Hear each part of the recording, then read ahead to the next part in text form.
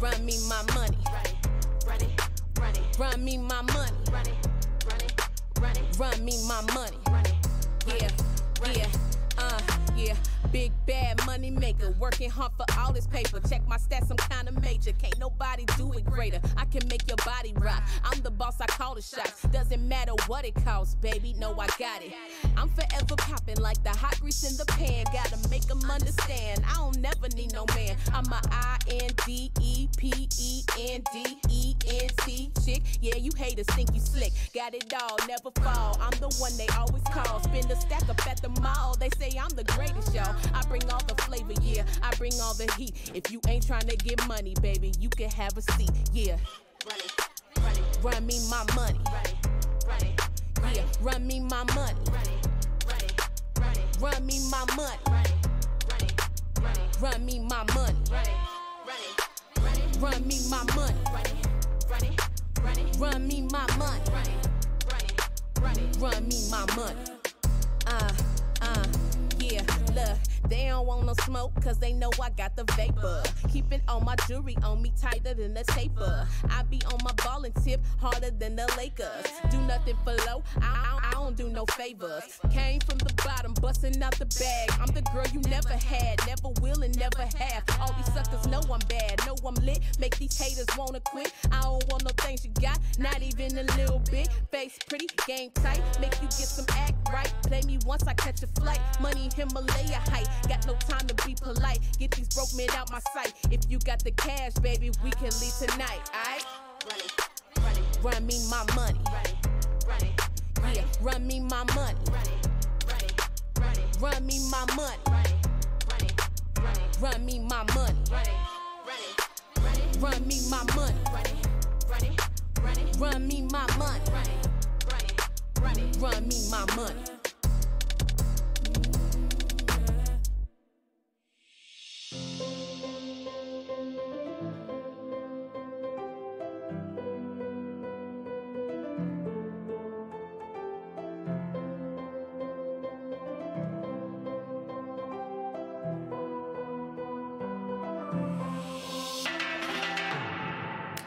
Waking up at midnight, dreaming all day long.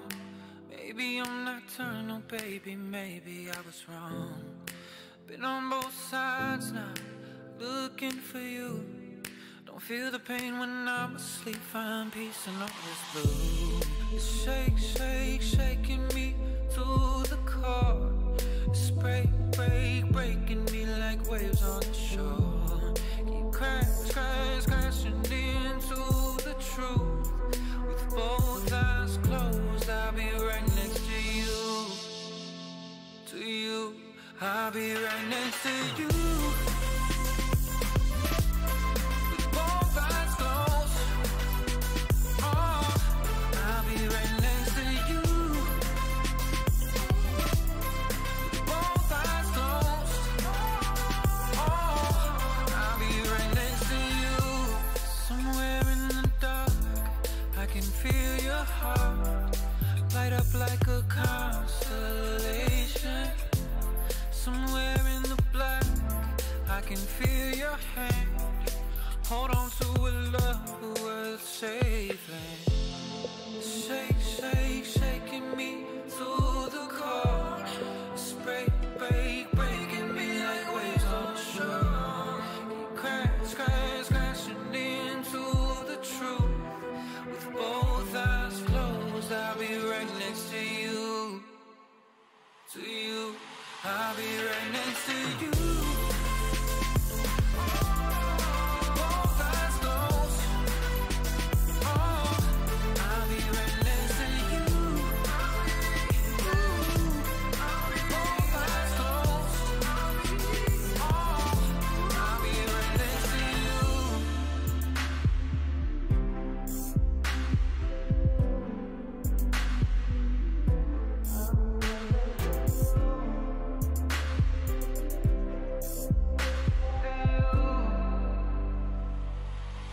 I'll be right next to you. I'll be there. Both eyes closed, oh, right next to you. Oh, both eyes,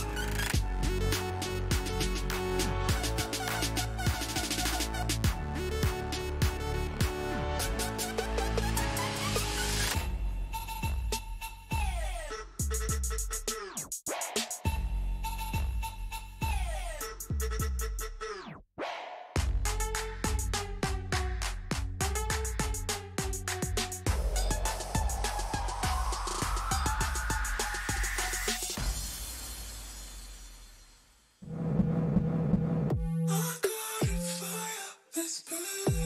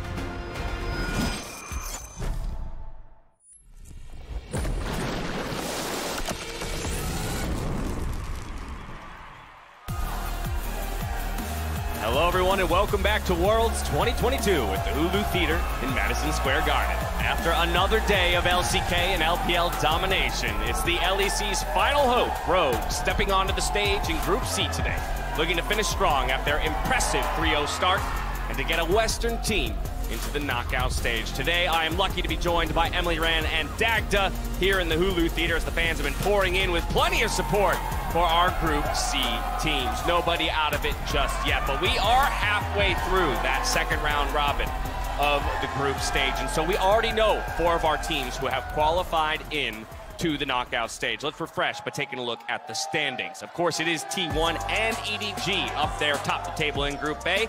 JDG and Damwon secured their spots just yesterday, having had to play a tiebreaker for that coveted first seed. JDG just barely eking it out, Dagda. It was such a banger, though. It was. That was such a good game. And look, I'm delighted for JDG to manage to take one LPL seed back into the first place, right? Because T1 managing to take it away from EDG, we needed to answer back, you know, against the LCK guys. I also just think like these two teams are the best looking teams that we've seen thus far, and so this is essentially a best of 3 between the two of them. Previously, when they were in a group together in 2020, that actually got spoiled by, I believe, PSG taking a game. So it was just so cool to see them go head to head, given how talented all of these players are, especially around, you know, when it comes to these team fights. I mean, without a doubt, right? And, I mean, it's nice to think that now these teams are going to get split to opposite sides of the bracket. No, it's not. Who knows?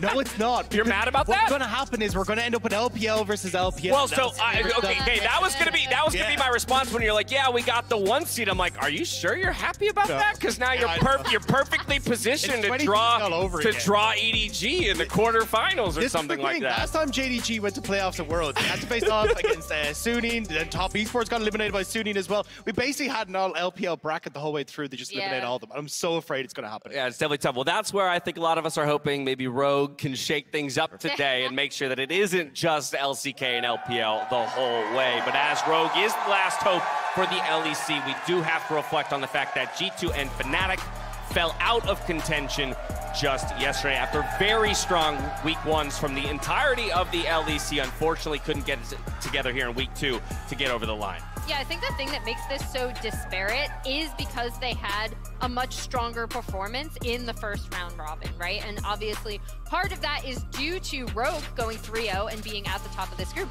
but then also Fnatic and G2, in particular Fnatic, were looking in really good position to get out of their groups. And unfortunately, in the second round robin, it has not looked so hot. Yeah, I think the biggest thing is kind of the early game just hasn't gone their way at all, right? We were looking at, especially for Fnatic, Humanoid being able to dictate a lot of that pace on the Azir when that was taken off the board. So they weren't getting these early dragons, they weren't getting the early Rift Heralds, they weren't even getting the early skirmishes either. It felt like it very much started to cause the LEC teams to stumble, and kind of a similar story for G2 as well, where those early skirmishes just weren't going their way, and it caused them a ton of issues, especially against teams like JDG, and also looking at Damwon Key as well, who were just so good in that regard. And by the same token, for the LCS, while each of our teams here in the second round robin was able to pick up 1 win, the struggles still continue for the region as a whole in terms of proving themselves here at the group stage and qualifying into the knockout bracket. We'll see tomorrow if our final LCS team in 100 Thieves can change the tune of that story. Yeah, I'm looking forward to seeing what can happen. It feels like there's still a lot of regional pride, as you kind of pointed out, to bring to the table. And especially coming into today, looking at a team like Rogue, I think this is where a lot of EU fans are obviously going to be placing their hope now. The last LEC team is here, but the fact they're sitting 3-0 at the top of the table means that this is the team, your first seed, that you got to rally behind. Yeah, and not that, you know, not to say that this is what you would want to see, but they've given themselves such a great cushion. That's the value of that 3-0, right? Is you could qualify into the knockouts technically by not winning another game and get a tiebreaker, but even if you win 1 game, like boom, you're sitting at worst of 4-2, and we have plenty of teams that qualify into knockouts on 4-2 records. And it puts a lot of pressure onto 100 Thieves as well, right? Like sitting there in Group D, they now need to try and pick up the pace a little bit, especially when I think a lot of people were looking at Evil Geniuses as the team that was performing the best in the group stage. The fact that they're only able to get 1 win feels a bit heartbreaking, but at least it kind of showed what NA was capable of, like going up against against two of the teams that are now favorites to win the tournament. Definitely. And so here I want to dive into a conversation that we've had at a couple different points throughout the tournament, specifically looking at Western teams and top lane picks. And so bear with me, there's a lot of numbers that are going to hit your screen right here. But what we are comparing on this first graphic here, on the left-hand side, is LEC and LCS top laners playing carry champions specifically against Eastern teams. So we're only isolating against the LPL or the LCK, and the opposite is true on the other side of the graphic. Carry top laners, it is kind of a broad definition, anything that's not a true tank, right? So Aatrox would be included in here, but also Jax, Fioras, things like that, Renekton, kind of all of it. So it's a little bit bigger of a bucket. But what I wanted to call out almost immediately, of course, is the massive differences in a certain few numbers. And Daggy, you said it to me off screen earlier today. Job of a carry, kind of two things: get gold, deal damage. Yeah, and it's not going so hot for them in that regards, right? The damage percentages are damage per minute's very slim in comparison to what the LPL and LCK is putting up. The gold per minute is there, and I think a lot of this is kind of the way that the team is setting up to play around these carries, right? Whether it's a case of getting things like early Rift Heralds to play through that top side, or if it's even just setting up vision so they can play aggressive in that lane. And I love that you bring that up, because the point is not to isolate top laners themselves. It's the utilization of certain types of champion in the top lane by these teams, right? It is a team effort to get these types of carry picks ahead and in a position where they can deal the damage.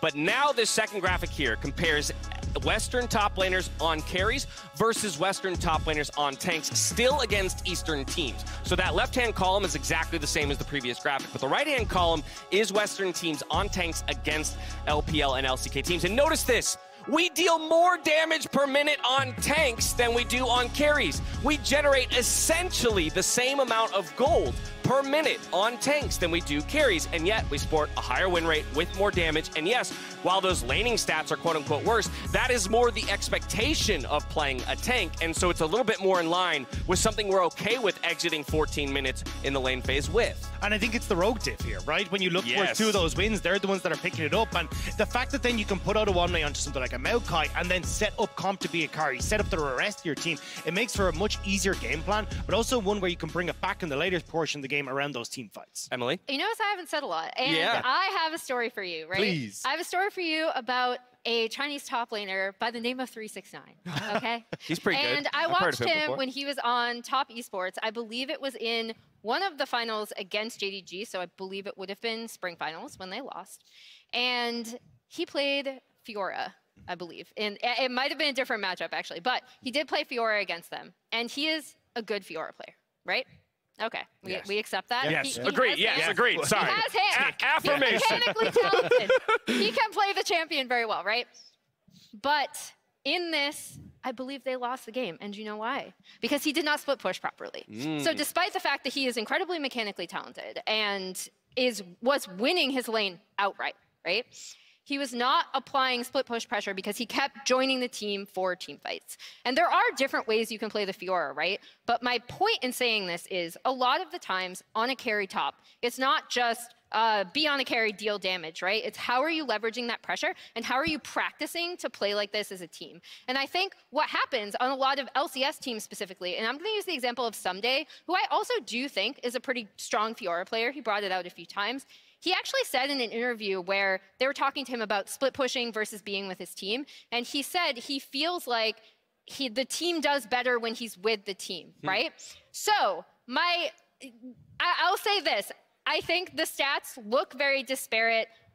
I take issue slightly with the thesis because I think it's a lot more execution-based than one would expect. And that's why I started with the story of 369, a top laner that we all accept as one of the best, if not the best tier, along with T1 Zeus, right? So I don't think the takeaway from this should be LEC and LCS players can't play carry tops, because I think that too is a bit specious. I think in terms of execution, specifically in terms of team fight and skirmish practice and leveraging cross-map plays, that is where I believe teams falter. To your point, though, they should just play tanks. Yeah. Because tanks are cracked, guys. They are definitely cracked. Like, they do so much damage anyway. And again, my argument is definitely not that LCS and LEC top laners can't play carries. It's that LCS and LEC teams cannot play top laners. More back to your point. I will agree with that. Exactly. And so that's really what it comes down to, just a little bit of support for an argument we've been making all along. Of course, you look over at LPL and LCK teams, and they can kind of play whatever they want, it seems, and still come away with victories. But here's how the group stands. Group C, the one we're diving into today, it is Rogue up top the table, still undefeated in the group stage at 3-0. DRX just behind them at 2-1. Top Esports cobbling together the 1-2 record, and GAM Esports still hunting for their first win here today. That, of course, is going to bring us to Pick'ems as have been selected by the fans at home. We thought that this was interesting because as compared to most of the other groups, this one is not shaping up like expectation at all. I definitely think teams underestimating Rogue coming into this. Like, LEC first seed tends to do well at the World Championship, so I'm surprised to see Rogue that low, but I think a lot of people, myself included, were surprised to see how top esports have come out of this. Yeah, I think Rogue themselves have said that. They kind of entered with a little bit of a chip on their shoulder because, again, you have these two massive fan bases, for G2, for Fnatic, really storied histories at international competitions, and then everyone's looking at Rogue and they're like, well, you guys faltered last year. You're not going to do as well. And, like, to come out with that 3-0 is just great. Like, yeah. I've really loved seeing it from them. I mean, they're in an interesting position as an organization where they're trying to carve out their bit of history, their bit of legacy in the LEC behind two of these more storied international orgs in Fnatic and G2, just for what they've accomplished in the past. But so far, they're doing just that. Statement first week, 3-0. We'll see if they can get it done in week number 2 and move on to the quarterfinals. But as we talk about expectations for Rogue and how they're maybe surpassing many of those, we should talk about the expectations that landed both DRX and Top Esports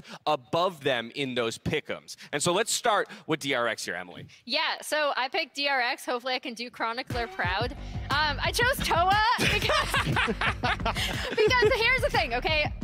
Even people who watched a lot of LCK, right? They were like, I don't know how this team is going. Like, they fully expected them to get out of play-ins, like, no problem. That wasn't the issue. It was going into a group with Rogue, with Top Esports, even with GAM. Like, we hadn't seen Vietnam, you know, top team in an international competition in a while. So I was kind of like, no. And then the reality. All right, what do we really get? Let's do this! Ooh! Because, yeah, I think they've come out. I think they've looked surprisingly strong. I think Zeka in particular has kind of been a revelation to some people who didn't necessarily see how well he was performing in LCK, or maybe like Dugda, remember him from LPL where he was a lot shakier. So, and then obviously you have Deft in the bot lane, who's just always class 80 carry. So, yeah. All right, well, so by the pictures, I would say reality working out a lot better than expectation then, right? It's great. They're here to fight. They're mechanically gifted, Lee Sin player. That's what I'm glad to be here now to talk about Top Esports and bring us down the other direction, which is not as hot. Because they started off going Commandi. You know, they wanted it. They are a team that loves to fight. They love to take skirmishes. They wanted to go ham.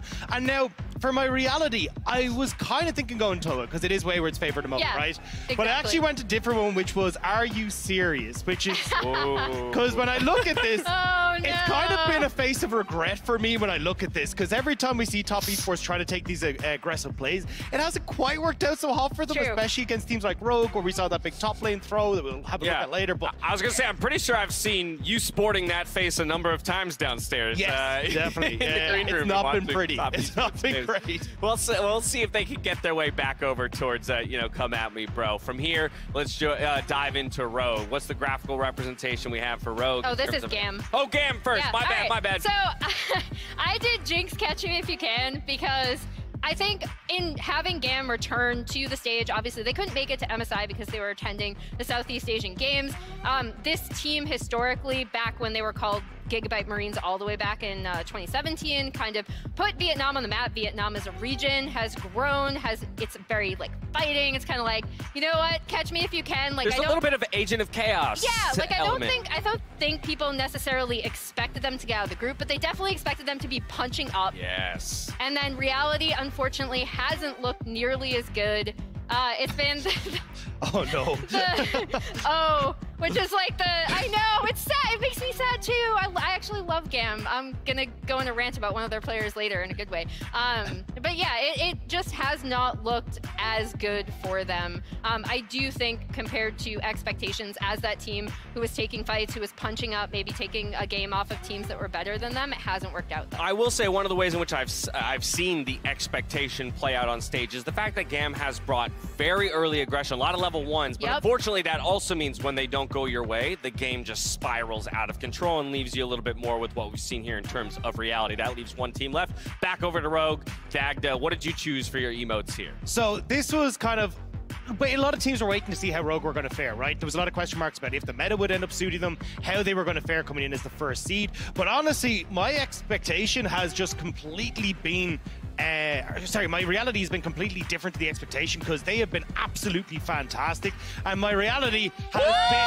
absolutely glamorous. They have been fabulous coming into this. And it's been absolutely incredible because it feels like Malrang's firing all cylinders. The control mage meta is still here for the mid lane for Larson. You're getting tanks for Odo. Comp is popping up. I mean, Comp and Trimby look like the strongest bot lane in their group right now, and I am so excited to see what Rogue can continue with. From contemplative to fabulous in an instant. It's great to see Rogue wake up here on the international stage. And speaking of a fabulous performance, let's hear from one of the competitors tonight as Shox was joined by Rogue's bot laner Comp after their 3-0 start.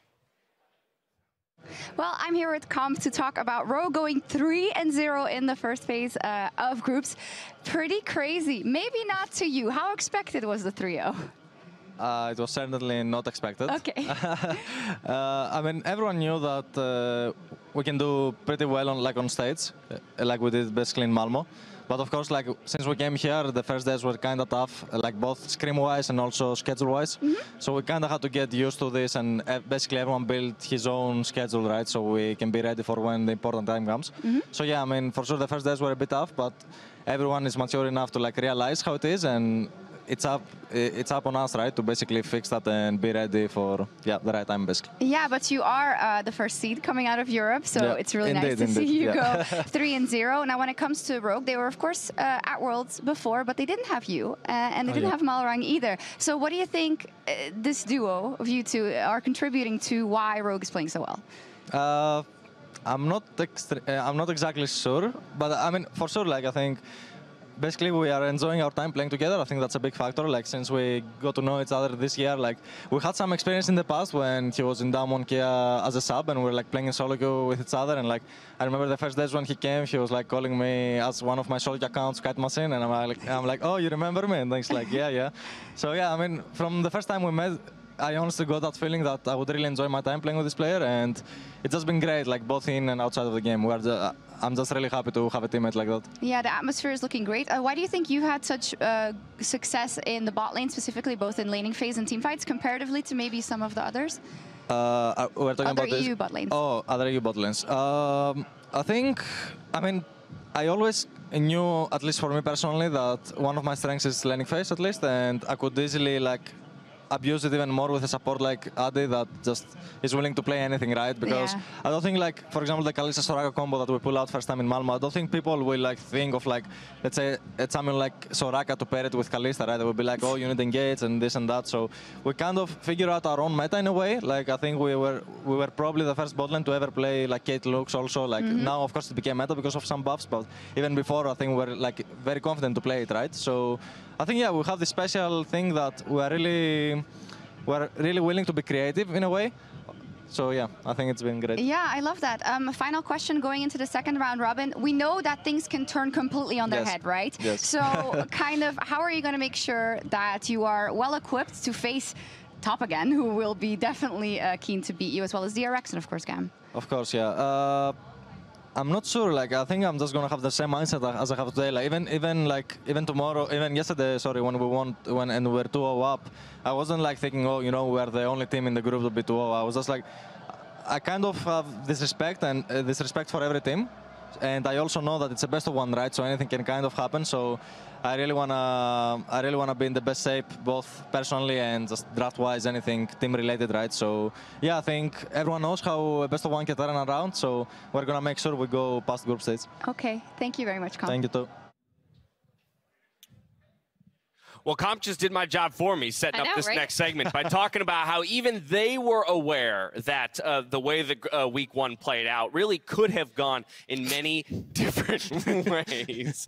And so we wanted to re-look at a few of the games from week 1, specifically from this Group C, in a segment that we have dubbed the remake. The idea here is that there were multiple fights that took place last week that we feel like could have gone either way if one or two things maybe go differently. So we wanted to work back through a couple fights, starting with GAM versus DRX. And I'm going to hand things over to Emily. Yeah, so in this, basically we talked about how GAM have tried these early level 1s, these early invades. This is the setup for one of them. Both teams kind of know where each other is at, because we have the ward here, and then up in, zoom that out. They're gonna end up clearing this ward right here too. Dash is already losing his mind at my tactics. So as we start the play, keeping my mouth shut. the big player that I want people to keep their eyes on is actually Katie, because as they invade right here, you see that Levi and Kaya are headed. They're going to clear out this ward. They're going to head up to the red buff invade. And Katie looks like he's there with them, right? On the Talia. The important thing, though, is that he actually ends up backing off of this play. So while Kingen is coming down, Pioshik is coming down, and then Zeka is coming up from the mid lane as they're doing this. So as you pause, the most important thing here now is that... Oh my gosh. I think there's it's not zooming the map. Yeah. We got it. Right there. Zeka is actually going to beat Katie to the play. So as we play it out, this ends up being a 3-for-0 against DRX. Now, you can challenge the idea that maybe they shouldn't have gone for this at all, because you think, regardless, you know, DRX have a stronger 3v3 in this setup. But the fact that Katie backed off, the fact that they didn't look like they were going to commit with 3, and then the way this plays out, it does the exact opposite. It sets Levi behind. And Levi on a carry like this Graves, which we've seen him perform amazingly well on, right? It's one of his power picks.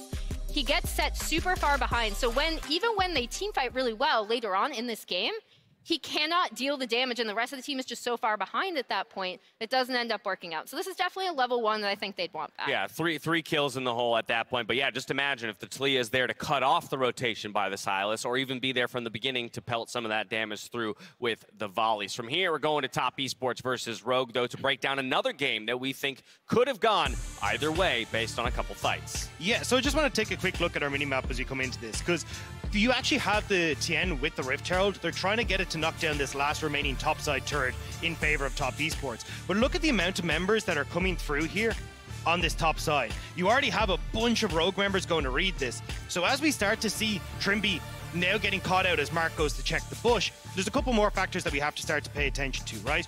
You can see that Wayward is down on this bottom side.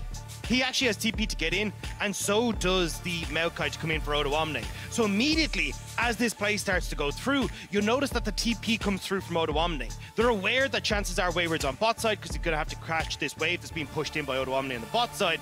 But this is still a winnable fight for Top Esports if Wayward commits his TP immediately. But as we start to go into this, you'll notice that where we actually get the TP from Wayward is onto this ward here, rather than onto any of these creeps that are sitting in the lane as well.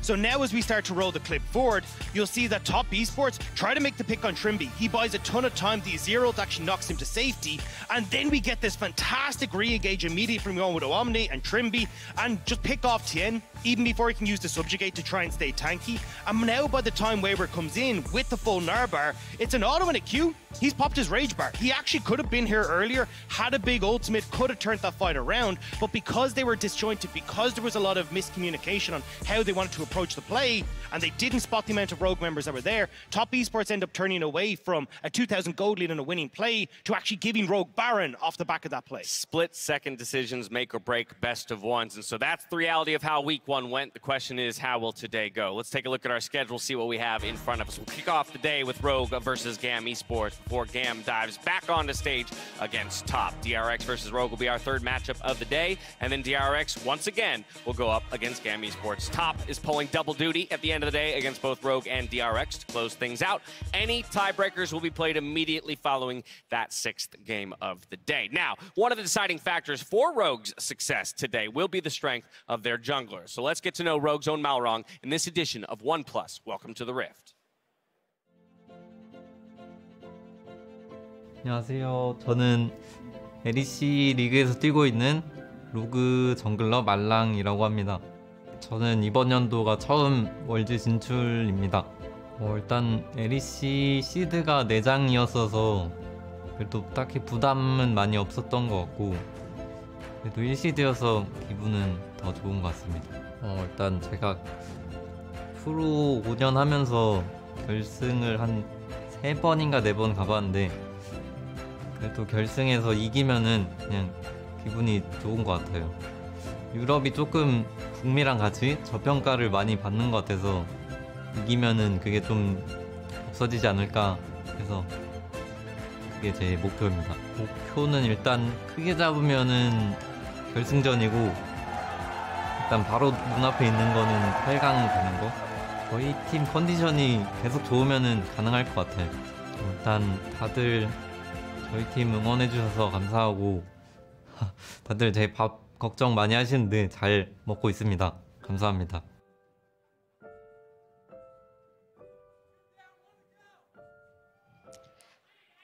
Poor Malrong, everyone worrying about his gamer eating habits. That aside, I think the most impressive thing to me about Malrong and what he's been able to do with this team absolutely is his early ganking. So here we see him on the J4, something that you absolutely will be familiar with if you've ever watched him in the LEC. This is the last time they met GAM Esports, and he goes all over the map. You'll see he ganks mid. This is a B-roll that goes all the way from here to about just past 4 minutes in. So he's here. He's then going to visit bot lane, get a gank off here because the wave is prepped. It's about to crash into turret right here. Oh, here's Malrong on J4. What a surprise. They're able to get this kill as well and stay alive, and then immediately back. Oh, guess what? He's back in the mid lane. He's re-ganking mid. And so, it's just, he is everywhere on the map if you give him something like the J4 where he finds some really creative angles and plays very well around where his laners have their waves. You're here for the early pathing. I'm here for the early Umbral Glaive and nothing else. Well, okay. Hey, he only gets it because of how good his early pathing is. But when we compare Dagda Rogue to some of the other top teams in the tournament, statistically, we get a kind of an interesting picture. It's quite different. Yeah, I think it's been really interesting to look at how slow Rogue are compared to our other teams that have already qualified in JDG and T1, and even if you look in comparison to RNG that's on the opposite side. But it's been a much slower paced game. There hasn't been as heavy as focus on objectives. It's been much more a case of, hey, we're going to use our bot side as this bridge to the late game alongside Malrang in things like the Lucian Nami that we've seen a lot of, and the Kalista that we've got from comp as well, and making sure then that we can actually play towards that later portion of the game where we've got more of these control mages that we can play for those late game fights. And I think it is actually really interesting looking at that mid lane matchup, especially when you look at the champions that these two play, because that's where that insurance is for the late game for these two teams. Because you look across at Larson, it's heavy Azir, heavy Orianna. He wants to be that late game damage, that late game carry, and also with that victor in the shared champion pool. It's a very similar story for Kati when you look towards the Talia, but he has got that backup of the Syndra there as well, where Kati's dealing about 30% of his team's damage. Like, these are the two late game heavy hitters for both their squads, and they're going to be crucial to today's game.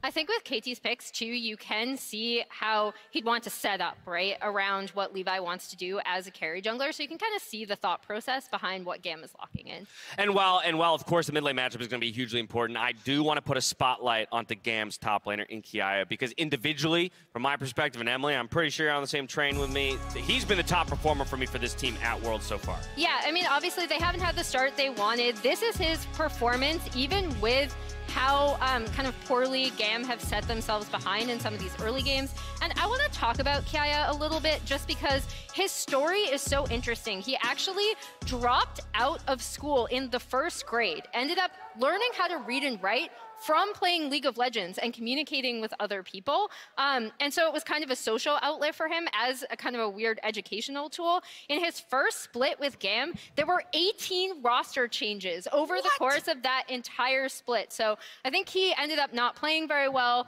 lost a lot of confidence. But you know, they did a documentary before he went to Southeast Asian Games. It was really cool to hear him talk about his family, how becoming the breadwinner for his family ended up giving him the confidence and motivation to play again. So if you want a player to root for Kiaya. His story is great. I'll link the YouTube video.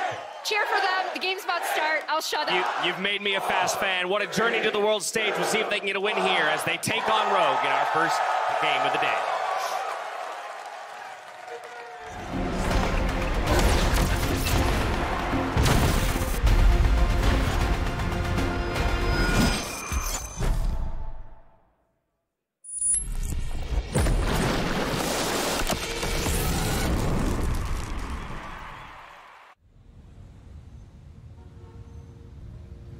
Mình không bao giờ nghĩ đến chuyện bỏ cuộc hay đầu hàng.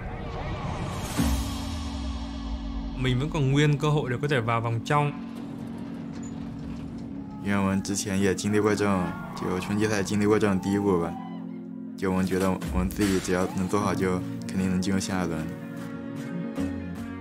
어떤 상황에서도 게임을 역전할 만한 힘이 있다는 그런 능력을 가지게 됐는데 anything can happen, but we still look to go 6-0. The quickness getting one onto Mark. Oh, the kickback! Alright! It's an absolute god. They'll tidy up the fight. Rogue, the first seed of Europe, goes 3-0. I think all three teams are kinda even actually. We still need to go into the last day with the mindset to play like we have done in the past. DRX entering themselves into the conversation. 한국 팀이 가장 큰 걸림돌이 되지 않을까 싶었는데 막상 이제 직접 상대해본 느낌으로는 유럽 팀이 유럽 리그에서만 뭔가 통하는 스타일이 아니라 그냥 세계적인 무대에서도 충분히 통하고 되게 잘하는 팀이다라는 걸 다시 한번 느끼게 돼서 유럽 팀에 대한 존중이 많이 생긴 거. 今年的话，就欧洲队的其实都挺强的嘛。 I want to go way further than win a best of one against top esports. I want to win the whole damn thing. But we have a long way to go. Nếu các bạn đang nuôi một cái hy vọng vào top 8 thì các bạn hãy cẩn thận, bởi vì GAM Sport có thể gạt giò các bạn bất cứ lúc nào. 就可能我们现在打的成绩不是很好吧，但我们肯定会下轮打出top的分赛的，就也打出 LPL 的分赛吧，就下轮不留遗憾的赢下去。 일단 저희는 올라갈 거니까 오늘 한 자리로 잘 싸우셨으면 좋겠습니다. 데프트의 라스트 댄스가 아니라 라스팅 댄스였으면 좋겠습니다. If we don't hope of the West, then I think we'll do everyone very proud.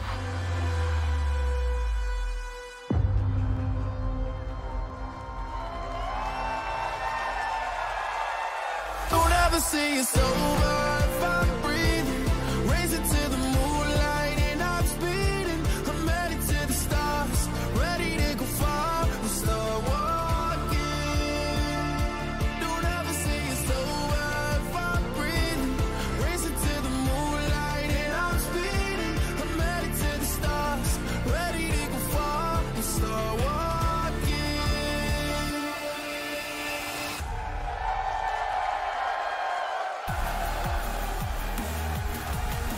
Hello and welcome. Welcome to the last hope of the LEC. Rogue is taken to the stage for at least 3 games today. GAM Esports from Vietnam hoping they can find themselves a win. 0-3 their start, 3-0 for Rogue. Opposites in the first week. We'll see what it looks like here in the second. Yeah, GAM known for pulling out all the tricks though. I'm excited for this week where all the pressure is on to see what they've got in store. And I think GAM themselves said it as well. You can't count them out, even though they have gone 0-3. Maybe if they don't put themselves at a huge disadvantage in the first 5 minutes, they can rely on some of the team fighting that we've seen from them later on in the game. that's what it's going to come down to, really, is how well you step up. Because we have seen, I mean, I cast just 12 hours ago or so, like that gigantic team fight comeback victories, right? The ability to come back with just having better hands in the moment and making the better choices during the fights can always get you there. So it's going to be up to how well they play. And I'm curious what the drafts look like as well, of course. We saw how well Odo has done on his tanks. 2 Maokais and an Ornn, won all 3 of the games. Does he get off those tanks? Does something else happen? I'm very curious about it. Yeah, I think the recipe for Rogue that got them success should stay the same here. It has been so smooth for them.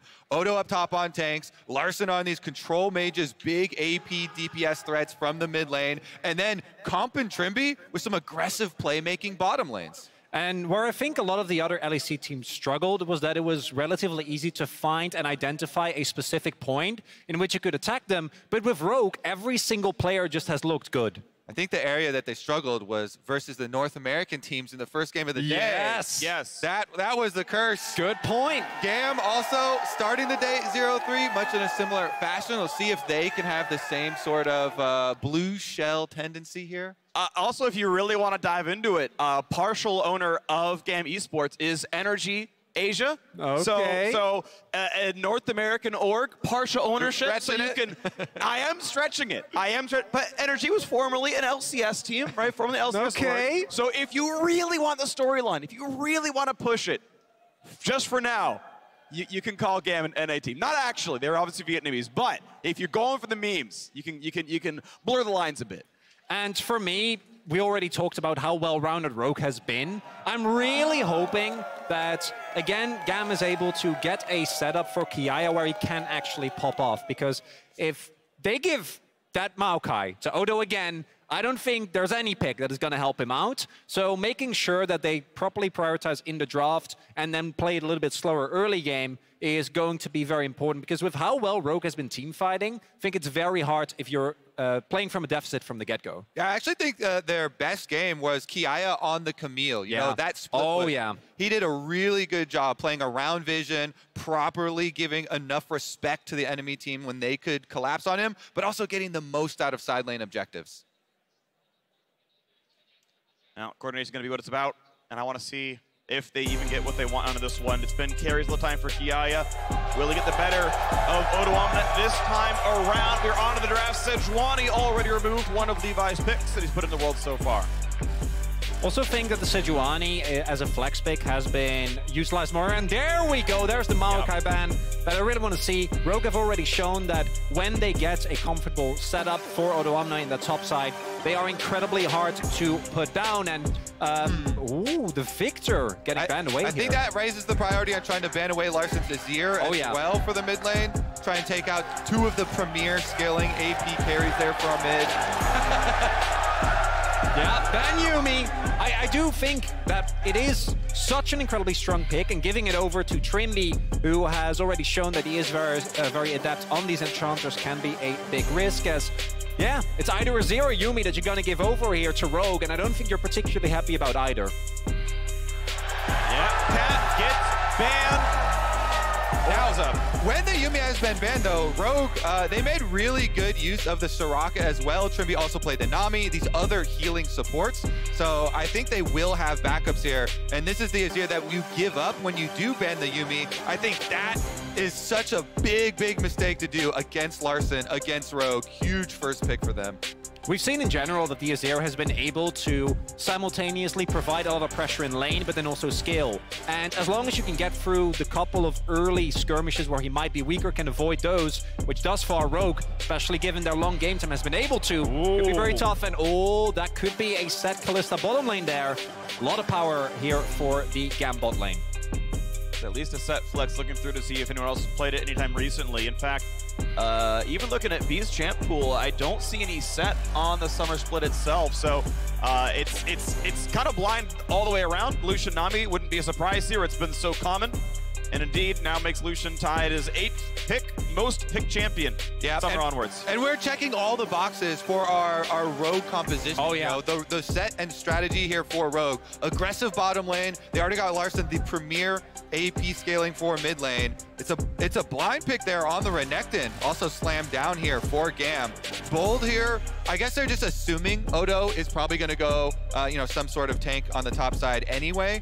I wonder if they will even go so far as to ban the Ornn away from him, though. I really hope so. I think Ornn, even when Renekton was very strong, has been, with the grass build, a pick that actually can deal with it relatively well. But already, the early power that Comp and Trimby will have in this lane, combined with the priority from Larssen as well, is also going to give Malrang so much space to look for plays around the map.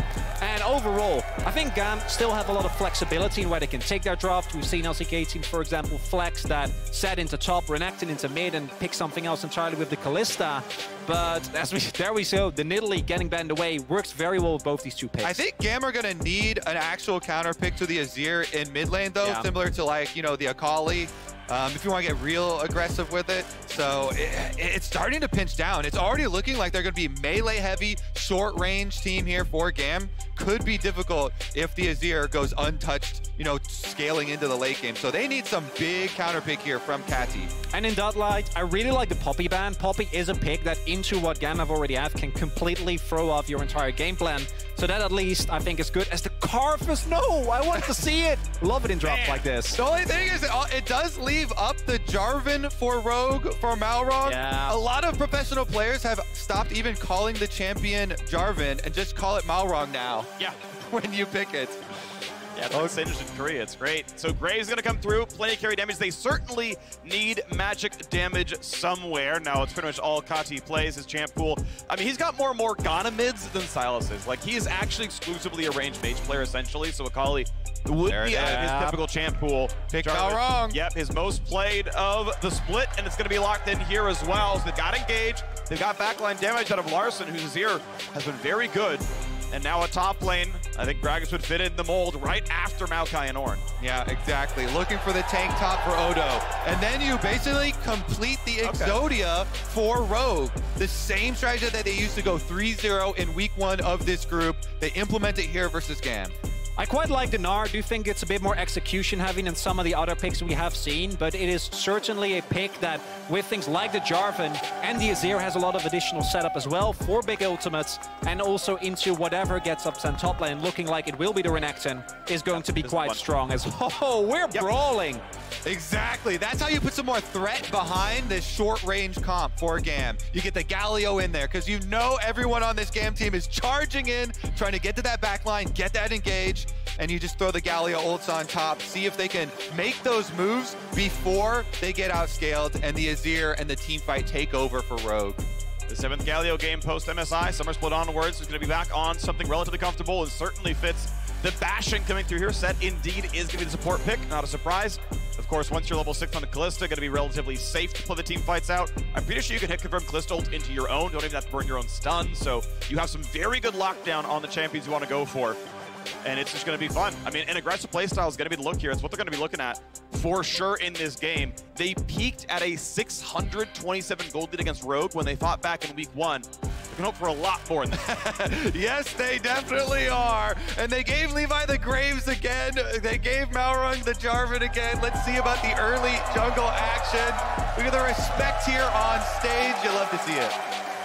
Very happy to see, and GAM, if they're going to go in early this time around, at least they have the comp that can really back it up. I think they might run into issues if they're not able to generate any of the leads, but with Renekton, Kalista, Sad, Galio, those early objectives and early skirmishes should be theirs. I think especially bottom lane. Bottom lane is going to be so volatile here. So let's track Malrang's early pathing here on the Jarvan. Because you definitely want to be able to support that Lucian Nami into the Kalista set. So Blue Grump Red, you're saying, is a likely path here. Level 3 Jarvan to the bottom lane. On to Summoner's Rift here for the first game of the day. The LEC has gone 0-6 so far in week 2. Rogue, though, are undefeated, hoping to break the curse. Non sequitur, don't forget to link your league account with Prime Gaming to receive free digital goodies. Much like Rogue, might receive some free digital goodies courtesy of GAM. And one of these things that has become pretty common for a lot of these junglers looking for the early path, start out with the control ward. Malrang has done it here on the Jarvan, so he's definitely not going to go for a power clear, a full clear. Let's see what he can do to try and open up with this early control ward. Right now, very defensive opening, watching the entry points here for Rogue. And we have the recall. So Trimby has placed Trinket Ward and Tri-Brush, immediately went back, got the sweeper for bottom lane as well to be able to get that side brush control cleared out. And not only is it important to make sure that you keep track of Malrang to maybe shadow him if you are Levi to ensure that your bot lane can actually play far forward, as I've seen this one before, Gam. And it is not spotted by any wards in, so a late track, this is by the time Lucian would normally leave, and oh, Comp, he's gonna get vision, just sees that they're walking over, goes, okay, I'm out. Trinket ward is not spotted by Comp himself, but that red buff is taken. This is intelligent from Gam, though, to do a red buff late invade like this versus Malrang versus a Jarvan.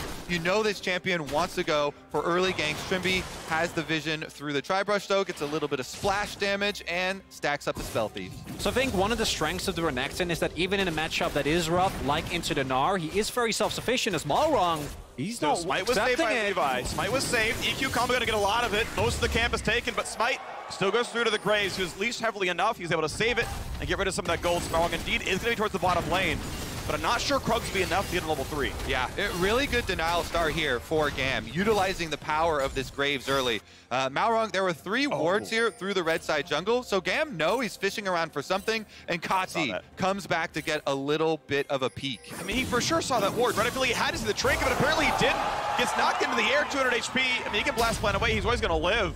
But burns Ghost, wait, he... Okay. He's going back. He's fine, I guess. I guess he's trying to burn time. I don't know. Levi is taking the left side jungle.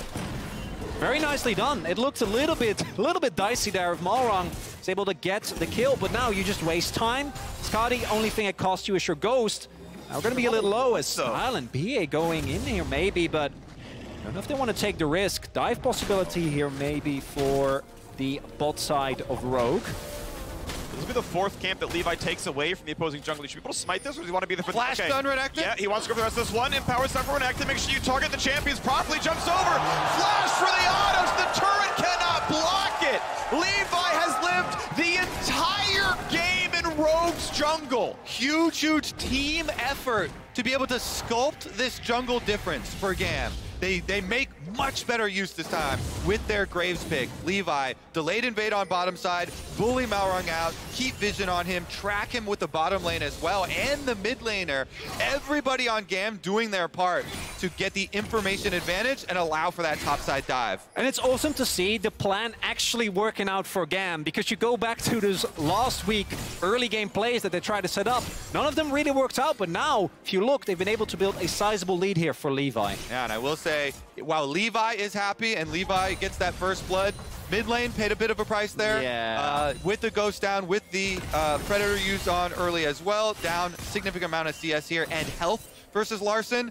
And remember, the big star on the Rogue comp is going to be this Azir. This Azir, if left untouched, is going to scale into a monster. Well, Malrang does not get spotted on his way up there. That Scuttle will never see that path. He's also not walking through any wards as well, so may just kind of make the play. Thing is, you expect the bottom camps to be mostly up. That's kind of the expectation of where Jarvan might be. But he's far enough away that a nice defensive flag gives a little more vision to Odo as he walks up for the combo right as Jarvan left the lane. I don't believe he had any info, but happens to guess it correctly. Levi going to be here to help clear the wave away, but really just poach a bunch of XP from this Galio, who's having a completely horrible time here. Kade getting just destroyed by Larson in lane. Yeah, definitely needs the help to push out the wave to be able to get the recall off. No more potion charges left, no more nothing there, so no teleport means gonna need a little bit of extra help. Larson pushes up to make sure that he's actually going back right now, and then lets the wave kind of linger here. It's already his 2nd Rico as well. He had to Rico earlier, picked himself up the Dark Seal to try and stay in lane at least a little bit longer, but overall, the sacrifice that has been made has been that Galio, and without level 6, I think you do lose a lot of the skirmishing power, so more agency for Levi, but he should actually be able to turn it into something. It looks like the Dragon has been started up here, and with bot lane also getting pushed in, should be a first Drake here for Gam. Malrang is going to spot it. Don't know what's going on. Bot lane could move pretty soon, but will they have enough time to do anything? He has a blast plant. He can always EQ out. He can always flash if needed as well. They've got a Galio, though, and you can see the Nami's walking up. With Renstacks coming in, it's going to be harder and harder to steal. And it looks like there was enough pressure that's going to be claimed. Smite goes through. Gam gets the first Drake. And the threat of the Galio, even when he is this far behind, doesn't have his ultimate. The roam from KD means that, at the very least, Rogue don't want to take the risk here, and I think they don't have to. Looking at the team composition, I think you feel perfectly comfortable giving up a couple of early objectives as long as you don't fall too far behind in terms of gold. Comp jumps in for some damage, and honestly, Style takes the worst end of that trade. Really happy to play it, even Levi's behind him. Malrang is here as well, not on vision as the Jarvan. Ooh, that bubble could have signaled the fight starting right now. Jarvan still unseen walking up as you've got a roam for the Galio top side here as well. Odoamne without TP, but has a Mega Gnar bar, means there's no dive top side. Misjudging the resources there, and it means that it's some alone time here. The mid roam is punished. Connie, this is an entire wave and nearly a plate. Exactly. The unseen threat is actually the deadliest. While the camera's on all these side lanes and these skirmishes, Larssen continues to farm up. 60 CS here for the Azir in mid lane. Constantly pushing in. Half a turret plate worn down, as well as Malrang trying to get him some vision. Gets the Scuttle Crab on bottom side.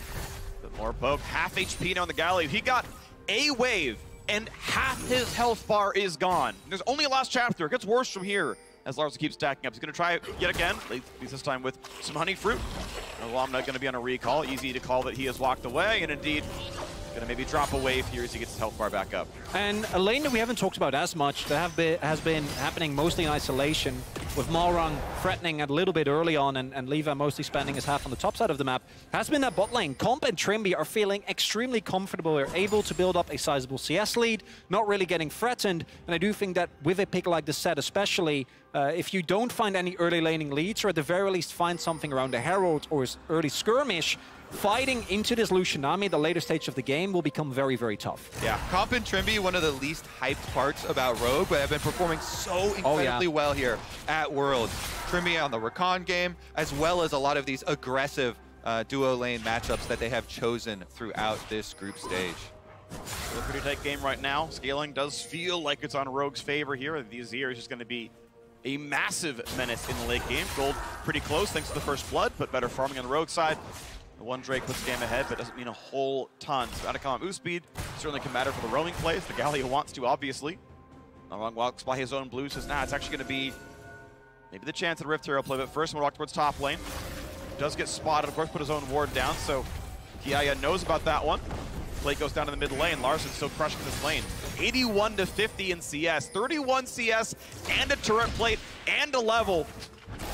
Not going to go for any kind of a flash comp play there. Larssen, it would have always been okay. Going to shuffle that afterwards. Man, always needing to call jungle to help push out this wave for the Galio. At least he's level 6 now. So, first Galio ultimate play. Gam trying to force a little bit now. Get rid of the ward already. Wow, he's got the Armor Blade here on Levi's side. The first blood help with that one. Flashline comes in. Very good cleanse out of comp. The punch is okay. Keep in mind, style is 6. They cannot all in onto the set. Wanting to find a good target, but Trimby is blocking, and they know if you stun the Nami, Lucian will kill everyone. So a defensive ult, kind of on both sides. And they're going to get so much more out of this on the side of Rogue. Comp and Trimby can now push in on that bottom turret, get turret plates, while Malrang clears out a lot of this vision around the Rift Herald. See about the fight here, though. It also means if there was a Rift Herald plan for Gam, they have to cancel it now because their bottom lane would have to go all the way back to Fountain to heal back up before they could actually come to the fight. Bottom lane dominance there for the Rogue duo. Nice. Up on both sides, yeah. Thank you very much. Watch for the fog. TY4 leash. Yeah. Malrang's able to get it and then slides over to the Rift Herald. Let's see, does he have another charge coming up? He does. He had saved up 2 charges of the Smite, so he could use one on the red buff as well as now getting this Rift Herald, knowing that his bottom lane, again, gives him priority. Because they won the 2v2 health on bottom side, they get to roam first. And you got to be taking this fight. You can't give up a Rift Herald with a composition like this. Gam is in position. Big Smite available. Flash the Q is the ball. He is the ball. The ult missed as well. It's going to be going to Rogue, at least the kill itself. The eye might not be there. Top's not going to be in range. Despite Kadi having a flash, they're going back in for it. W. There's the Malrang engage. Jumps right back out. Tucked in by the set. What a huge haymaker. And Gam Esports now 3-0 in the game. Odoamne would love the eye, but it's going to despawn. And such an important fight for Gam, because this is the point where your composition spikes. Rogue think, thus far we've been able to match, we've been able to read them very well, but they overstep and lose Malrang. They certainly do. What was that re-engage? They have no timing there. No Mega Gnar to go in to follow it up, and Gam just ripped them apart. And with that, they're also going to get a second Drake. And I think now, with that mistake, Rogue has given Gam an actual crucial way to keep a foothold in this game. If you can get to soul point very early on, you can force Rogue to fight pre-item spikes in an awkward position. Rogue, though, doesn't want to give it over. Malrang does have EQ and Smite. Rend into... Nice, okay, good timing there. Yeah, Style gets to 800, but will there be an engage? Malrang would love this fight. Doesn't have his own ulti. Shuffle comes in. What a flash sets up two! Larson doesn't want to win the mid lane. He wants to win the entire damn game! Larson comes in, the big Azir that should be the carry of this team later as Malrang transitions through the disappearing terrain there with the arrival of the Infernal Rift. My goodness, though, Larson said, okay, this is how you go for an engage in that play. Here's another look at the Rift Trail, though, as it went down 17 health as they were able to get it. But then all the Rogue members had to get out of there, flash away. And they're out. And then they go back in. Yeah, and you've got a mini Gnar, and Larson is smoke screened. I think maybe the communication there was like, hey, Malrang engage, and Larson would follow it up there with the engage. But the Azir was smoke screened, so he was completely blind in the play, and then it's just Malrang going in by himself while Odo goes up to the top side as a mini Gnar. They're completely disjointed, so here they make up for it. Larson goes in. This is how you get the engage done. And these exit kills are really important because it prevents that snowball, right? Getting the extra stats from the Drake already are a big boon for GAM, and if they're able to just get that objective for free, get it back in, and then start roaming out on the map looking for side lane plays or collapses with this Galio. I think you hit the nail on the head there with the win cons for GAM, though, because they have to stack these dragons, you know? This is a ball comp. They're very short range. It is a stack dragons, or else we are going to be in big trouble later. They do not siege well. They do not do much else well except group up around those neutral objectives and get those fat engages. It's a blue buff steal, though. Malrang's around, though. Galio, of course, could be here. Jumps back in, gets hit by the wall, though. Wants the taunt, and that'll buy some time. A stopwatch is burned. He's actually going to be nearsighted there as well. A shuffle backwards gets away from Larson. He is around. Kati does have flash, but his W should still be on cooldown. Cannot find his way in. Nice juke there from Levi. Kind of scary as Larson had just gotten the Luden's Echo power spike here for Azir, so could have been a lot of damage there. Avoids certain death. And overall, that's a favorable trade for GAM because it means that in a subsequent fight, maybe for example around that possible soul point, Malrang won't have the stopwatch available anymore to go for more high-risk engages without the risk of him getting blown up. Nice, looking to the top side right now. Down about 6 camps, but will it matter if you can win the 2v1 with Lumna? Gets the ulti off in time and empowered Q for Kia. Goes for the stun. She might be on cooldown. Heals up, and it's still going to be a kill. Levi needs to find this one back, but Mega Gnar for Odo. Could make it happen. The Q comes through, but can he fight a Mega Gnar? Does not dodge the Q himself. Levi gonna dodge around. Stun's gonna land. Galio and a flash away. Odo Lumna gets his kill, but hang on though because it's a 2v1. 2v2 now. Here comes a cross set. Tidal Wave is perfect by Trimpy, but a Flash Ignite finds the kill. Next taunt's gotta be up pretty soon, but he's gonna get out. Oh, there's no counterplay to a Flash Ignite. Set comes in, takes down Odo. Trinity forces complete him as he dies at his back end base, though. Wow, the skirmish here on top side never stops. And again, I argue with no flash on the Gnar, Odo's potential in the next fight will be somewhat diminished. Initially, this looks like a really nice setup. They're actually able to kill the Renekton before that sustain does come through. But I think playing into a Galio comp, going for really aggressive skirmishes like this is always going to feel like a risk, although we do see that in the end, just a second too late. God, Odo was perfect there. He literally hit every spell for a minute straight in this skirmish on the top side, and that allowed him to barely get the kill onto Levi. In the end, though, nothing he could do about the Flash Ignite, and it is answered here for GAM. Keeping the pace of this game so quick that you have to keep track of these Dragon timers. 52 seconds on the clock. That is imperative. I think pretty crucially is the fact that there's Odorama going in for a play. He's got teammates around. Malrang coming around, be the same. Style could be the kill. He might have Mega Gnar. It's not an easy fight here. He's going to try for the front line. Lands the stun into the knockup, and there's the wombo combo. Settles backwards. This could be a kill to Odo, who doesn't have escape tools. Taunt's going to land. They'll find that kill, but Levi's caught alone. Levi over the wall, and a Calling takes him down. Comp makes it a 4v3 on the map. That is huge for Rogue. It's a disaster for GAM because we're 20 seconds away from the Dragon. Rogue can now try and stop that Dragon stacking. Levi, 20 seconds. The jungler for GAM will be in base. And if you can keep Levi alive, I think that's a good trade for Gam. Style so weak, just finished his Immortal Shield Bow. He doesn't have anything to offer besides making sure that Set can actually play the game. But with Levi getting caught off, really nice pick there by Rogue. I think that that possibility of a really early Drake, a really early Soul Point being available for Gam, no longer on the table. They're gonna get this Drake. I think Gam realizing finally they do have to back up this one. They've got Kalista back in the map and still no jungler. Smite Fight will not be there, and Rogue, you see, sitting on a 700 gold lead, and now their first Drake of the game. EU fans can breathe their first sigh of relief here. I think that big window, that big pressure point has just been avoided. Of course, it is going to be a long run towards the end, but this Gam composition that they've drafted in this game is very short range, does not scale very well. The one thing that Rogue does have to take into account with compositions like this is that a single misposition, even if you are, in terms of 5v5, I think vastly superior in the later stage of the game, still need to respect that Galio.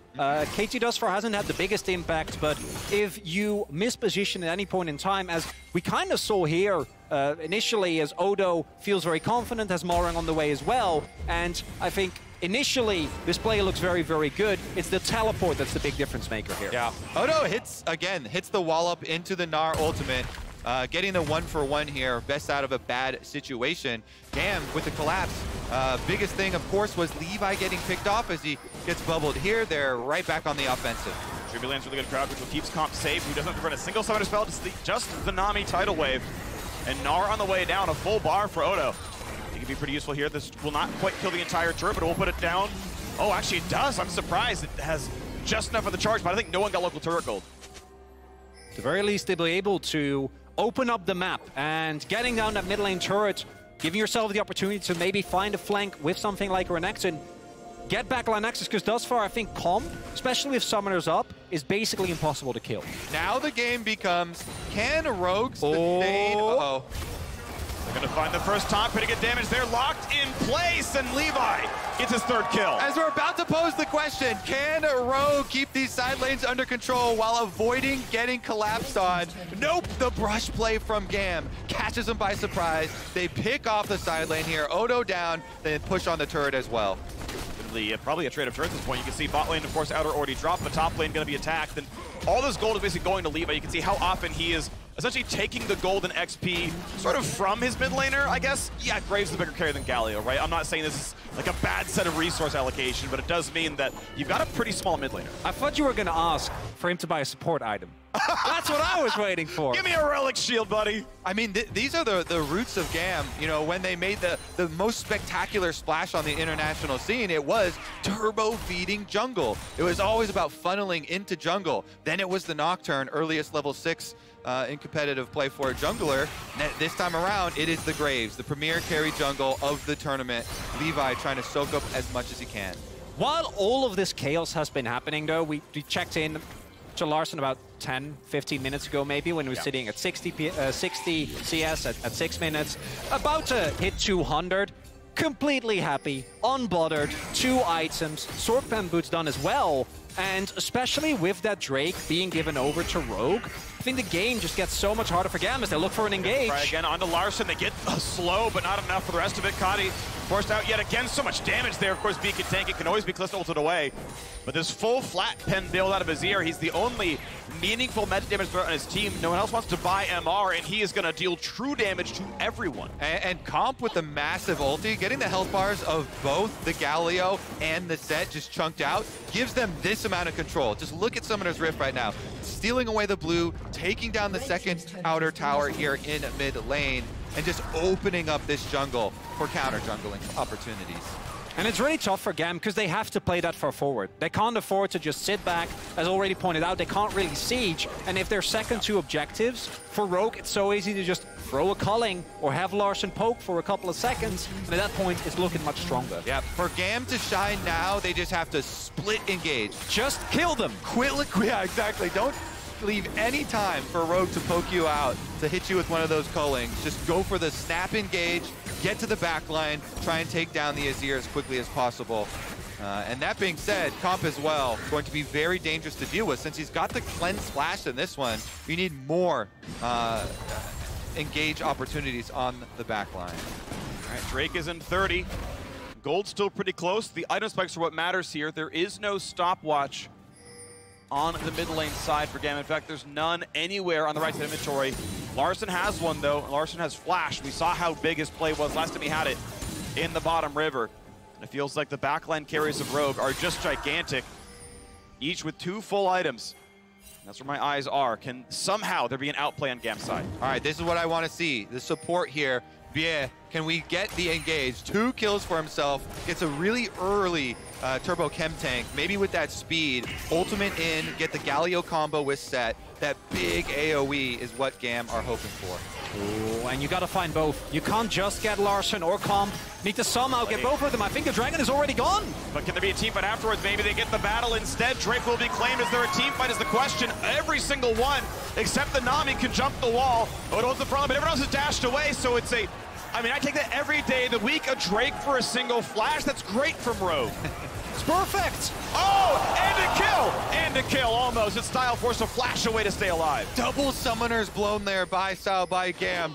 The surprised Teemo face there from Comp, not exactly surprised as they get Dragon number 2 and they continue to increase their volume of control across this map, rotating up towards the top side by that Baron, dropping all the wards. And I think a core issue with the Gam team composition, if you don't build a substantial lead early, which they were able to match Rogue, sure, but the actual hard engage outside of straight up throwing BA into multiple people is pretty lackluster. You're going to be looking for either a flank, making sure that Renekton or Set can actually get into the enemy backline, but with how well Rogue have been playing in terms of vision and in terms of respecting, Gam just don't seem to find any openings here. Well, they're going to have to force an opening if they want to win this game then. But how? You got to group up, go through Fog of War, and just run at them. Just kill them. Yeah. Just run. Can't wait. Run through the darkness. It is the only hope. Through Nami and Azir, zoning you out, slowing you the whole way through. It's going to be a tough one. We'll see if Gam can find their way in. Technically, elimination not found for Gam with the loss. There, you can do the big, I believe, 2-4 3-way tie and have Rogue go 6-0. It's the exact same route that I believe it was Evil Geniuses had the last time around. And similarly, Rogue don't technically lock either, as there could be a big 3-way tie at 4-2. But obviously, winning helps in either case. You never are set poorly by a win. So Rogue looking good on this one. Winning good, yeah. Thank you. This is why I'm a play-by-play. My analysis skills are that deep. I'm very happy. Oh, Levi, yoink! All right, we get at least a little bit. You got to count every win. The small ones here, taking away the red buff, taking away the Raptors. And they are grouped up looking for the charge through the river. Narmak spots it, though. Knows what's going on. He's like, yeah, cool. You're near me. That's nice. Hang on, man. I'm still going to bodyguard this. Your CC is not that big of a surprise. It's slow. Comp is also a full item ahead of Kalista right now. This Lucian does so much damage. The culling. Ow. Yep. 2/3 now on set. And it's Rogue once again bullying their way through the map.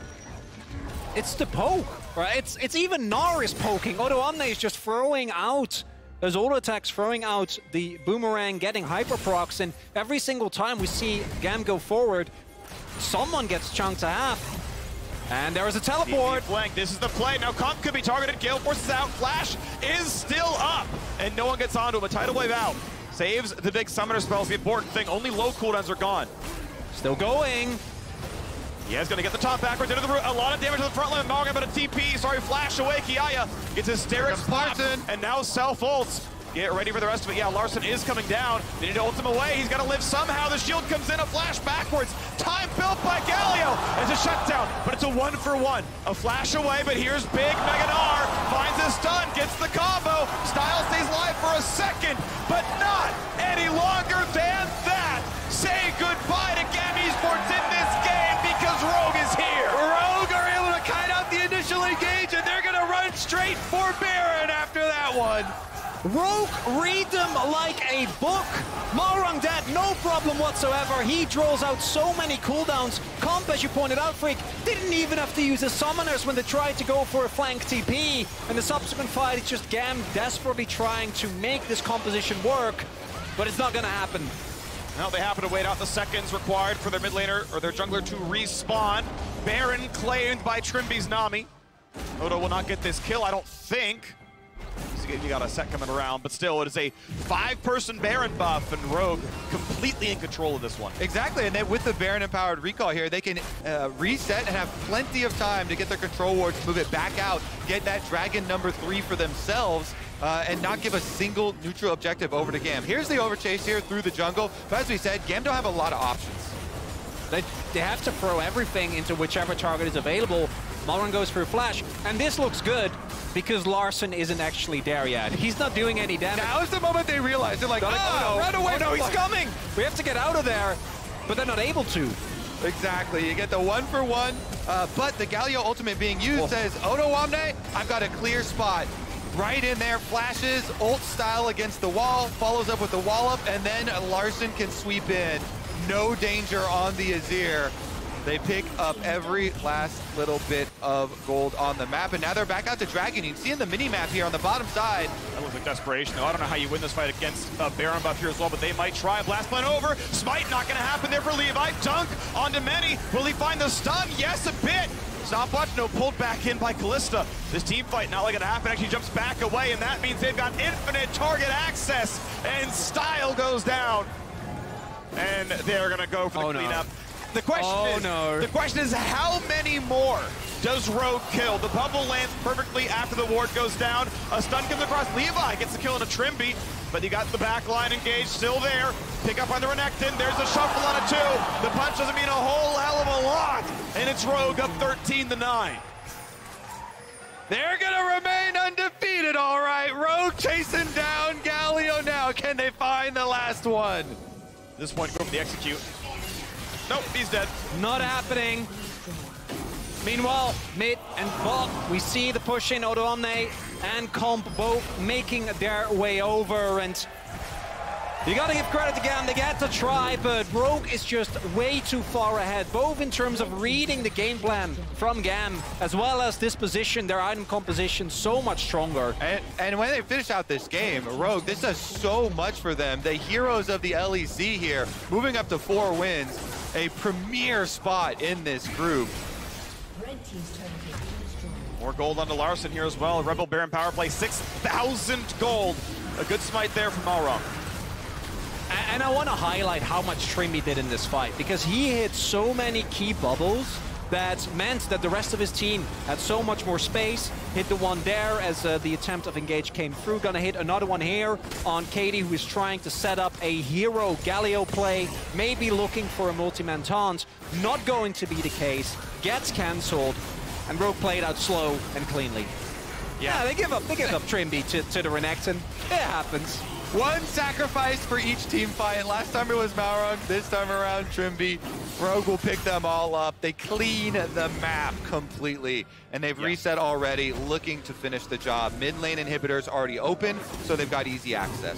It's how you make sure you get full credit for your team fight, because if everyone gets an assist, you know, their death score, right, you know, they're back to 300 gold value. So, you know, it ensures your team fights are worth the maximum amount of gold possible, so I think it's very, very smart. Optimization. Sacrifice. Very good. Sacrifice one person worth 450 gold, and you end up getting probably at least that much back, with everyone else getting, you know, 50 more gold on their kill. I like it. Yeah. Time to close the game out here for Rogue. I appreciate the creativity, because it's not looking good for GAM. It is not, and it's looking worse now. Levi nearly dies. Okay, we got a flash play in here to set, find much to set up as look for a bit more. Everyone's out of range now. Malrang not an easy target. Looking for the root, looking for the flash taunt. You're going to catch exactly one. A turret went down. Galio wants the backline. He can't find it. Sterix pop finds a stun. Gets a quick heal, still dies. Comp is godlike indeed. Finds a double legendary for the Lucian. Comp is just untouchable. No matter how much they throw at him, they can't get to him. And the reason is Malrang walks in and he blocks the Kalista ultimate. Great block from him, the bodyguard. Then Larssen came in and he shoved off. He zoned the entire backline away, chasing down the remnants once again, and Rogue are gonna finish it. Finally, a win on the board for the LEC in the second week, and more than just that, Rogue are 4-0. Rogue are dominating their group here at Worlds as they will close down one last bit of KDA. They will take the Nexus and they will go 4-0 in the group. Warm-up game going pretty well here for the LEC champs. Looking like it's going to be a good day for them. Looks like it really was just NA that was able to take him down. And want to give full credit to Rogue because not only do we see the usual great performances from Larson, from Com, but also shout out to Odoamne, who actually was moved off of a tank and sure, got caught a couple of times in side lane, but when you look at his impact in team fights, still had a really good performance on the Gnar. Yeah, I think really good hard selection, had some good flashes in the back line to help set the clean up there. Played his job well, and I mean, this is what it is. They have a very aggressive bottom side. They have an outstanding mid laner in Larson, who was a gigantic mid gap in that one. I mean, there was, it felt like Galio couldn't breathe the whole way through. It felt like, Victor Ban, we take Azir, you have no matchups left. And that's what it looked like immediately, was he just had no matchups left. They could stand up to Larson, and it meant that once we came to team fights, Azir did whatever he wanted with the giant goldie with an item lead, and he won every fight.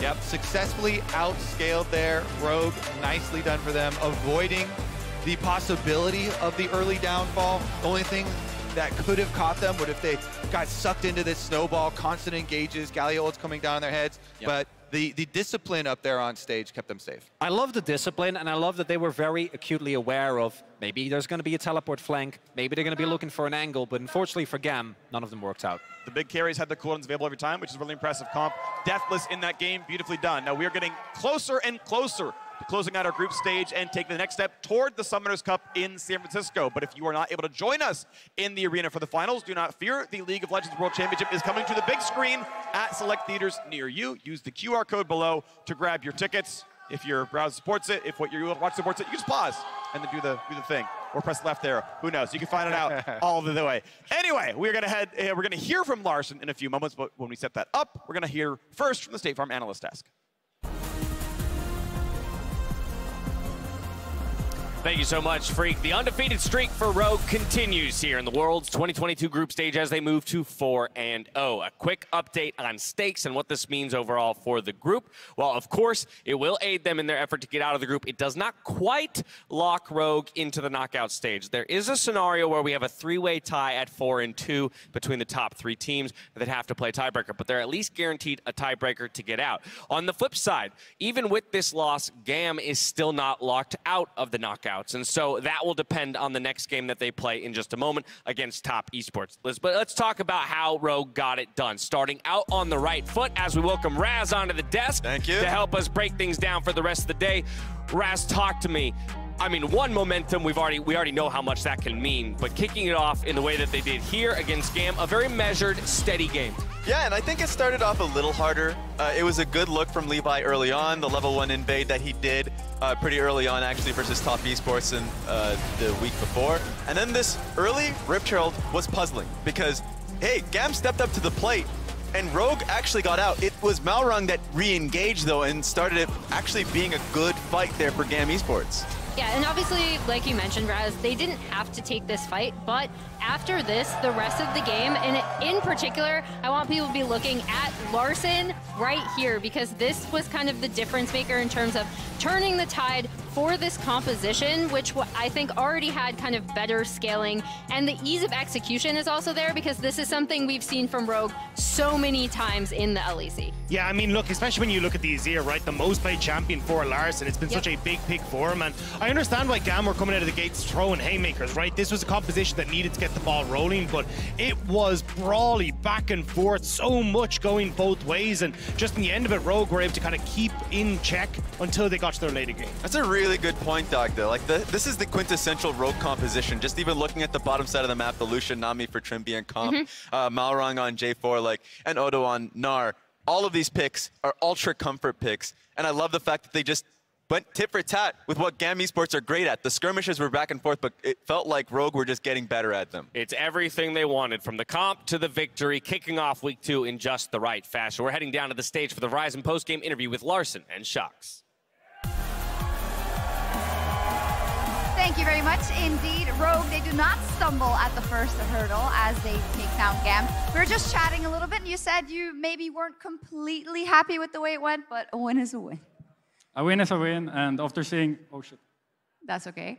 After seeing the other EU teams lose against NA the first game, it was a bit scary, but I'm just happy we got the win, even though I think if we played better, it could have been like a 18-minute victory if we played like Pixel Perfect, like top tier team. But yeah, we got the win. I like that you mention it because we've seen how it's gone the last couple of days. It can be annoying, I know. We've seen how it's gone the next couple of days and the influence of that first game, plus kind of the all-around disappointment, I feel like, of the European fans. So what did you do to kind of mentally just stay in the right moment and say, okay, guys, nothing has changed. Let's play like we are 0-0 and we still have all our games to win? We just take it game by game. I mean, we don't overthink. We're just playing the game. Like, we're sitting on stage and playing the game we're used to playing. I think we have like a turbo win streak right now as well, so we're like really confident. Yeah, I think we're just like in really good shape, and yeah, we're just not overthinking. We're just taking it game by game. I did notice that, for instance, in this one was almost like an Exodia comp for your strengths in terms of what you got. And I feel like overall that's been the case. You've been able to draft very much through what you like. How big is your confidence that when a curveball is thrown your way in the next couple of games, you'd be able to change your game plan? I think it's hard for enemies to like do much about it because there's so many OP picks right now, and they can't like ban them all out. So I think we'll always get something we're like very happy with. So I don't think there's much they can do, but if they try to throw a curveball, I mean, we'll be fine. Yeah. Okay, that might very well happen versus Top or DRX. Of course, your best bet would be to just win those two games. Which of these is going to be the hardest hurdle, you think? I think both are good teams. I just want to win both and go 6-0 because that's pretty Giga Chad. And yeah. That would be very Giga Chad. Final question. I know your teammates and you have talked a lot about kind of how the Rogue fan base is swelling, you know, more people are getting interested. Also the last CU team to defend the hope. So how have you enjoyed just getting the cheers here in America for Rogue? They've been a great crowd cheering for EU as well, even though they're from NA mostly. I guess we're the West Hope, so I guess that's why they're cheering for us maybe, but they've been great. Awesome. They have. Thank you very much, Larson. Good luck in the rest of the day. We're going to take a quick break, but when we come back, we'll see GAM once again as they go up against Top Esports. Be right back.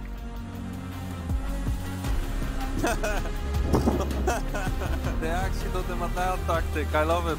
What is it? What are they saying? They're just writing, oh, we're so good, guys. We're so good. Carsey did it as well. Oh, guys, we can't win against you. But will there be an engagement? However, love this fight. Does have his own ulti. Shuffle comes in. What a flash sets up two. Larson is the one who's win the mid lane. He wants to win the entire damn game. But here's big Meganar. Finds his stun. Gets the combo. Style stays live for a second, but not any longer than that. Say goodbye to GAM Esports in this game because Rogue is here.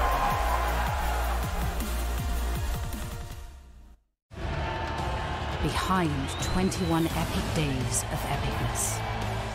Behind 1 billion hours of dropped jewels. Behind every match, every broadcast, every moment at League of Legends World Championship 2022 is the network capable of making it all happen.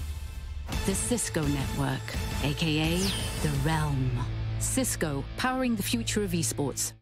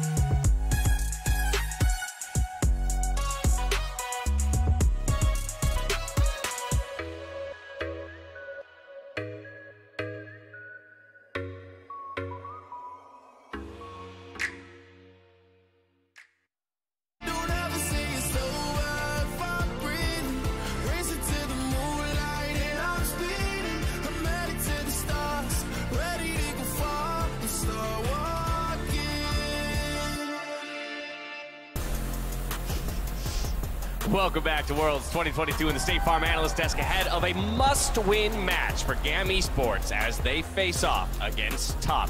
And so first, let me set the stage because there are 3 stakes in this matchup. As I mentioned already for GAM, you must win to stay in. By the same token, if GAM wins here, they lock Rogue into the top 2. So if you're a Rogue fan, you're also a GAM fan for this game. For Top, while for Top, they will not be locked in or out with a loss or a win. You want to start putting the wins on the board because you are currently outside of that playoff picture, just behind DRX. So in reference to Top and their effort with these 3 remaining games, Emily, to make it into the knockout stage, I want to know who is their most formidable opponent. Who do you consider the team that they need to overcome the most in order to make it to the knockouts? I feel like Rob is definitely going to agree with it. I was already, yeah. I had a feeling this was going to be the answer. I like the suspense, the reveal. Oh, okay. maybe red was a bad color choice. Yeah. Keep showing it. Zoom in. There it is. Themselves. Yes, Explain. themselves. So I mean, Rob pointed out beautifully on the pre-show, right, where he broke down that fight, talked about how it could have worked out if they'd, TP to a different spot or set up a little bit differently. I think Top are definitely beating themselves in a lot of these skirmishes, and that's exactly what's setting them behind. Kind of reminds me of when they went up against DRX in that bot lane dive. I know we'll be talking about it as we go on throughout the day, but they'll go for certain plays or take fights without the resources, and that needs to stop. So what do we, I mean, that's part of how we see the underperformance bear out. What do you necessarily attribute it to, though? I mean, is it just, it's overreaching because we're overconfident? Are these plays that they would normally execute on and it's just a hands diff on the day? Like, well, what do we associate some of these misgivings to? In those moments, it's overconfidence. In the moments that we were seeing with Wayward, he's just getting bullied. Gotcha. So Malrang bullied him. We got to see a little bit of that one from Pyosik as well. So the top lane's being sent into the wayside. That's going to happen. It's just unfortunate from that perspective, but the team fights that made Top Esports so good is just them faltering. Yeah, I will also say I think Wayward is a little bit nervous. This is his rookie year, and you can kind of see he's a little bit slow in some of the uptakes, but I definitely agree with Raz. It just has not been looking good for Top Esports right now, and a huge amount of it has been in the jungle. Yeah, a huge matchup is going to be in the jungle because Tien, you're going to be looking for him to play around his lanes, play around their setups. You can kind of see the difference here with the CSD at 14 being actually first for Levi. He is power farming. He is trying to get into relevancy on stuff like the Graves where he can do a lot of damage. Where Tien, I definitely think of him more on setups, stuff like the Trundle, maybe stuff like the Sejuani, etc. But look at that jungle proximity versus kill participation, right? Yep. Like, they're polar opposites. And this is where it has been a really big struggle for Tien. He hasn't been able to get in as easy as he would like to. And I think that's why when you look at like trying to get that mid jungle rolling, it hasn't really worked out for them. So spending a lot of time around his laners, but not getting maybe as much done as he would have wanted to when he is there. And then on the flip side, Raz, we see that nothing gets done for GAM unless Levi is involved first in his KP for the entirety of the group stage. Yeah, and that was to be expected with them coming into the tournament with how active he was and how they pull resources into him.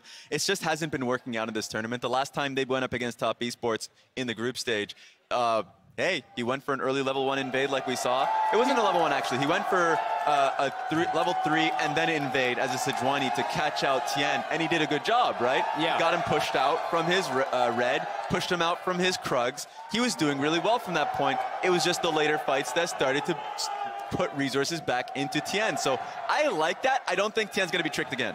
And that's the thing, though. When Tien is kind of taking a step back, we've actually seen Knight step up. Knight has been so incredibly strong in actually moving on picks like the Azir down to this bottom side, trying to set up his lanes for success. And it's been really interesting to see as you can look at his kills and assists at 14. That's where Knight has been shining. And while the rest of his team is crumbling around him, it has been Knight trying to take them on his back and carry them through. And especially as Knight historically hasn't shown up at international events, it feels a bit heartbreaking while he is trying his damnedest to get this team up and rolling that the rest of the team is crumbling around. I like those numbers. That's definitely a knight in shining armor.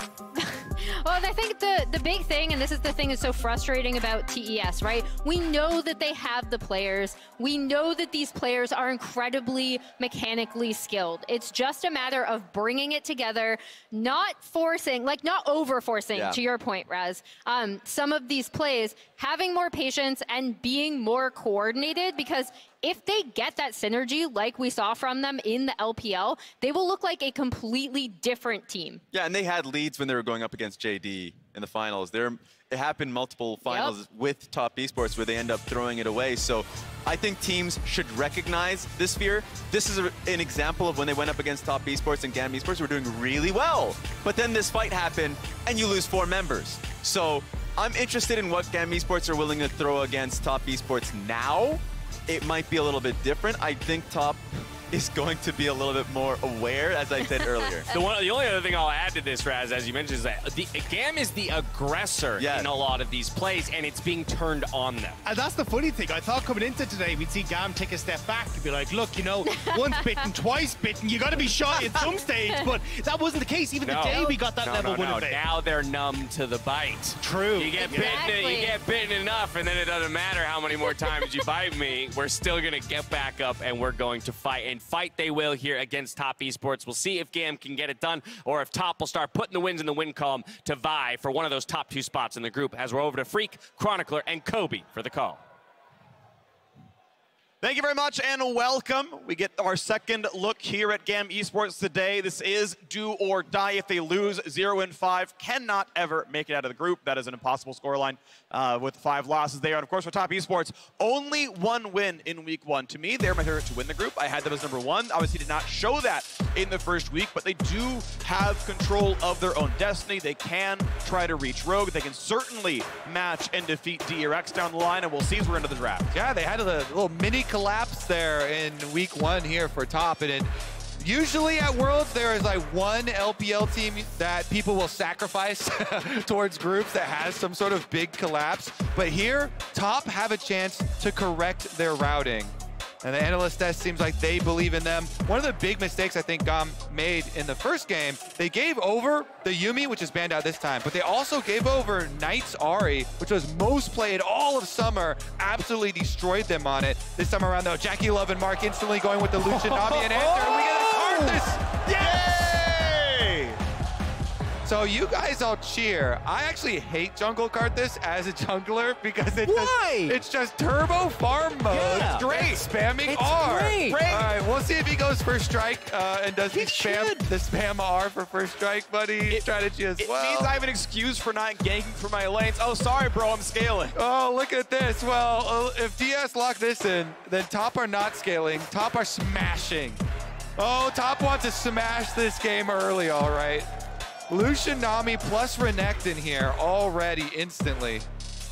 And I do think one of the issues that you can run into with the jungle Karthus, even though I'm going to completely ignore your comments regarding playstyle, it's a great playstyle. No skill farm, champ. Really good to just see the creep numbers go up. But the important thing is that you do need either something that can provide prio, so you have help in case you do get invaded, and I would not be surprised to see GAM either try to make sure that they get a prio matchup in mid as well, or at the very least, pinch some of the more aggressive junglers so Tian can go 2-ham onto Levi. Yeah, difficult thing to them is they're already facing aggressive 2 lanes here for Top, and then you're trying to get prio versus Knight. So good luck with that. We'll see about the matchup though. Banning away some of the Kalista supports, the Amumu banned away. Expect more engaged supports here to follow. Meanwhile, GAM trying to control the threat that is Knight. Good luck with that one. That's going to be a tough call here because honestly, it feels like everyone's having a pretty good time in the mid lane up against Katie, sadly, and Knight himself, obviously, pretty incredible. Yeah, we'll see. Maybe they followed up with the Ahri. There's just so many things you have to be worried about. Knight is also one of the best Sylas players in the entire world. So a lot of threats that could come out there. We'll see about the blind that comes first. Second band is the Nautilus, of course. Those 2 engaged supports we talked about taken away from the Kalista. And you're setting yourself up very nicely. If you just pick up a jungler for Tian, you can go a number of different directions. Graves, I think, is the most obvious one. And then you can get that counter pick for Knight. Yeah, they're more scared of the Nidalee because of the Renekton stun. Yeah, I have to guess, but I am more scared of Graves just initially here. I think that Knight is happy to be the solo AP on a team.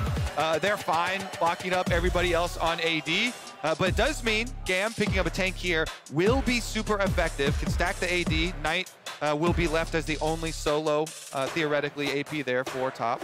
It is interesting that TES threw 2 support tank bans when we just saw Kalista set as the lane together. Obviously, it is a flex, right? It can go anywhere. So the possibility, and indeed, this time it is moved around as Kalista goes in the bottom lane. Yeah, and I think the reason is because they have the Renekton. They're like, that's one of the good matchups. They will probably want this. Oh, there's that Sylas. It's a Sylas. His most played is Ahri. Last time, Knight smashed them with the Ahri. He got resets with the Yuumi on top of him. Blasted Gam almost single-handedly. And a single misposition now against this composition from Top Esports means certain death, right? The amount of setup that you have available with both Ahri and Renekton, if someone does step out of line, is really hard. On the flip side, I actually love the Gam composition. I think that if you look at both the amount of diversity and damage that they have, their later team fights, and the fact that they have a Renata against what is effectively a lot of short-range characters on the other hand, there is an angle there. The problem is, the early game for Gam have not been very good. And I expect that to continue looking at the Top Esports draft here.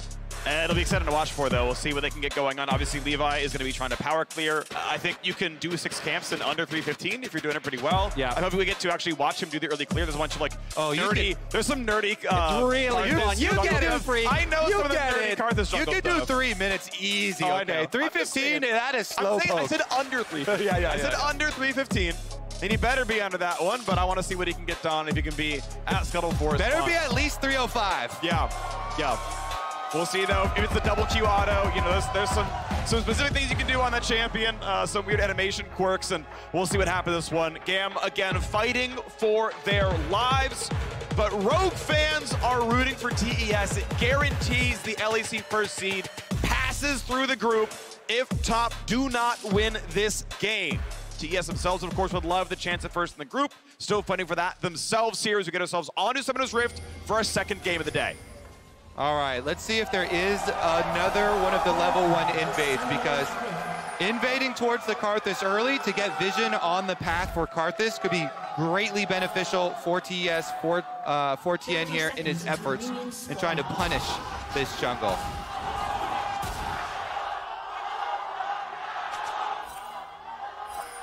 And overall so far, no real invades being shown, only some early vision secured. And do note, is the first strike, Futures Market, and Ultimate Hunter, so expect Levi to be pressing that R button a whole lot. Yeah, get a decent amount of money there with the first strike. Also, since Top do have fairly squishy laners here, could set themselves up for some aggressive plays. Kalista, Renata bottom lane, you mentioned, as well as the set in mid lane. Big reason warding off Knight going for that Sylas, because the Sylas into the set, definitely a really rough matchup early on, but Ahri a much easier time at punishing. Speaking of the Ahri first strike on her as well, it's a ranged melee matchup, so be able to pretty easily get the harass on cooldown and get some ult out of it, can farm the lane itself. This game, I believe we're not spotted walking up here. And of course, BA would love to get a nice little handshake. Oh, dueling sweepers. And says, I see something. W, first strike, 6 gold, 4 gold. Cashes in first. Top side start for both junglers as well, so we will be clearing down towards this bottom side. Of course, the volatile setup here. Mid lane as well, definitely a possibility, but definitely expect some looks towards the invades. Tien finishing up on the red buff, coming down to the bottom side, skipping his Krugs. So we'll see if he does go for the bottom side invade, seeing as how the control or the trinket wards are Flash for the handshake. Ignite is on after the cleanse, though. BA should not die to this one. But they're going to get Jackalib to cleanse, get away. Big thing here is, even if you don't get the kill, as long as Gam have priority, they can ensure that at the very least Levi should be able to get a full clear off. We can see the same thing from Katie, who has been aggressively using his health bar in an attempt to make sure that Knight can't move out of that lane, can't roam, because once you get to the level 6, the Karthus gets a much easier time, and we'll be able to just rapidly accelerate the pace of the game. On 5 camps already, onto the Krugs as it is. We'll see when the 24 CS mark hits. That's when he's gotten the full clear done. So big Krug, middle Krug, dying pretty soon. I just want another timer. That's the part that matters to me. He's at 22. Oh. He's at 22, 301, 302, 302. 302 for the full clear on the jungle, and he's easily going to be at this bottom scuttle in time. He's too early. You get a trinket ward down. That's nice. You get to queue for a control ward. You better be early if you're playing And he saved second, I know, and he saved second spikes, you can break off the shell. Kobe, which Karthus hurt you? what happened, man? Hold on, Graves mid though. Graves mid though is the problem. So like, yeah, he's covering the bot lane push, but the thing is, though, Graves snuck in already, so Katie could be charmed, gets away through the minions, will he have to flash it? And actually it hit the minion. Knight was sort of catching next to him when he put the charm down, so Katie did not actually have to flash, but he's out both summoners now. Yeah, it means a lot here though for this matchup. No flash, no ghost. Both summoners blown for Katie, so very vulnerable to more passes. And that is the go-ahead signal for Tien to start looking to go for these invades. He goes over, he pops the Scryer's Bloom, gets the exact timer for these camps, for blue buff and for wolf camps for him for second time. Knows Karthus started on that top side of the map, should be easy. So Levi gonna be very happy to help here, picks up a Fiendish Condex on his first back. Yep. And this is also not the set support that we saw in the previous game, who's running Hex Flash, who's going for the utility tree. Instead, he is going for a much more aggressive Broly style, has the Conqueror, has Resolve as well. But as a result, does mean that the loss of your Flash actually gonna hurt way more than we saw in the previous game. Levi now heading towards his second clear, and thus far, Gam able to, at the very least, keep that Karthus safe, but I do think the test composition still has an incredible amount of power when they get first to an objective between the Renekton stun and the Charm, so don't think it's the end of the world for them to play it a little bit slower up until those ultimates are available. I just like that part of Levi's path was, okay, I recall Future's Market for a lost chapter, or a Fiendish Codex. I then poach mid lane and then do my second clear. He's at level 5 here, so he is off to the races. Oh, yeah. I mean, they've got an aggro bot lane, right? Like, you should be able to find your way in for Callisto Renata plus Requiem for some kind of big play. That's the hope anyway. Yeah, they remain true to their jungle carry style. Feed the jungle as much as possible. Levi gonna be no exception this game. Graves though, opt that reset because he did the kind of skip Krugs at the beginning, did a late first clear on Krugs, bounced off of Grompier and will be heading back towards the top side of the map where the Scuttle is spawning. I feel like Nur's maybe getting to the bottom side there because Style did not need to cleanse that. Lucian was busy hitting farm under his tower. He takes a bubble, but no one's going to hit him. So now down a cleanse is a really big deal because follow through could look very good on that one. Now there's no exhaust, so the cleanse really only ever is going to break bubble, but if you ever land it, a lot of danger. Also means that in any subsequent skirmish, Knight's Charm holds a much bigger threat as Levi, you might think that he's taken time off, but his camps are down anyway. He doesn't care, just helps his lane get a reset in and maybe set up for a possible Drake in the future. Yep, reset once again. Go for another full clear, baby. Karthus jungle gameplay. Huge. He's level 6. Nearly a play. He's done it. Yep. All right, will there be a fight is the question. Back in the base for his next bit of the items. 55 Golden Cent doesn't go into deficit spending here as he gets...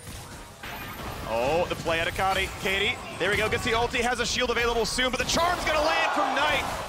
And can they kill him? They've got the ability to flash follow. The ult could be enough anyway. When's the shield come down, if at all? You've even got a Nami coming around. First blood is in. Doesn't need level 6, the Graves is rich. And you know they're coming back mid lane because the cooldown timers here for Ghost and Flash burned from Katie early on. Nice punish from Tien, repeats it. Karthus in the brush though. Gets a slow, gets some Q damage. Ornn is here as well, and he's gonna get the knock up. Will there be a kill is the question. Charm's gonna land, huge damage, flash follow. It's not gonna get all blocked, and Kiaya could be in danger. BA is around. Requiem back in for a bit more. Will they find the knockup for the kills? The question, Ignite is on. W, flash auto. Oh! Enough with the shield. BA gets the kill. And Gam strike back. They get the extra one here. Lying in wait in the brush. The surprise onto Tien, who had flash forward to get the mid kill. And taking down Knight as well is huge for Gam's hopes. Also mean that more gold goes into the wallet of Levi, who, considering he's the sole AP source on his team, the more gold you can funnel into this Karthus, the harder it will be for Top Esports to play it out. And here you see, even though he gets taken down relatively early, Kiaya stays alive. And then this handshake from BA catches him, pulls him back within Karthus range, so they could finish off the damage there to Knight with the corpse explosions. So close here though. Gam able to get the extra couple kills to try and claw back into it. Their tournament hopes rely on this. Meanwhile, Top came into the tournament with such high expectations as LPL #2 and need to correct course very, very quickly if they want to get back on track in this group. At least in this game, they're ahead. 1,000 gold up right now at 8 minutes in the game. Pretty decent overall. You got farm leads in top and bot lane right now. Plus, that kill looks pretty good on Tien. Keep in mind, of course, both Rogue and Gam, hoping Gam takes that win. Tournament lies versus Rogue getting the pass over TES at that point. 4 wins, and TES at 1 and 3 couldn't catch them, so hoping for the TES loss is the Rogue camp. Flash stun. Oh, it doesn't get a minion. Mark was only slowed. Somehow the E doesn't tag the caster. Might not have killed him anyway, but he's still flashed down. Yeah, a little bit off there. Not going to be anything dangerous then. Mark had to use his flash, but survives. Don't think they're going to go for the extra move here. Kati still has ult. Let's see. That's really good damage. The W shield pops it there, but doesn't block almost any damage. Jack was already kind of disengaging here, but a strange lane as the set Renata playing together. Handshake back, the stun, a good tidal wave without flash. This should be possible. Dunks back into the tower, and they're going to give it over to Levi. And the kill goes to the Karthus again. This is so big. Levi getting accelerated in this game is an unavoidable source of damage that you don't really want to itemize for. And I'm loving that top is playing aggressive because they're able to generate very large gold leads due to the amount of plates that they pick up. But you got to walk that fine line.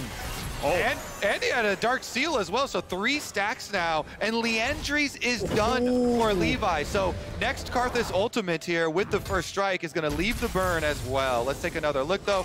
Again, this was the first time around.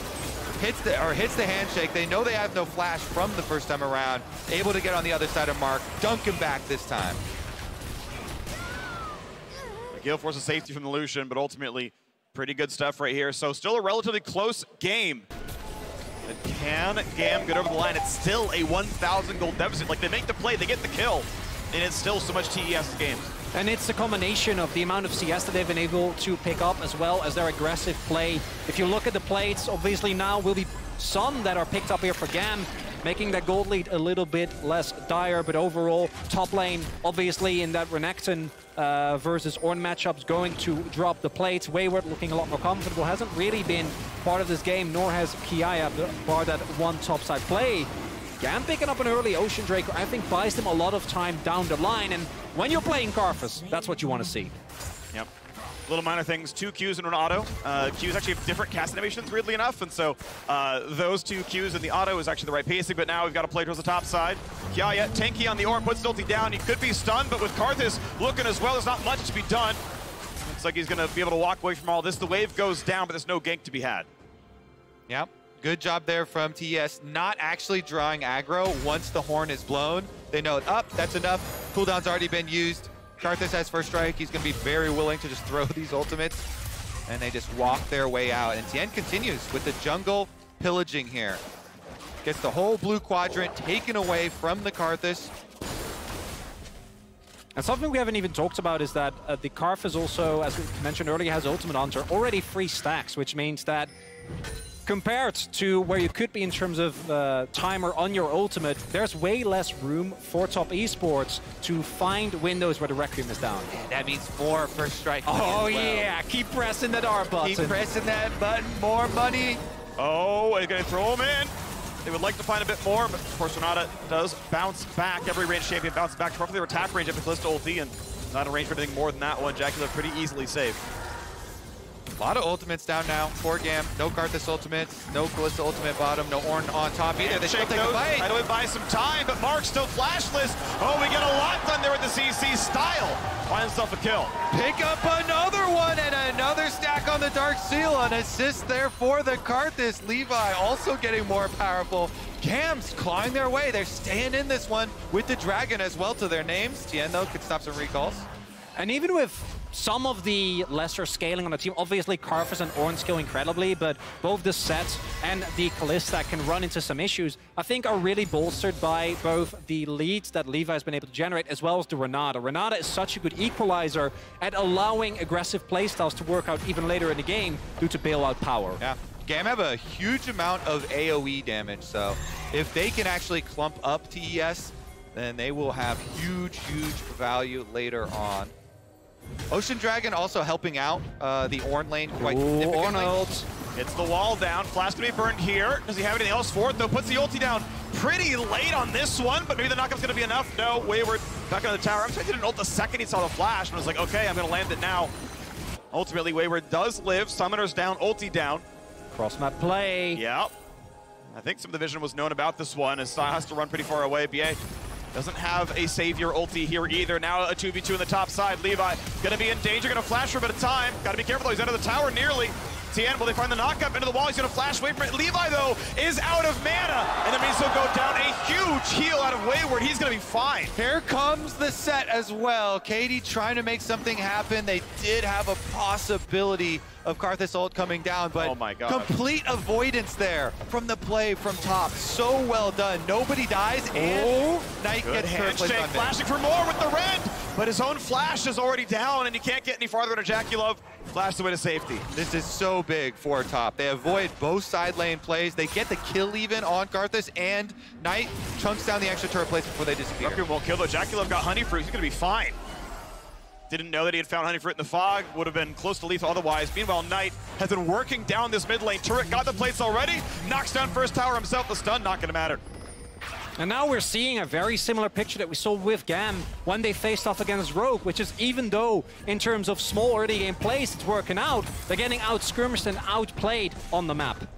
And look at this. Once they bring Tien over, good flash there from Levi so he doesn't get comboed initially, but up against the wall, Tien's able to get the bounce back, then he flashes away and can deal the damage from range. So no more Karthus Qs come through, nobody in danger of dying to the ultimate. They get the kill, they get out. Yeah, he stayed to fight for some plates, which I understand, wanted the gold, showing it with Kiaya, but his left side camps were up, and ultimately the 2v2 went the way of TES, and you can see a 2,000 gold lead now to the LPL number 2. Yeah, and dropping all those stacks off the Dark Seal now too. Right back down to 0 now. Graves pulling ahead in CS. Constantly we're seeing Tien move into the jungle as well. These deaths for Karthus also costing him camps. Indeed, red buff gone, Raptor's gone. Tien is doing a really good job actually denying him. I mean, this game started with Levi a level up. It was 6-5, but now it's 11-10 in Tien's favor. He's taken away so many of the camps that Levi's been there for the ganks. He's gotten the gold, but no rank to Requiem. Actually a pretty important power spike to miss out on. Shares the mid lane turret gold. He's getting money, but not levels. After 13 doesn't matter for Karthus, but getting to 11 is the part that matters, and he's not there. Overall, GAM trying to push this lead as far as they can. They do spot Tien on the bot side of the map, so can go more aggressive, just get 2 turrets here. Top Esports kind of caught off guard, and huge win for GAM. Raptor's taking his whale, but it's a red dragon being attacked now for TES. Resistant to fire damage, flame breath. It is a red dragon. It is a red dragon. I realized that I have to kind of like stay with the theming on. We've had so many D&D segments. I like it. Yeah, I really appreciate the thematic consistency. Yeah, I believe chaotic evil for red dragons. I know the chromatic ones are evil, but I don't remember otherwise. I think that's sad for dragons. I think it's chaotic. Maybe you want to be. What if you want to be a nice dragon? Then you're a metallic dragon. You could be a gold. What about for the boss? Well, we got the boss looking for it right now. Ults away, gets out from the charm. And it's going to be some damage on Ejaculov, but there's no Lucian CC. Easily able to get behind his minute, stay alive. And now it's a flip, because now GAM is actually winning out on the map. They're able to get a topside shove in. Level 11 now hit for Levi. And the gold lead that Top Esports was starting to build up, kind of stabilizing. And do want to reiterate, think that GAM, if they can get to a late game stage as Wayward, glad we're still seeing the emotes of this player, something that he is universally beloved for, is still going to be in a great position. Once that Shadow Flame hits, once Kiaya hits the level 13, 14 mark, starts giving out the ornament, so much free stats, gonna go the way of GAM. And if Top Esports is not able to pick up those Mountain Drakes, it'll be very tough for them to withstand the amount of damage that GAM have. Yep, Tien now picking up a little bit of magic resistance on this team. That's just about it, though. No magic mantle for him. Try and protect against that next very powerful ultimate. Rank 2 coming in for Levi. If that Shadow Flame does hit as well, it's going to be quite painful for everybody else. Interestingly, a Void Staff rush out of Knight here for a second item. He's, of course, the only meaningful magic damage threat in his team, and I think could actually use health somewhat with Cardinals coming down, but doesn't go for the Shadow Flame version. Toppling going to be attacked, though, and this is TES probably finding their third turret of the game. Kiaya reads the play, but the one thing that Taz have, no matter what the game status end up going to be, is that if Kiaya, or Levi rather, at any point goes down, that's the composition from GAM basically falling apart. Just having the Kalista available is not going to be enough, and especially with Levi looking to just build full damage. If Knight or Wayward can get on top of the Karthus, lock him down early, the very least, in a longer fight, you might stand a shot. Yeah. Biggest determining factor for the next fight is going to be where it takes place. The terrain could greatly enable GAM, allow them to actually get off this big AoE damage. But if there's enough space, you know, open in one of these lanes, Top have so much maneuverability, they can easily avoid it. So maybe if GAM can try and carve out a little bit of fog of war here and funnel them into a jungle pathway, they would love that sight.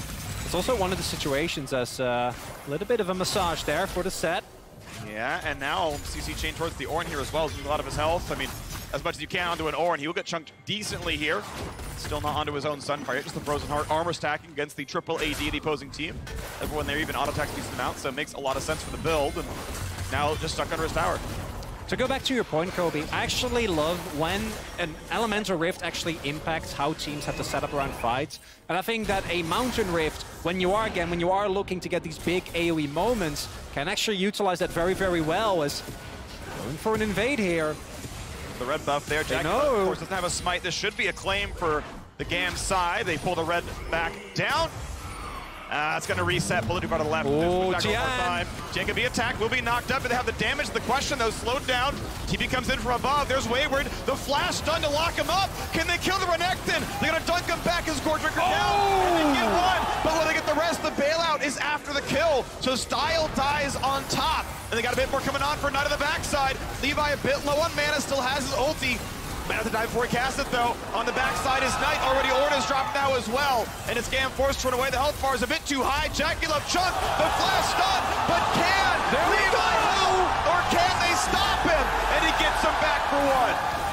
Karthus gets the last laugh there. They take down one more. It's still a 2 for 3, though, in the favor of Top Esports, and they can continue to push you on the top side of the map. And Knight did so much heavy lifting in that fight, finding the backline axis, able to flank, stay alive throughout the entirety of it. And that is the one matchup where I think GAM has struggled the most. Katie in the previous game got put down by Larson. This time around on the set, at least he's able to find the fights in terms of getting actually onto the backline with a CC, but Knight, the amount of damage he was able to put out, incredible. Yeah, Katie had actually a great setup onto Jackie Love when he dunked in and got the pull back onto Jackie to immediately get the summoner spells.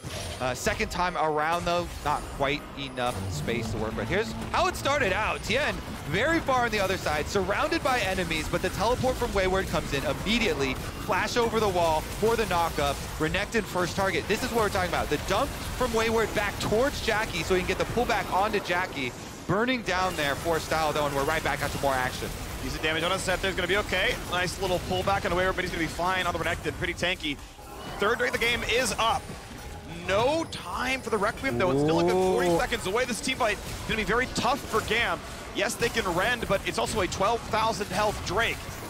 Katie winning the wings. Wayward flank around as well. The Wayward flank could be absolutely huge. Style has a flash. Here comes the dunk across, and it's a shutdown. It's gone! That is such a huge pick.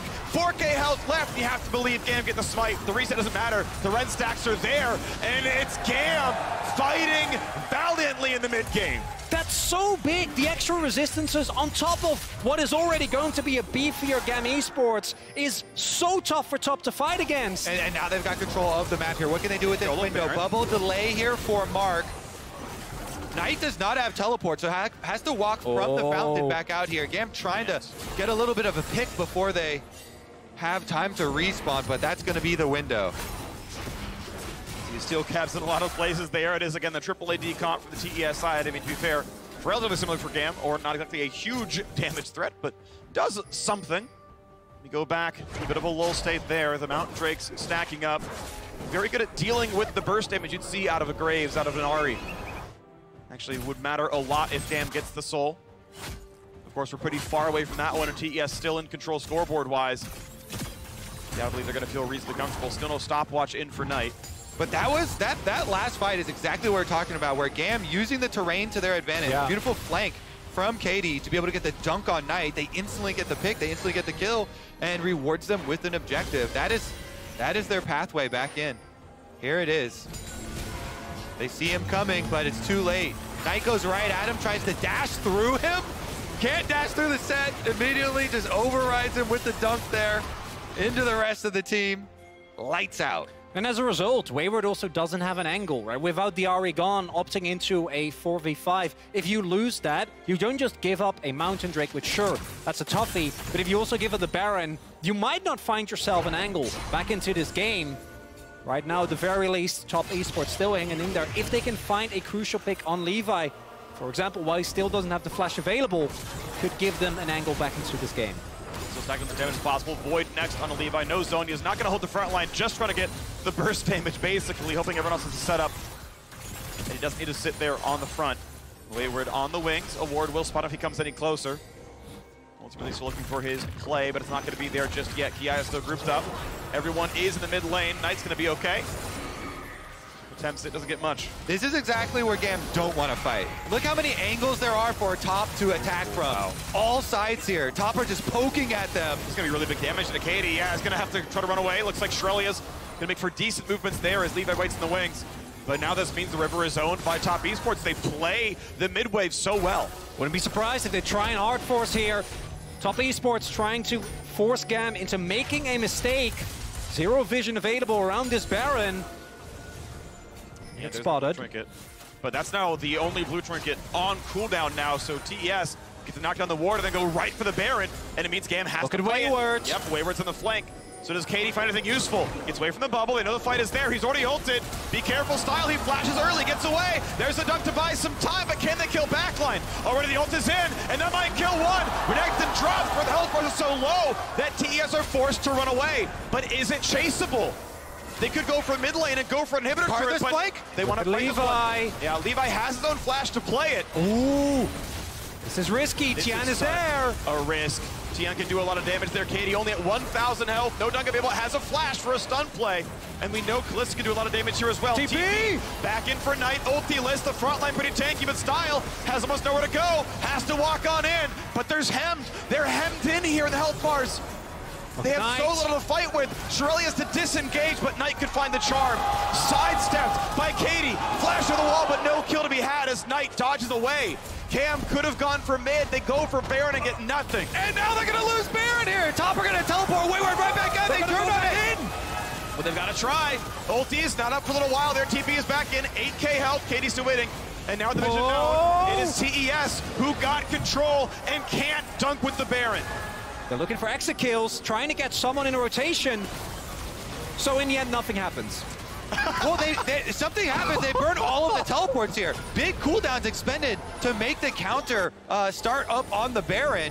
Pick onto Wayward at the very beginning. He goes in with the big flank, tries to get onto the carries, but the flash from Style and then the instant handshake from BA gets him off. And that ward is so important, because if that doesn't come through, maybe you get caught off guard, but Style has his finger on the flash, and then this call by GAM to try and also turn this into a Baron, while the entirety of Top is standing at the ready, could have backfired immensely. Yeah, GAM had nothing left to make the turn off of Baron, so very dangerous to start up Baron when you don't have CC abilities to be able to chase people down and turn off it. Then they get poked here by Knight, and he dodges 2 flashes with his flash. So 2 for 1 there. Levi as well as Kiaya. Oh! Basically a poke. Void might have been done. It's, yeah, 2/3 being everyone now. That might make this Drake playable. Jacqueline gonna go for healing off of the Grom. But 6,000 health. Tiana's around. Can he fight it? Wayward puts the ulti on. Will there be an engage? They're going to be zoned down. Smite it away. Levi gets their 3rd Drake. But how's Wayward going to do? Handshake backwards. 1K health. Do they get the kill? Huge healing comes back in. Maybe they can find him, but he's still staying alive. Style barely takes him down. Does TES find the next fight, though? Jacqueline dives on in. They're going to catch Levi, but he's handshaked. But Jackie lives with Flash. TN going to fight marksman to marksman and will not go down. Jackie Love is still here. Style will heal off the wave. He's got a shield bow for lifesteal. Ooh, so close. Jackie on that Karthus body. He does end up living. The healing from Mark coming in clutch as they look for the chase. Knight going to cut them off from mid lane. Health bars at least low, but there's no surprising CC. Maybe Katie on the wings gets the punches. The E is only as slow. The punch on Jackie won't kill him, but on a TN they go. Style, the Gore Trigger, the bailout is successful. 1 for 1 though. Still going. Yeah, Top have the extra person chasing them down. Style and BA get back to their own territory. Yeah. Oh, what a sequence of events there.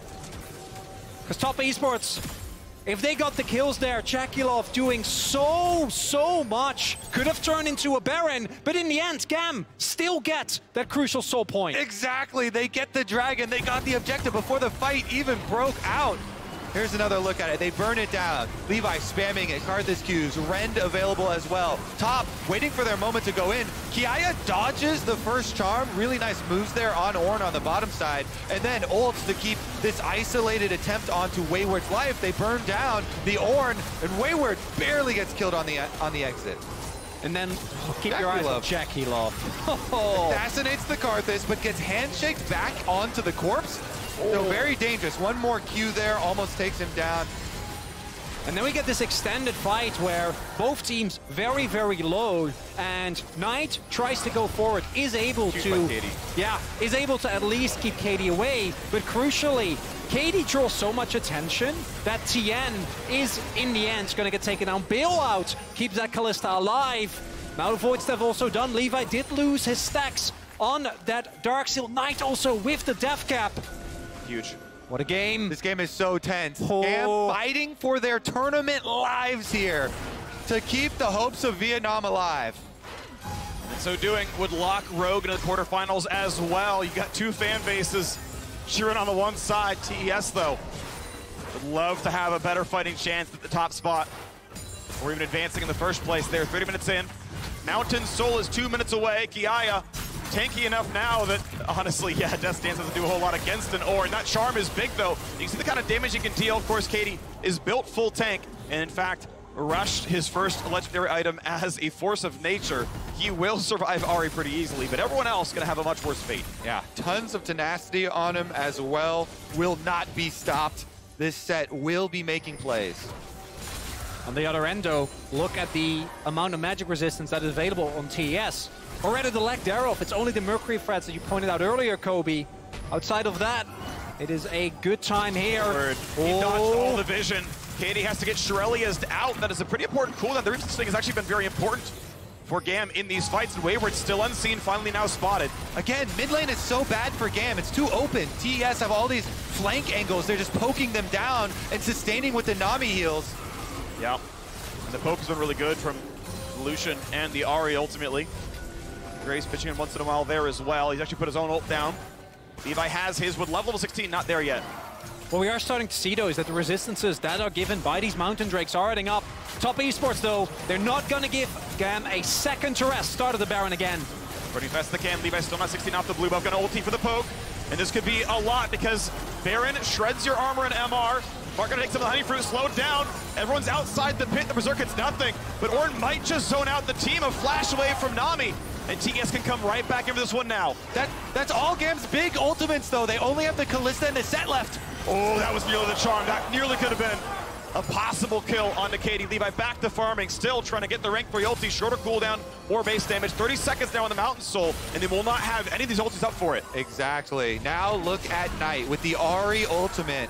Can go for the big pick. They've got vision control on mid lane, looking for it again. Jackie. KD has held the front line again. Shrelia's down. Let him kite away a little bit more. Another ulti for poke from Tien. And KD down to 1k HP. Knight on the side. Levi, yeah, flashes. He's like, I might get charmed. That would be me dead. And now a summoner down. Not a lot of power left on this Karthus, actually. TES, I think, should feel very comfortable on this side of the map. Unless the Ornn can't be killed, unless the front line's too good for him. Tien cuts out the wave. Neither team can actually push. It's just the river. Kiaya, gotta be careful. Top Esports. KD almost has flash. He has Ghost now as well. And he went through fog. They don't know where he is. He gets some honey fruit at the bottom side of the map.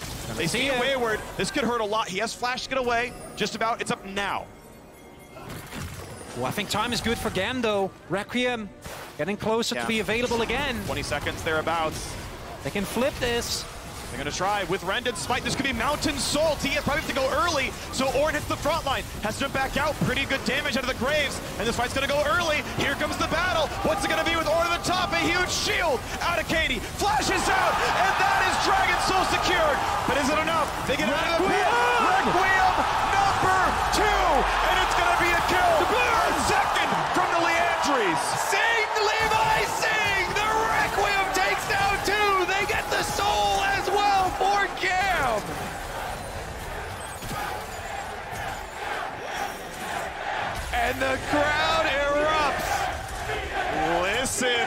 to New York cheer. They love an upset. GAM Esports looking at that first win of Worlds. Oh, because with this setup, getting yourself the shield from that Mountain Soul. I just checked, this was previously to the fight. Levi was at approximately 900 gold from his first strike. After that, pretty sure it's going to be more as Baron now gets started up. Tien is still here though, and GAM, a flip.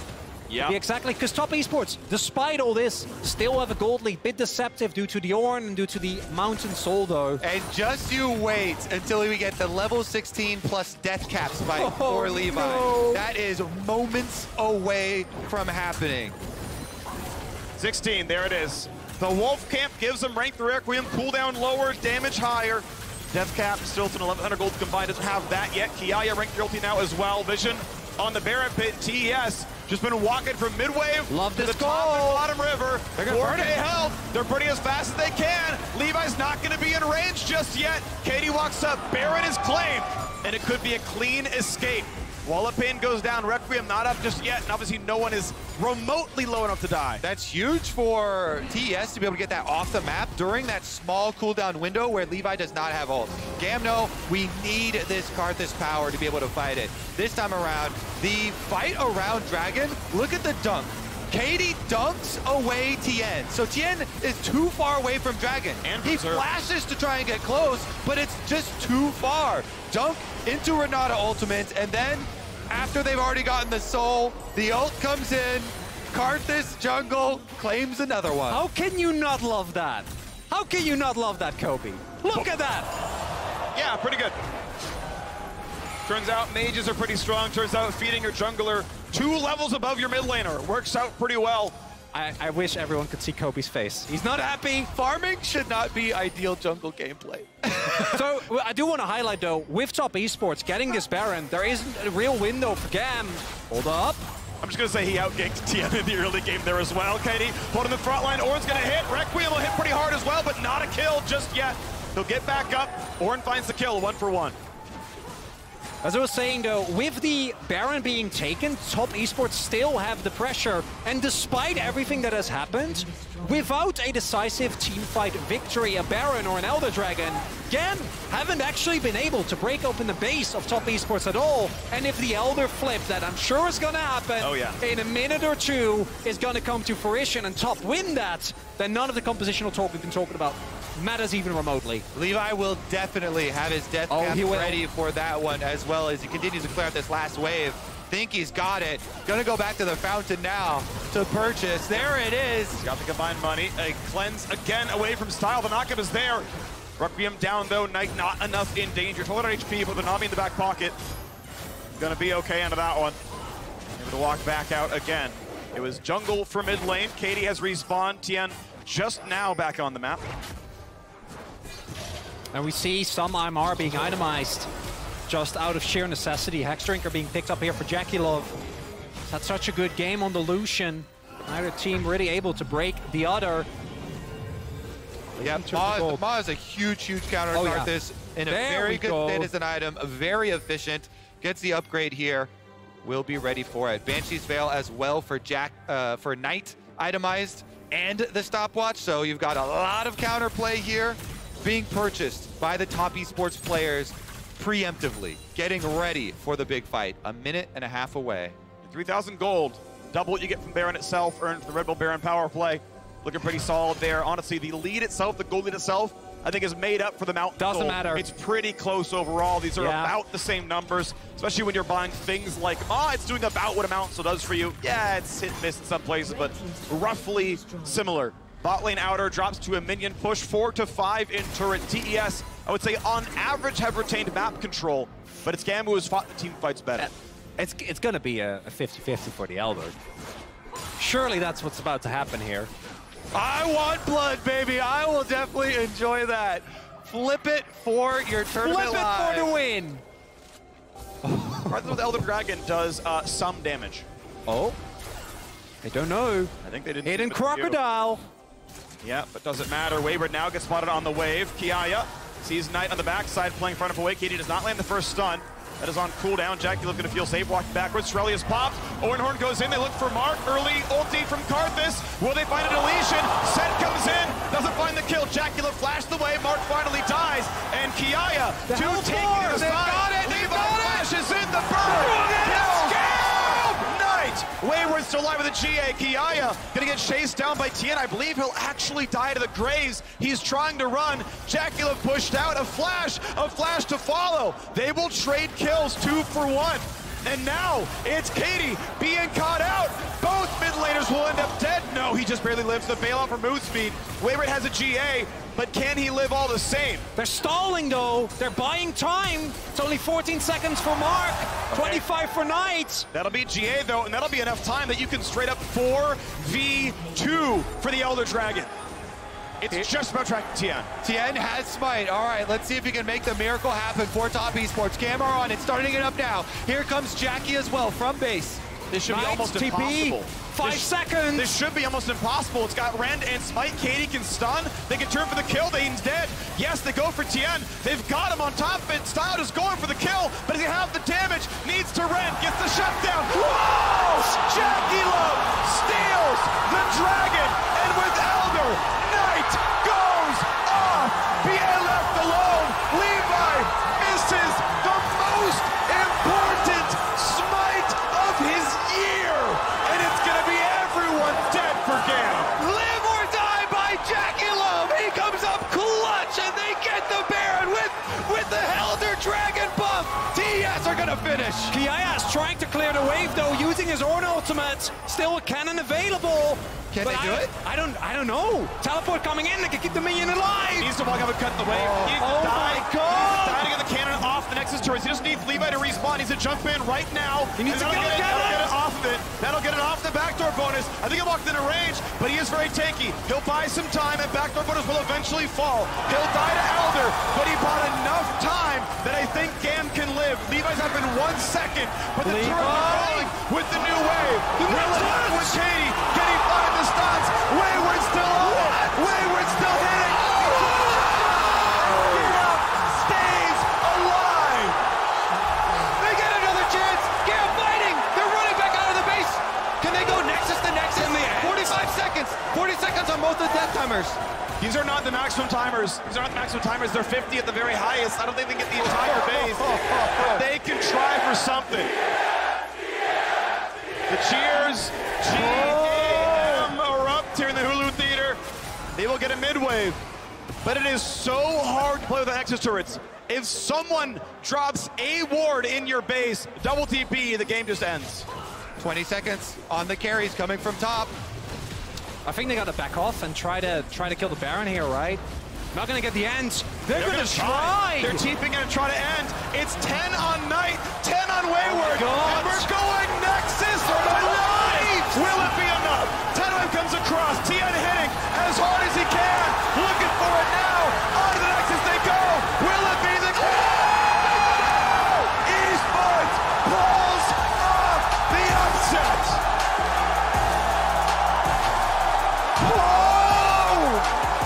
Take a bow! Take a bow! They go Nexus to Nexus! Gam! Get their first win! New Worlds! And they stay alive! The chance! Rogue, we're huge Gam fans, because this means Rogue has got good quarters, but Gam are now Rogue fans. Rogue needs to 6-0, and Gam has to beat DRX. And everything else to go their way, and they can tie-break for getting out of this group. The dream is alive for Vietnam. The dream is alive. Well, I think we know what has been the best game of the tournament thus far. It was DK JDG, but I don't think anyone can argue. Literally autos away from taking down that Gam Nexus. Kiaya stalls for long enough. Incredible. Every game that goes this way, you can play that last fight back at 1/4 speed, and you can find 5 things that every single player could have done a little bit differently. The adrenaline's pumping, the game's going in real time, there's skills flying everywhere. There's always something that can change. At the end of the day, it's how you play it in the moment. With the fans cheering in front of you, you can know what's going on, you know it's Worlds. Now both these teams have 1 win. All right, that was a pretty fun Karthus jungle. Okay. Hey! Okay. We've converted That one was pretty fun. Karthus believers. My goodness, though, that game was so exciting. Constantly top, trying to flank from all these angles on the team fights. And that last one, Gam, they just pick a side. They go straight at Mark and Jackie. They get the flashes out immediately. They get the kill, take him down. Gold spike. So after 5 minutes, Gam never had a gold lead. At no point in this game. Holy! Gam win the game. No gold lead. Who needs it? Absolutely smash it. Who needs it? We've got Karthus. A little top left is like, we cleared the jungle faster. We're up 2 camps of farm. Clear. We're up 300 because I killed the scuttle crab.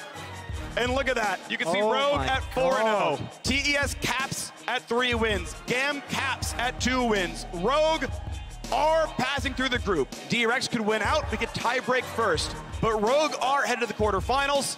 And if Gam wants to go 2, DRX have to stop at 2-1. They have to go 2-4. Whew.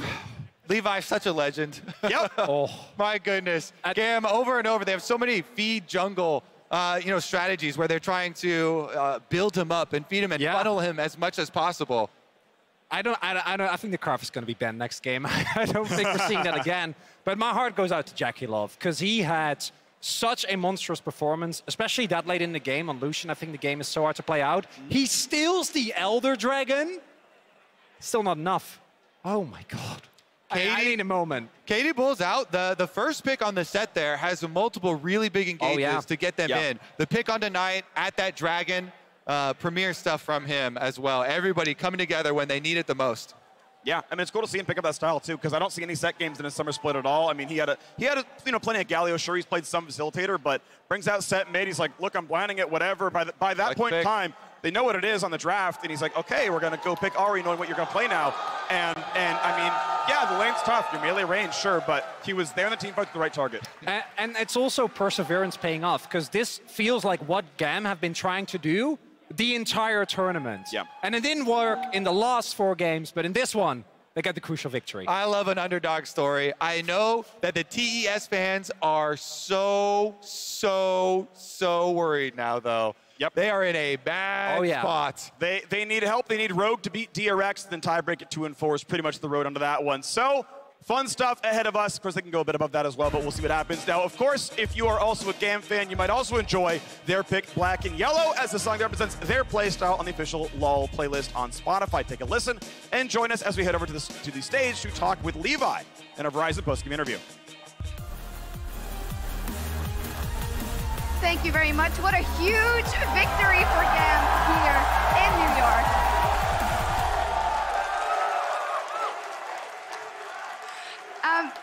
First up.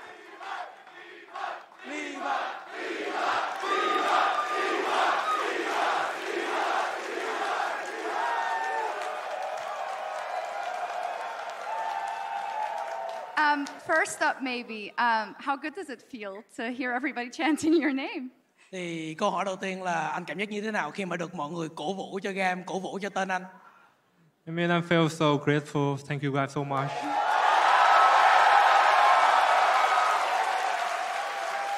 Let's talk about this game, though. Incredible. Let me start at the end, where it really looked like Top Esports was going to kill your base. Tell me about the communication and the turnaround. Thì ở cái tình huống cuối cùng đó, Top Esports gần như đã thắng cuộc, gần như đã phá hủy được nhà chính của mình. Thì lúc đó team mình đã coi như là đã nói chuyện với nhau như thế nào để lật ngược tình thế đó và giành được chiến thắng. Lúc đầu thì kiểu team mình cũng chết 4 người, cho nên là cảm giác lúc đấy kiểu rất là run và kiểu mình cảm giác như kiểu mình đóng băng lại. Và phần trọng trách cao cả thì là của Kia và kiểu cố gắng đánh con xe thôi, và khi mà Kia rất được con xe thì team mình nhìn thấy là khi mình có cái khả năng ra kịp, và nhưng mà nó cũng không rõ ràng. Và sau khi kiểu mình làm phần đơn giản nhất là mình bấm nút R, và sau khi bấm nút R xong thì mình có thể đẹp được. So when we have 4 men down, we were shaking all over, and I think like the biggest responsibility was on Kiaya. He needed to get the siege minion. He did, and my responsibility to press that R, and it's all over.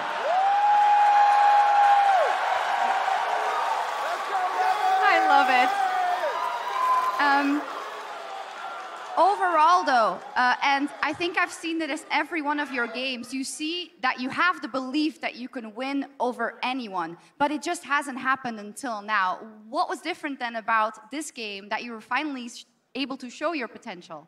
Thì ở mỗi trận đấu mình đều phải có niềm tin là mình có thể chiến thắng dù tình huống là như thế nào. Nhưng mà mãi tới trận này thì Gam mới tìm được cái tiếng nói đó, mới tìm được trận thắng. Thì cái trận thắng này nó khác gì với những trận đấu trước của bên team mình?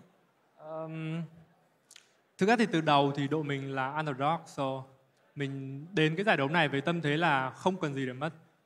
Nhưng mà kiểu cho đến trận vừa xong thì kiểu đúng là mình không còn gì để mất thật. Xong rồi kiểu team mình kiểu fuck it, let's play. So we come into this tournament as an underdog, and I think that we play with a mentality there's nothing to lose. But until our loss against Rogue, we actually in the nothing to lose situation. So we play with all we have. I love it. I think you said something else there at the end, but you don't need to translate that. It was in English. So, Levi, we are so happy to see Gam back at Worlds. But now, of course, the big question is, are you going to show us more? Because I feel like now you've really ignited that passion that everyone has had for Gam for so many years. What is it going to take for you to take that extra step and maybe push it to a tiebreaker and further? Thì mọi người rất là vui khi mà Gam cuối cùng cũng trở lại chung cái thế giới, và giờ đây là Gam đã coi như là trở lại với chính mình, bắt đầu có những chiến thắng, thì team mình sẽ cần phải làm gì nữa để tiếp tục có những chiến thắng tiếp theo và có thể là có cơ hội vào vòng tiếp. Mình đã ở trong tình trạng này rồi. It's like deja vu. You know Fnatic 2017? Yeah. Yes, they went like 0-4, just like us. So I hope you can play more than one game, em hope. Awesome.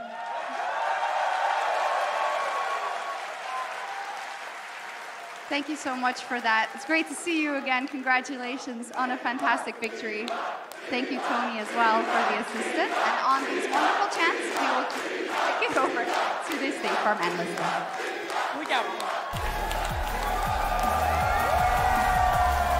Thank you so much, Shocks, and welcome back to the State Farm Analyst Desk, where the love does not stop for Levi and the rest of GAM Esports. They keep themselves alive in the tournament, a shot at the knockouts, and they do it in such spectacular fashion. That is the wildest ending to a game we've had at Worlds 2022. Inches away from defeat, and they fight back tooth and nail. We had the incredible base defense out of the Ornn. We had the press R by the Levi, as he did in such brilliant fashion. I want to relive those final moments. We know that every second counts, and thanks to reliable Cisco network, every second did count here, as it looked like they were in the jaws of defeat. GAM will fight back. And it looks so incredibly close here for GAM. They were already in control, but then you get this steal coming in right at the end that just about pips it. And Knight then able to turn around with the triple kill as well at the back of this. This is where it looked like absolute disaster for GAM. It looked like you're going to have the push to come through. Top Esports will be able to go for the end. But as he kind of talked about on stage, Levi was like, look, as long as we can get that cannon minion out of the way, we can actually do something. And one of the big points here as well, like, there was very little damage on Top Esports right now. Jackie Love hadn't picked up any armor pen. You're going up against this massive tank in the Ornn.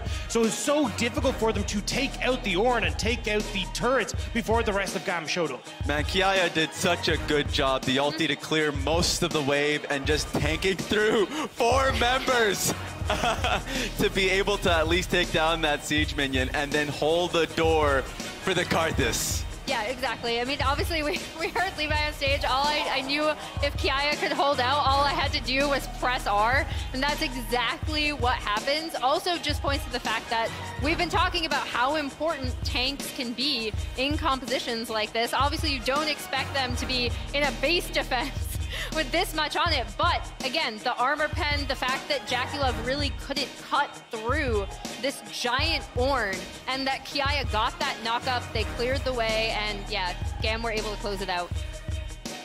From here, they walk it down to a much-deserved victory again with Mountain Soul. Yes, Elder got stolen, but they were in control for a lot of this game, Rez. Yeah, and I mean, just while this play was happening, the environment in this theater was electrifying. The crowd was insane. It's just, this is what it's like being in a live event that I love, that I crave and miss, and I know everybody here does too, right?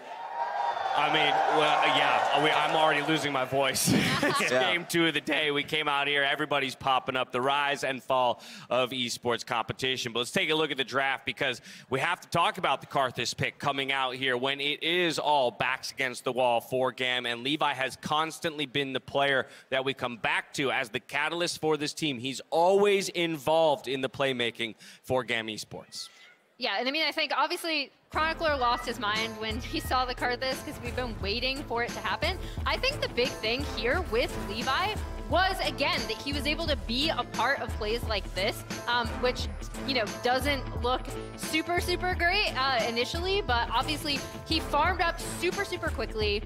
He was ahead for so long, and then you did actually see him still paying attention to his lanes, working with his laners, making sure that he could then, even though he fell behind Tien and farm, deal so much damage in these fights. And it's great to see Levi going back towards this style as well, right? Like, a lot of people know him from 100 Thieves Academy days, where he's playing much more of those tank-oriented junglers. So to see him kind of going back over to the VCS, stepping up as this carry jungler once more, and popping the hell off of these picks, even with the amount of bans that were tossed his direction. There was a lot of selflessness around the squad because he was farming lanes too.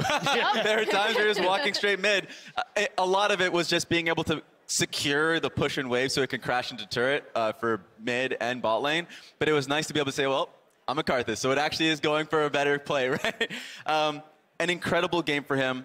And I think just looking at the opposite side from Top Esports, I hated the draft, at least on the tail end of it. When you start to see the scaling nature of it, the Orin, Set, and Karthus, when you lock in an Ahri and a Graves, or at least like overall you just see a really early game oriented composition. It's like, okay, that's already going to be tough, and you're going to be focusing more on early game, but I at least want to see the LDR from the Lucian, and we ended up seeing him go later on in the game with a Collector. Yeah, and that's where I was kind of in a mixed bag, right? I like on one side that you're getting the Ahri and the Graves, because one of the things we saw from Top Esports in the LPL is how good they are at using this mid jungle together. Not specifically with the Graves, but the Ahri, they're very good at playing around. But as you said, when it got to the late game, then you had nothing left in the tank, and especially when you don't have any armor pen items on the Lucian whatsoever, you could see how long it took to kill the Ornn at the end of that game. You mentioned Levi farming lanes, farming champions, farming CS. He was also farming first strike gold, and that's why he gets the 1+ OP player of the game for his performance on this Karthus. When everything was on the line, he shows up in a big way for the squad. I just want to call out that he had 1,600 gold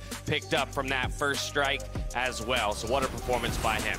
What you also didn't see is obviously Karthus has a super fast clear time, so it's funny they were calling it out where he got to the point where Crab hadn't even spawned by the time. What do I do now? Yeah, exactly. Sit away. But again, for me, it's absolutely the damage that he was able to put out in these team fights. If you didn't see those numbers at the end of the game, I believe he was putting out just over 1,300 damage per minute. Yeah, and taking a look at this, when I saw this play, it reminded me of the World Finals in Season 2 of Taipei Assassins being able to hit that Karthus ultimate and it killing 4 against the Zubu Frost. That's what it immediately reminded me of. So plays like these and just hearing him on stage like that, looking forward, looking ahead to the next few games, I'm excited to see what we got cooking. Yep, still alive. Teams in the past have qualified through, hitting a 2-4 record. GAM still has that opportunity. We are going to step away, but as we go, it's almost time for a battle between the undefeated Rogue and the Dark Horse in DRX, and our featured matchup presented by Mercedes-Benz.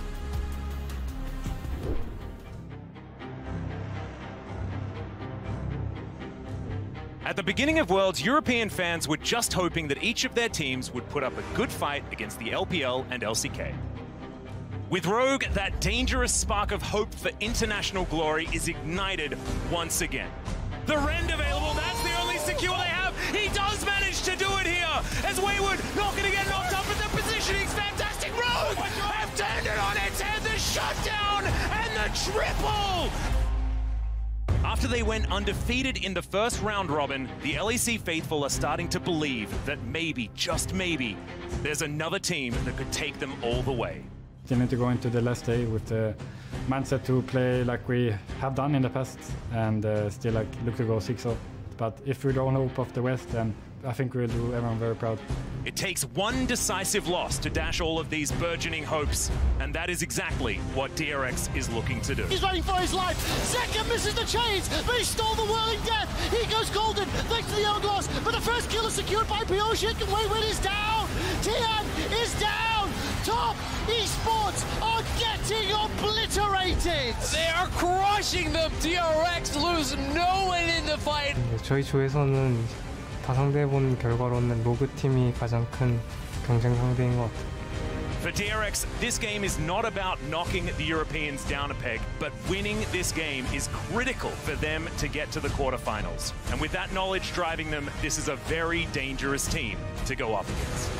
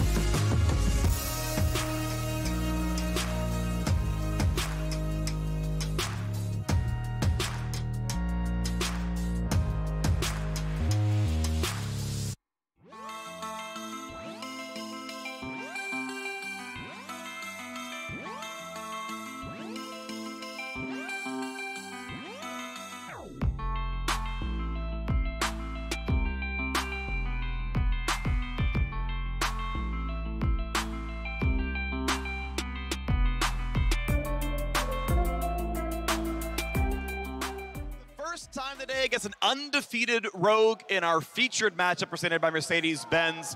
Rogue are a game away from locking the first seed out of the group. At 5-0, no other team could reach them, and they'd be #1, playing for pride in their 6th game of the day. DRX could eliminate GAM if they get a win here. So just as Rogue were cheering for GAM in the previous game, now GAM is cheering for Rogue in this one in the hopes of staying alive and getting that 3-way tie at 2-4. You owe them, Rogue. Gotta get them back now. Do it for GAM. Let's see it. So exciting, too. You know, Rogue, of course, yeah, they're guaranteed out of the groups now, and being able to exit with a first seed would be amazing. But on top of that, still not dropping a game at Worlds, looking fearsome going into the next stage. And my favorite part of Rogue has been how much they've been able to rely on different parts of their team. Some games it's been Malrang popping off, sometimes it's Comp and Trimby. Well, they always play incredible, but when it comes to actually being the hard carry, we've seen every player on this team have subsequent pop-off moments. And as much as I love my Alpaca fans out there, I do think that this is a tough matchup for DRX. Especially when you look at how the last match was, DRX never really finding any footing in the game, and Rogue kind of dispatching them like they did with GAM today. I think a lot depends on mid-jungle here for DRX. How is Pyosik going to perform on the day? Zeka has been amazing. See if they can set him up. to be able to create some of those plays for them. Deft definitely going to be the carry for the late game 5-on-5s. But Zeka has been a huge pivot point for them. And I want to see as well, Odoamna, to me, he's still just kind of a focus because on the Gnar, he was not nearly as completely crushing as he was on the Maokai. As you can see how Zeka, though, has done, highest gold per minute right there. Nearly 500, that is a very absurd number. He has really been taking off, but yeah, I think the standout player on this team for sure.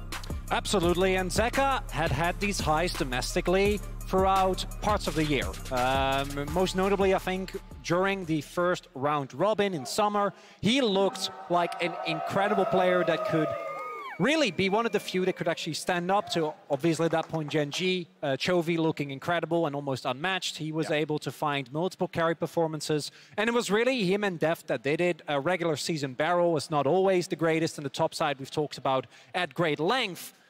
And seeing him do as well consistently as he had throughout the tournament has been a really big glow-up. But when I look at DRX, my question is always going to be, which Pioshik are we going to get today? Because it is a wild ride. And Malrang has, I think, been a very, very consistent threat on the side of Rogue.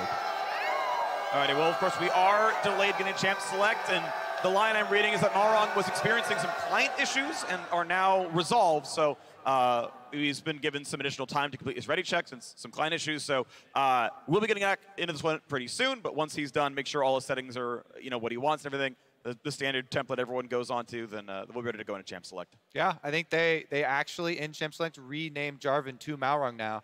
Yep. Nice. So that's what you type in to pick up the champion. Let's get it. So excited for this one, especially after the heroics of GAM in the previous game. Can we hope for another Nexus to Nexus race? little base race spice to end it?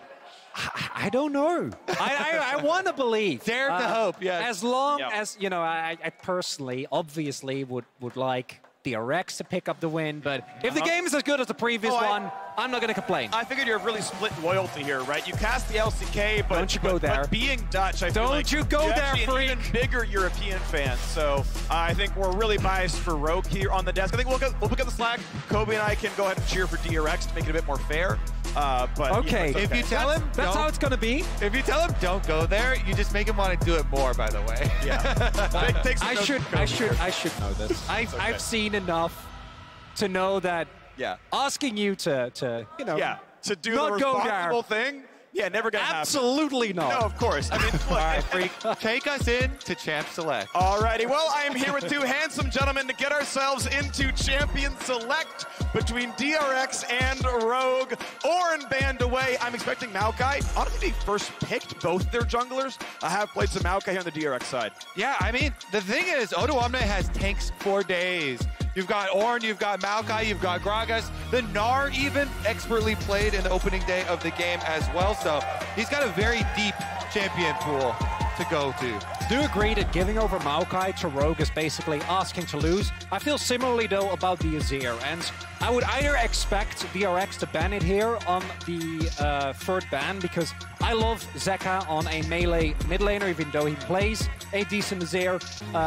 With how it's looking thus far, gotta agree that Maokai first pick, DRX have shown that they are very happy to not only put Pioshik on, I also think Kingen as a tank player is very consistent. As the respect bans towards DRX's bot side, I think, are being duly paid, but no! Let you drop the ban onto it. Okay. All right, this time around then, of course, still has the Gragas, has the Gnar as options as well, so as we said, he should be fine. I'm very curious about this mid lane, though. They let the Azir through.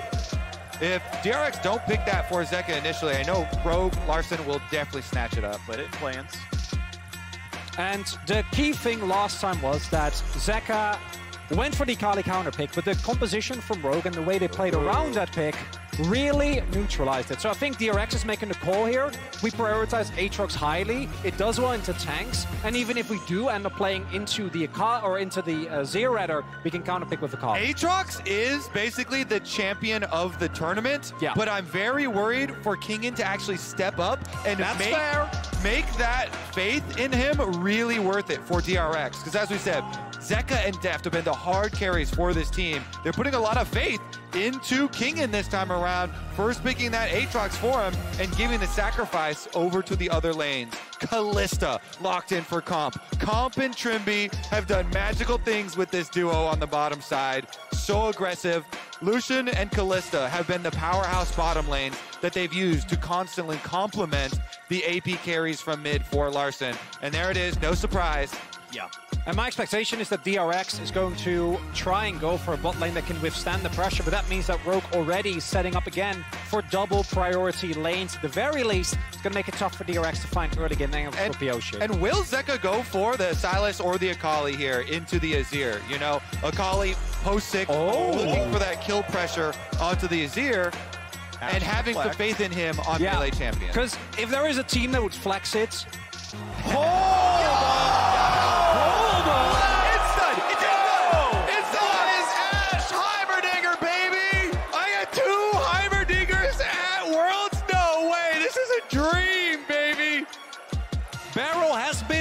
to enjoy himself some Heimerdinger, and the combination of slows and range is a nightmare for Kalista to play into. I want to know who started the Heimerdinger at World's Champions Queue, because it has been running rampant. I'm so curious, though, where it began. Who was the spark? Because everybody's picking it up. And we're assuming this is for sure going support. I guess you could say there is like a 1% flex chance. That sounds horrible into his ear. If they Azir hard dumpsters that lane, I'm pretty sure. If they dare to put Zeka on Heimerdinger after the performance he's had so far, I'm going to be mad.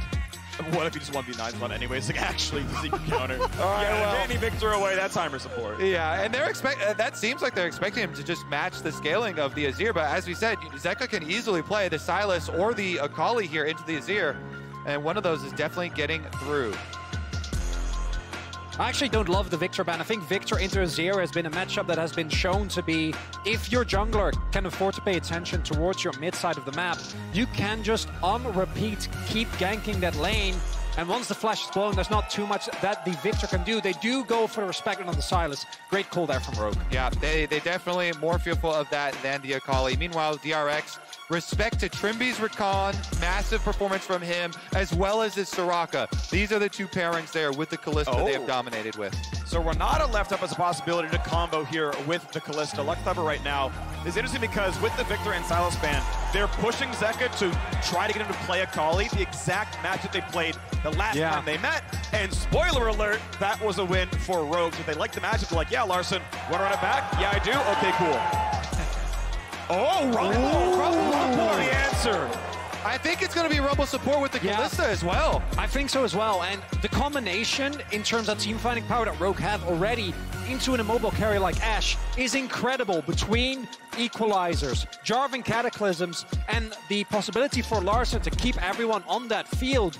Very, very strong. The Rumble support, if they put it in the support role here, is actually so powerful versus the heavy lane here from Heimerdinger Ashe, constantly trying to push in.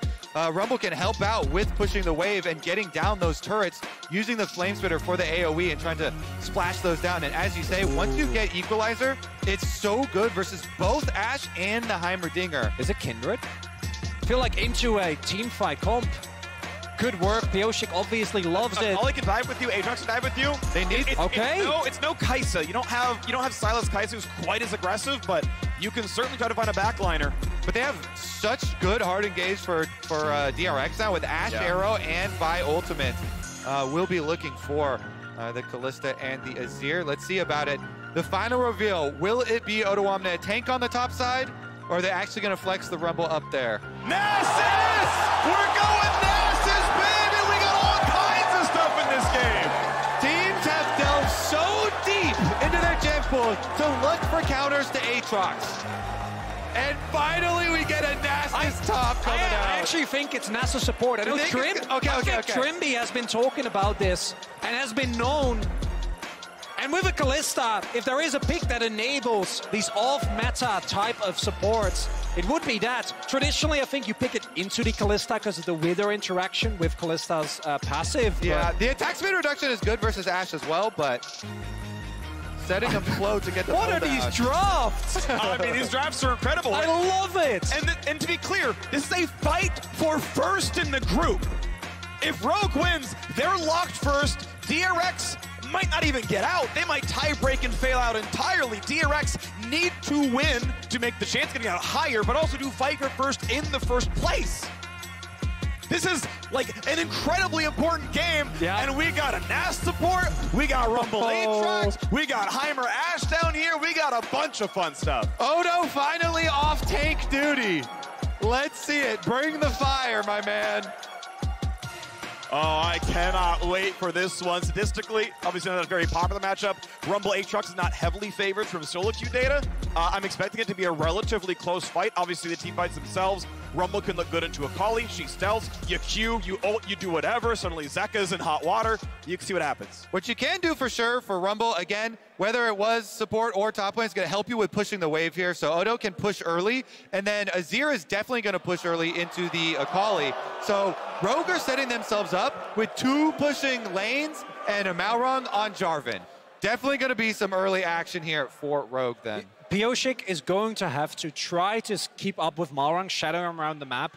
Because if you fall behind with the DRX composition early to the point where you can't use your skirmishing power, or you're not able to actually utilize the pressure that you'll have in the bot side of the map, I think it's very, very hard. As much as I love both the shenanigans that we're having on opposite side here, I do think that when it comes to actually playing out, the DRX comp is very, very far away from ease of execution to what Rogue has. Because in the worst case scenario, can always fall back to team fight. And I want to see this support Heimerdinger where all the hype was coming from. It has popped off in some Champions Queue games, but really it has been at people, face checking it and getting those big explosions. With the control of having Hawk Shot with the Heimerdinger, the extra vision advantage I feel like will be massive. Constantly getting pushed there with turrets on bottom side, volley spam out, and then Hawk Shot to track Malrong. I think a lot of this is on def to help out Pioshik.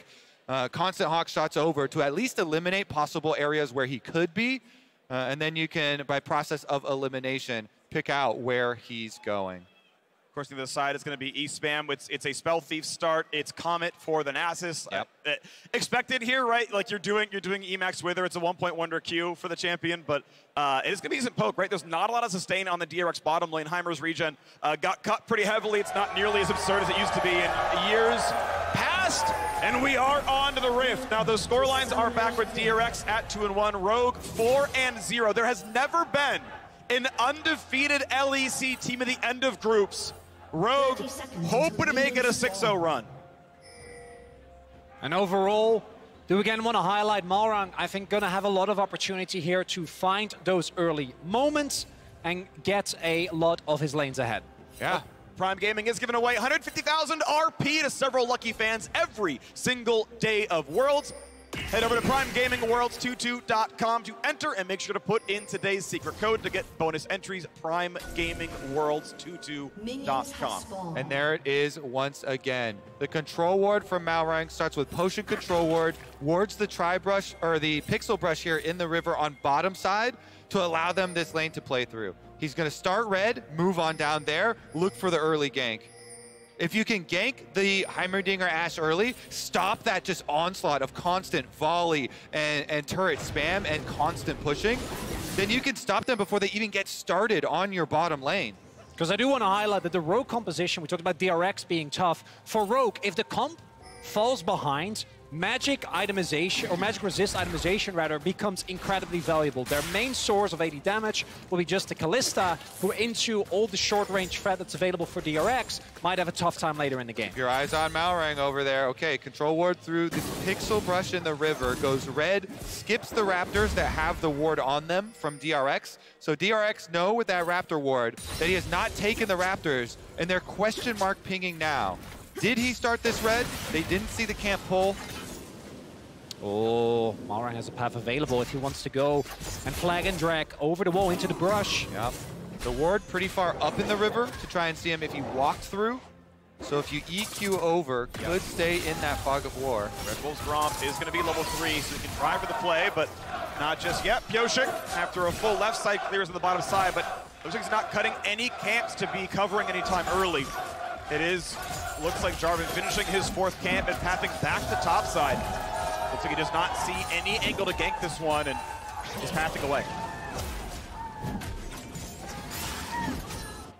E-spam from Trimby, trying to hit. Does get a little bit of Comet Poke damage as well. And Mauron gonna bounce back to the top side. Odoamne building a big wave up there on Rumble. Pushing it into the turret. Will reset, no problem for himself.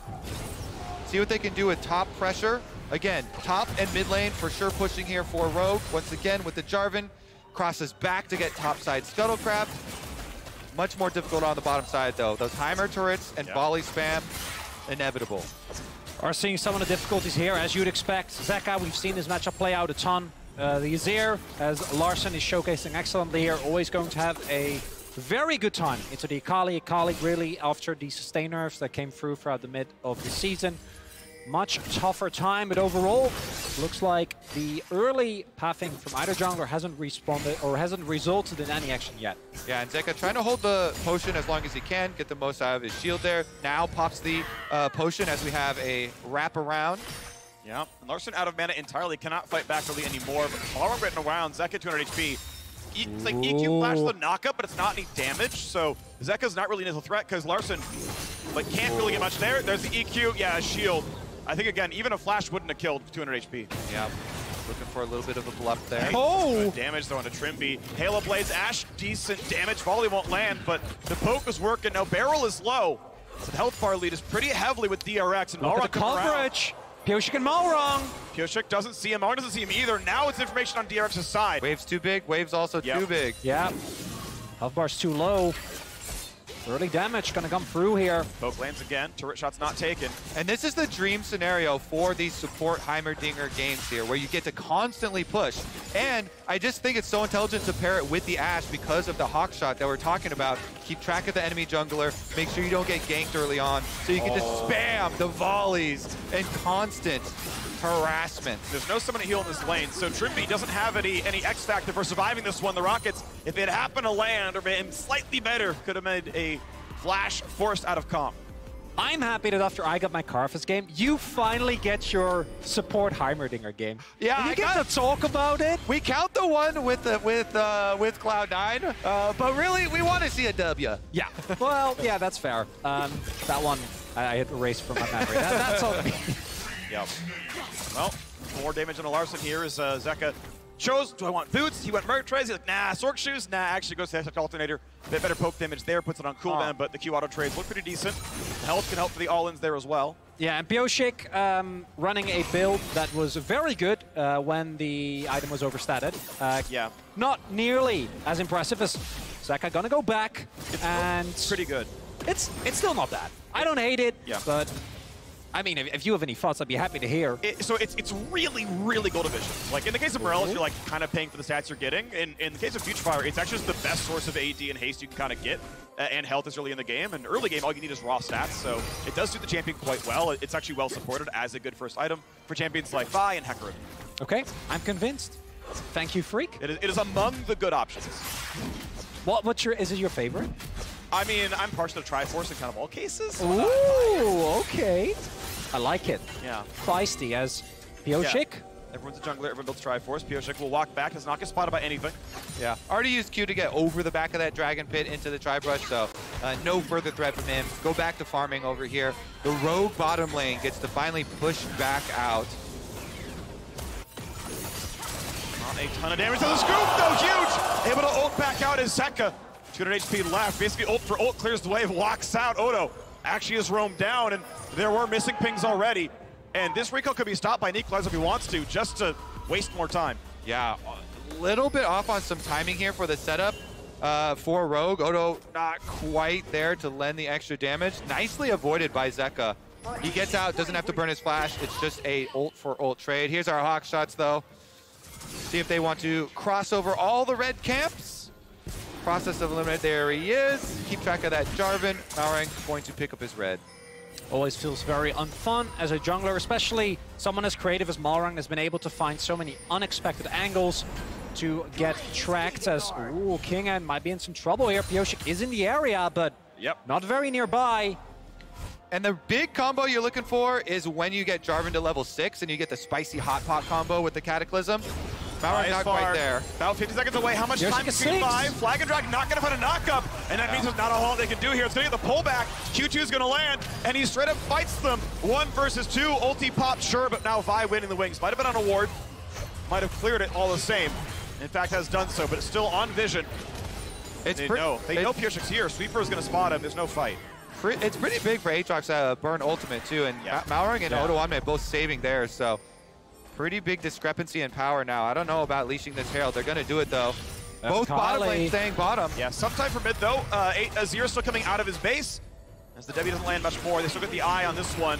Ulti difference definitely going to matter here. Zeka is here first, but again, after this wave, Larssen can show that might be enough time to play it.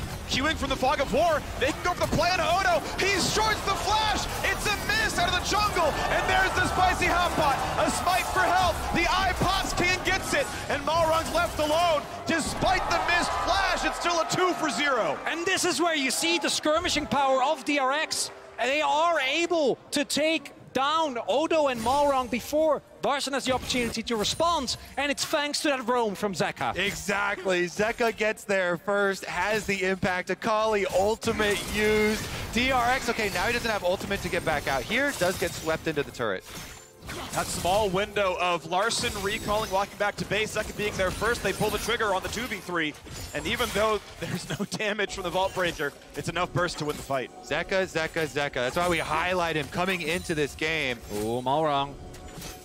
Sums are available, but he has no ult. I don't know if you can get with this one. You can like get into range. Deft's a bit low on mana, to be fair. And this game will become very difficult for Rogue with a fed Akali. Zeka was not only able to get one of the last hits and the assist on the other kill, but also picked up the eyeball there. Can get isolated turret plate money for the activation. Yeah, fourth goes by the Malrang.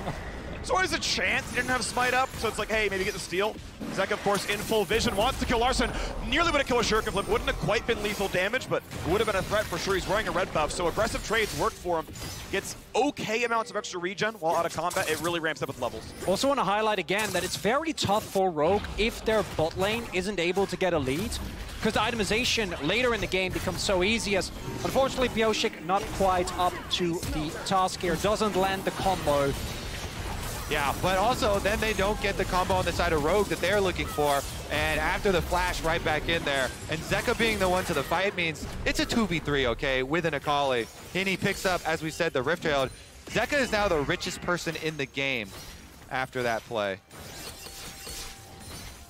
Well, good job by DRX. I like the play. They went for it. Even with King and having no ulti, they had 20 seconds of mid priority and turned it into an objective and about 1,000 gold worth of kills. So you can see a 2,500 gold lead for DRX with a Herald winning 300 more soon.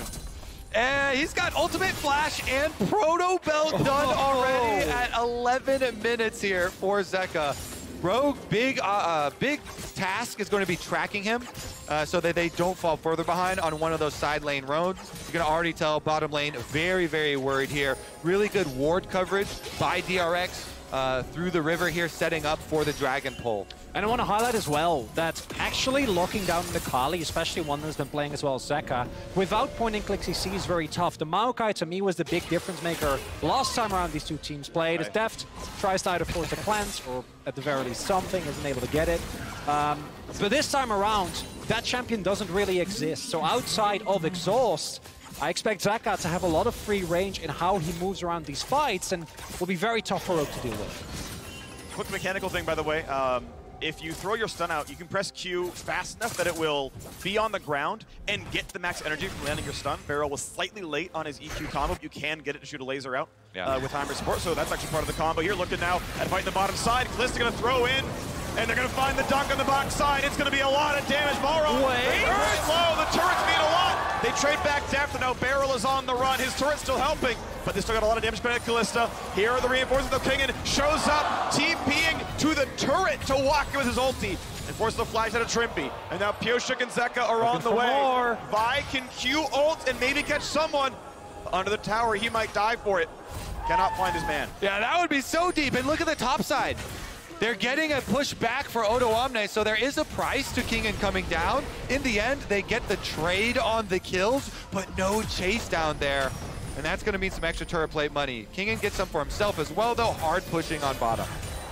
Now we see the lane swap coming through, and this is the threat of Heimer support. If you're not able to get the 100 to 0, Deft flashing away initially. If you stand into those turrets for just a little bit of time, you're going to go down. It's Deft. Equalizer, Deft's getting dove, and Olawande knocks him down. The assist goes back over, though, as Zeka TP's in for more. A 1-for-1, the wave not even really denied. Oh, they're just beating Akali even more. Zeka just in time to take that kill. Alright. He's got his smite, he's gonna claim it, no problem. He's taking enough to deal with his poor Heimerdinger, but Pioshik is around, and that's gonna be an ulti. That's gonna be the kill. Pekka Barrel gets a kill with his little turrets. Yeah, Pioshik able to get the Q and flash this time around to land and hit on Malrang. Bit of a spectator bug there with the lag. Meanwhile, Barrel right back out here, and since he was able to get the tick on the kill, he gets the blue buff. Heimerdinger blue buff here, coming from support with the Sorcerer's Shoes, is really start to hurt.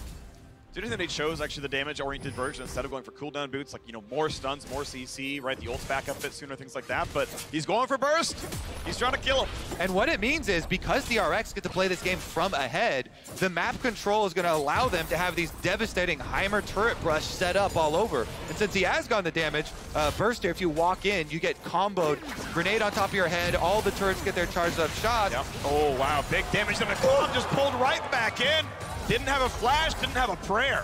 And that's with the clans also being used. And I think we're really also seeing the experience from Barrier and Heimerdinger. And as you pointed out, also walking into or near a brush where there could be a Heimer waiting. And the issue now for Rogue is that even though I think their composition has still a lot of great scaling elements, as Deft just gets killed here, as sometimes happens to Deft. We've seen this domestically as well, but I think you'll still take it as a trade overall. Oh, he's super happy because Odo flashed for that kill as well, and Akali ends up getting it. So it's an unassisted kill for Rogue, for Odo, and then the assisted kill for DRX, plus it allows them to get the collapse onto Malrang and get the extra kill for Barrel. They've got another AP carry on their team, my friend.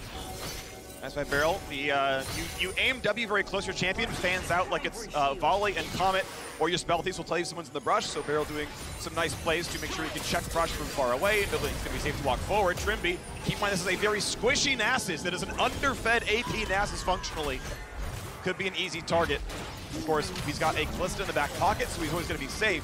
But that is his only safety right now. I think Rogue for sure, just give this up. You do not want to fight it now. You've got yourselves in such a big hole. DRX are blowing this early game up. They are not going to let Rogue walk into the first place spot of this group. They're going to try and push them to some tiebreakers. And what I think you're hoping for here is Rogue is maybe a less relevant Drake. Looks like DRX, surely with the gold lead they have right now, should be able to claim themselves the upcoming objective as long as they move towards that half of the map. But then if it ends up being a Mountain Drake, or I personally love Cloud Drakes. I know this is not always, not everyone resonates with it. I'm personally, as an LCK commentator, I don't have a fan, or a choice rather to be a fan, because we get a lot of them. It's a statistic anomaly. Why the best reason?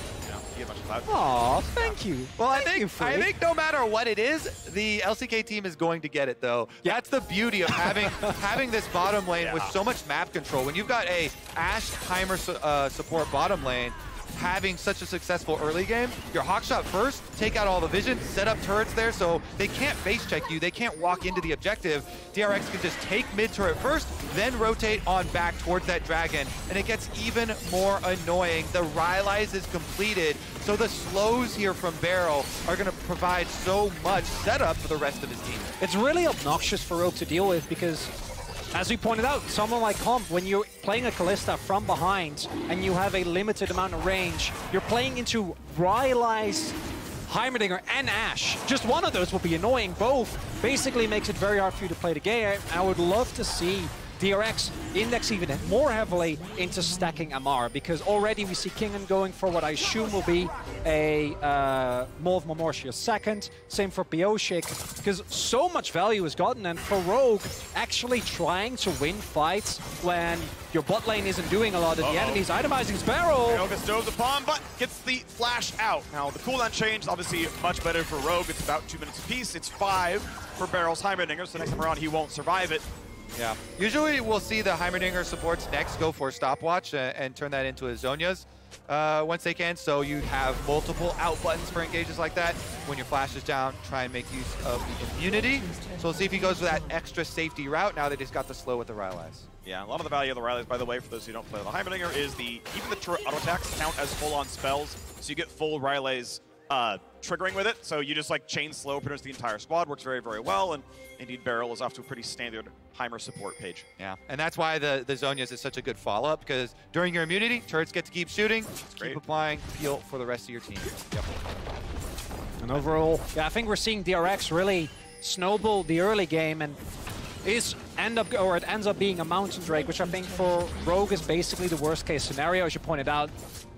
DRX probably going to get it regardless, but in terms of finding yourself into a comeback, I think with Rogue's composition, it often comes down to a big wombo combo, giving more time to DRX to get out of any of those combos, to stack more resistances, makes it very, very tough for Rogue to find an entryway back into this game, and they need a good one, because the state right now is not great. Yeah, I mean, just listen to how quiet it is in here now. DRX very quickly put a stop. I'm sure there's plenty of DRX fans, Kobe. Okay, well, I was gambling with that one. We got a few. Alpaca fans? Where's the Deft lovers? There they are. Yep. I mean, honestly, though, when you stomp the early game this hard, it leads to these calm, intersections that you're very used to in LCK. I am in my comfort zone right now. Exactly. Yeah. The thing is, though, right, the Rogue fans, the top esports fans, and the GAM fans are all cheering Rogue on. All of those fan bases actually are hoping that Rogue takes it. GAM are eliminated with a DRX win. TES's best chances are with a Rogue win. But it's Deft. I love Deft. He's a great player, one of my favorite AD carries of all time. I am happy to see this happen. I'm All right, look at this defense on the red buff here as they're trying to keep any sort of vision. DRX doing such a good job leveraging their advantage, strangling out this team. Now you've got no vision to work with, no map to work with. Your jungle camps are forfeit. And DRX, in my opinion, are one of the most classic LCK teams, where you've seen teams like T1 obviously go for very hard, aggressive skill checks early on. We've seen Damwon also opt into skirmishes and trying to snowball leads very aggressive. DRX, they take their time. Yeah, and it's so difficult from Rogue's side to be able to face check any of this stuff. We talked about the devastation that a Heimerdinger support will lay on you if you try and face check into their jungle. Arrow lands the Malrong. They can try to just burst out. A stopwatch, buy some time. He can flash, he can flag and drag, and they know all they're going to get is the stopwatch itself. Now he is incredibly far from Zhonya's RGE. That'll get sold. But that is now 600 gold basically deleted from Rogue's inventory. Yeah, they can be very patient with it. DRX, continue to they will be. Don't you worry. They can just keep on fishing for these picks with the Ash Arrow. They also have a pretty easy time of actually starting up that Baron. If they want to call over to the other side of the map with the Heimer turrets, does make it pretty simple, but they can just continue to get every resource off the map. They took red buff, switch over to the bottom side, Kingen pushes in, and they take away blue buff as well. I'm happy I get to cast an LCK game. I've had so much action throughout the rest of the day. Everyone's fighting all the time. Sometimes horrible League of Legends. Sometimes, well, absolutely. Sometimes you just want to take it slow. You want to take it easy. Yeah. Talk about what you've been up to. Everyone how hated your that game co-casters are doing. The second game. Oh, yeah. Game 2 was an atrocity. The Nexus Rush? It was okay. That's not the kind of league I want to see. Yeah, I want keeping that dreams 20 alive. Minutes of ward control. Let's hear it for ward control. That was a bait. That was a bait. You're supposed to boo me. Boo! I got you. Boo! Boo! No, I love this. Thank I love this. Thank you. I'm having a great time. You know, we just slowly get to watch this game. You know why I'm having a great time? Tell me. Spending time with you two. Aww. Aw, thank you. You're welcome.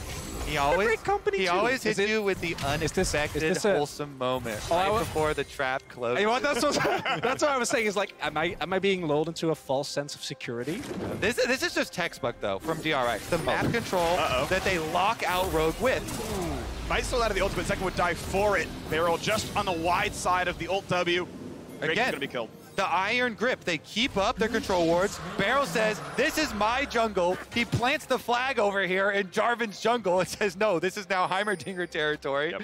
You are not allowed in. Constantly sweeping out these wards. They are not left alive for more than but a moment. I like Larsen's build, though. Larsen is basically building in order to be as powerful as he can for the Mountain Soul fight. I don't think there's a world where you get to 3 items, so Death Cap is your best second item in a world where you have to fight at 27 minutes. It is really, really strong for that one. They're going to try now for the bot side play. A flash out for Odo, and he's going to try to live as long as he can, but that's not very long. TP comes in for Larsen, but the aggro's already dropped. Pyosik very tanky under that turret. Surgical removal here. DRX. They close them out, turn off the lights, Rogue have no vision, they pick off the side lanes, and then move in for more damage. And this DRX come from ahead might be one of the most obnoxious comps to play into. You have Hawkshot, you have turrets, you have picks like Akali and Aatrox, upon which collapsing is very, very tough, especially if you are behind, and they have itemized accordingly, so as Rogue, you're basically waiting for DRX to overstep in the side lane, go too hard in on an objective, or maybe try and catch someone off guard in the jungle, and then find a counter engage. Interesting, Odo had gone for some flat armor, right? Went for the arm guard itself, not the zonies, but the arm guard, and then into as much damage as possible. Rumble actually has pretty weak AP ratio, since so much of his damage is the ultimate. So doing a pen stacking build is your best way to get damage out of a Rumble. But it doesn't mean he's actually quite squishy, right? He didn't actually finish his Zonias, he didn't have a stopwatch inventory, so that dive worked out well, that surgical removal, and we know the time is ticking down. We know we're 3 minutes, 20 seconds away from Mountain Soul. That's going to block so much of Rogue's initial engage.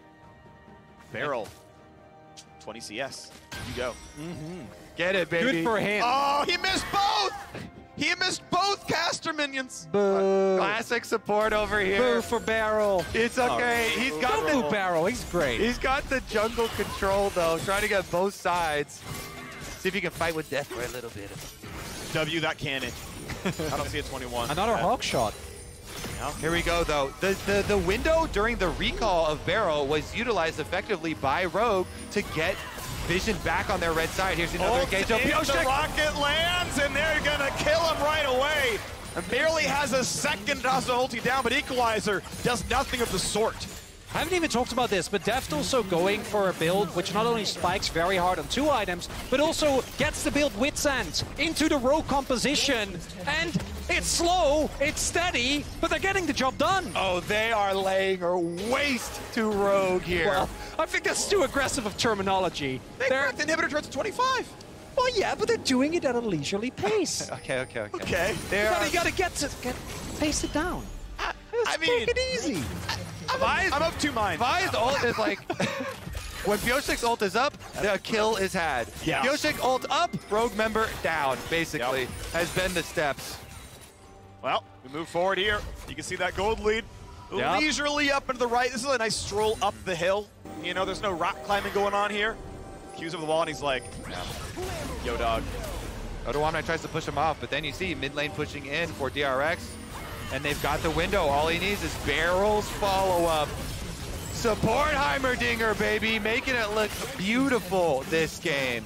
Pairing it with the Ashe. Such a nice choice there from Deft. Well, and what I love as well is that they might try look for a play on Zeka here, but Kali is so slippery. They've got 4 members. They're going to send everybody up there. Kalista will throw him in. They know they can wither afterwards. The E will reveal him under the shroud now as well.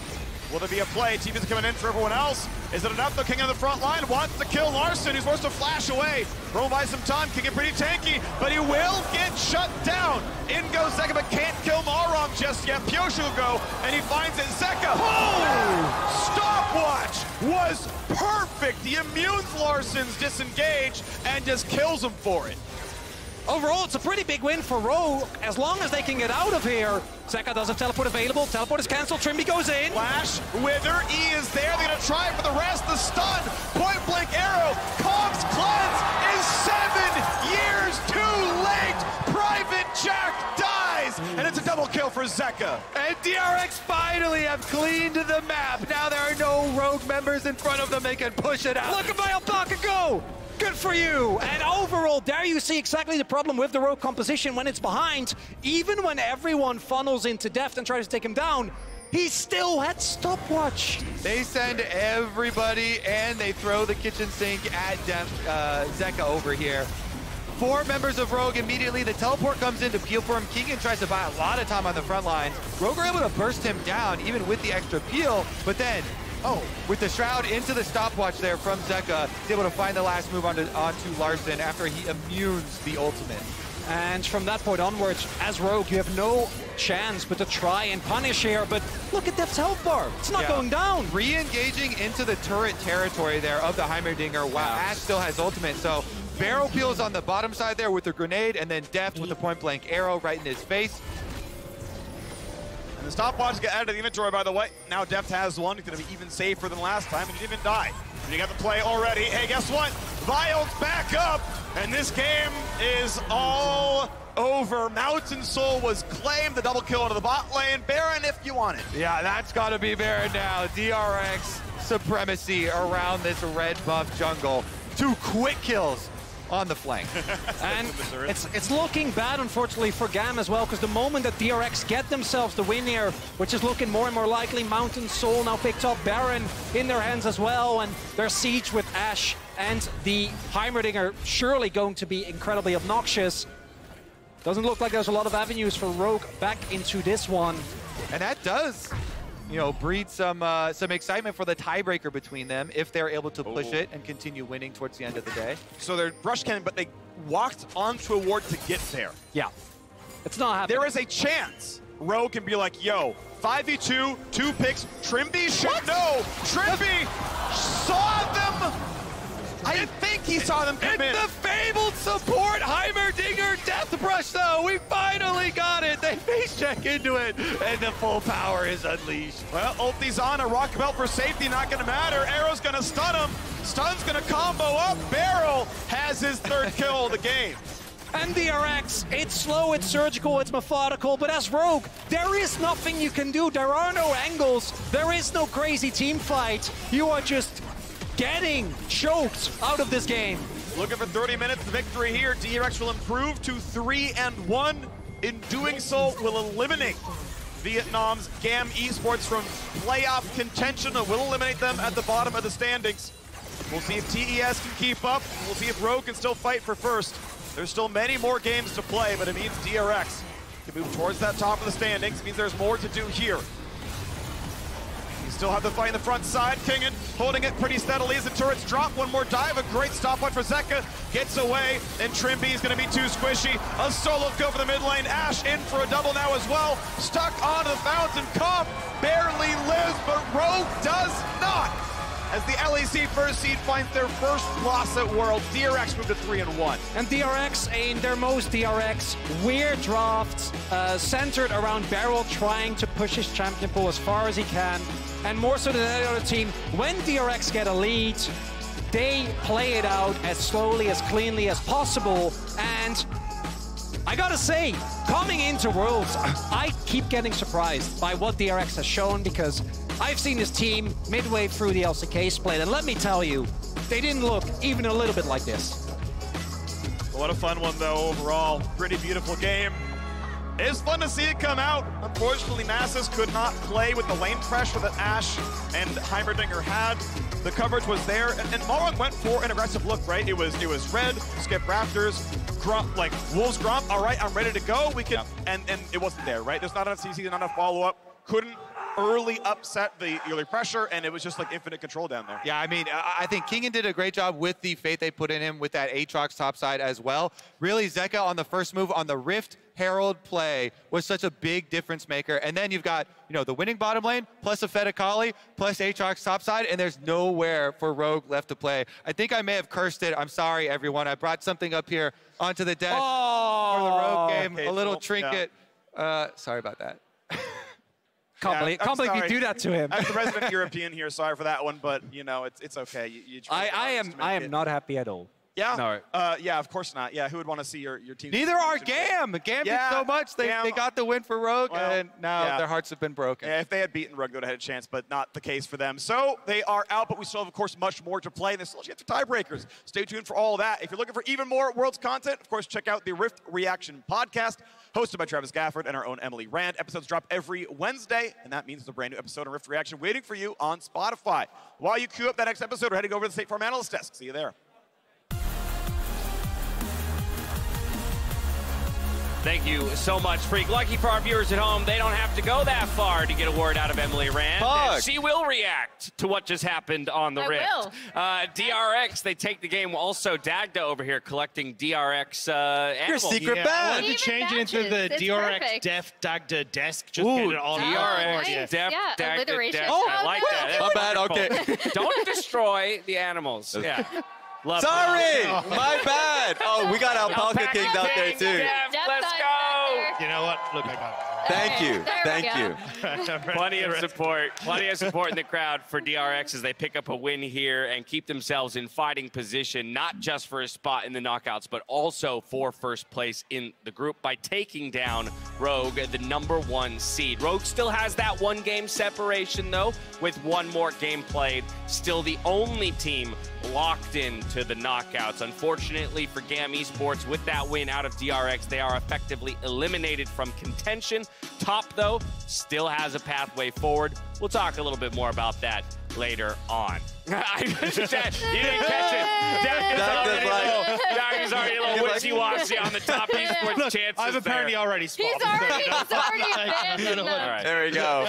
So now to get a little bit of that reaction that I promised you from Emily Rand, cool. we're going to go to the draft. We got a Heimerdinger. We got a Nasus. Yeah. What do you make of that? So I was talking about how, because I'm a bot laner, and Heimerdinger has been like all of my worst lanes Is your to comfort ever play zone? against. Oh, okay. No.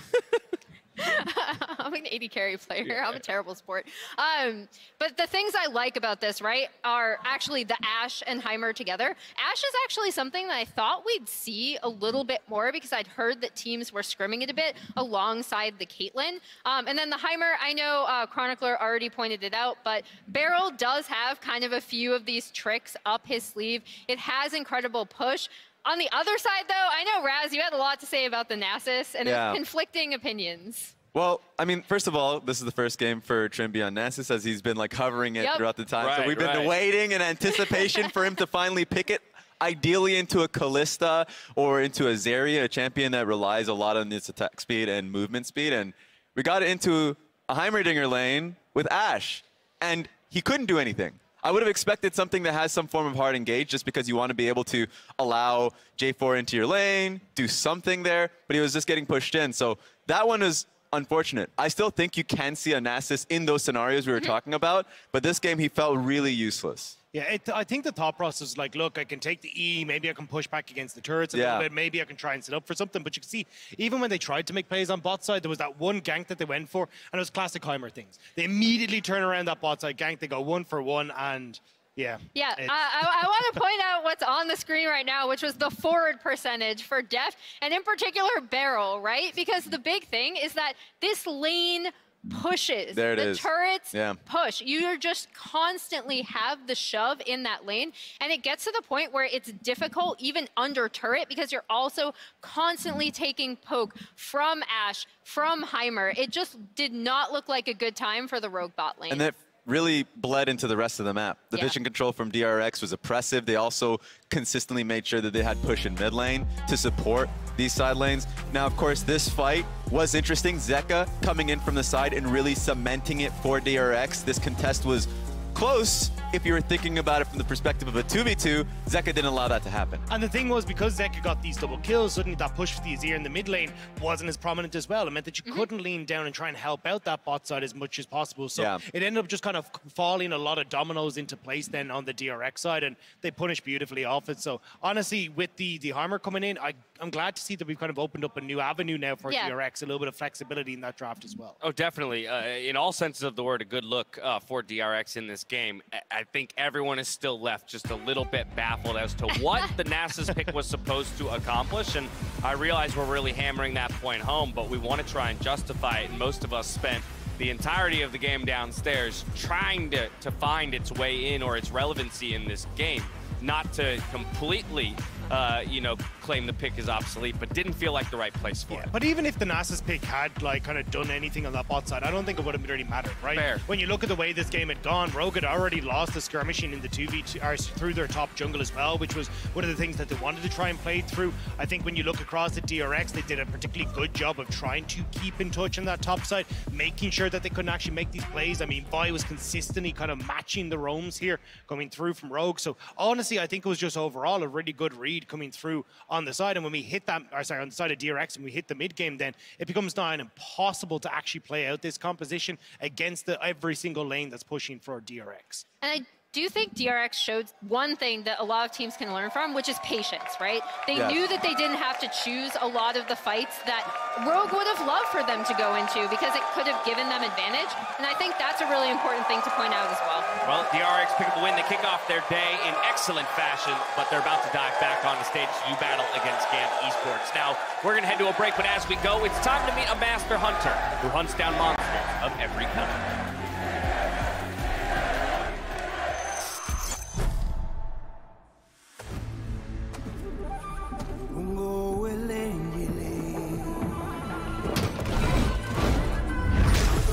This is my fight!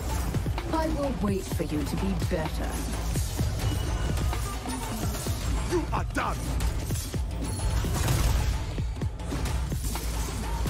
And now it ends!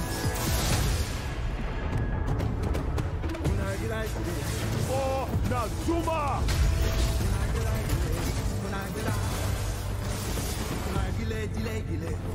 Clash with me!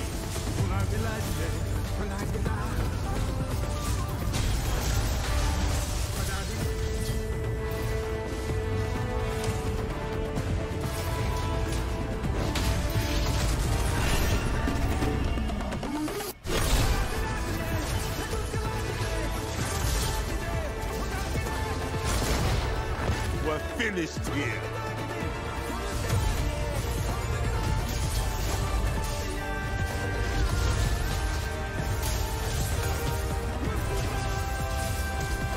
Those who wish me dead, keep wishing.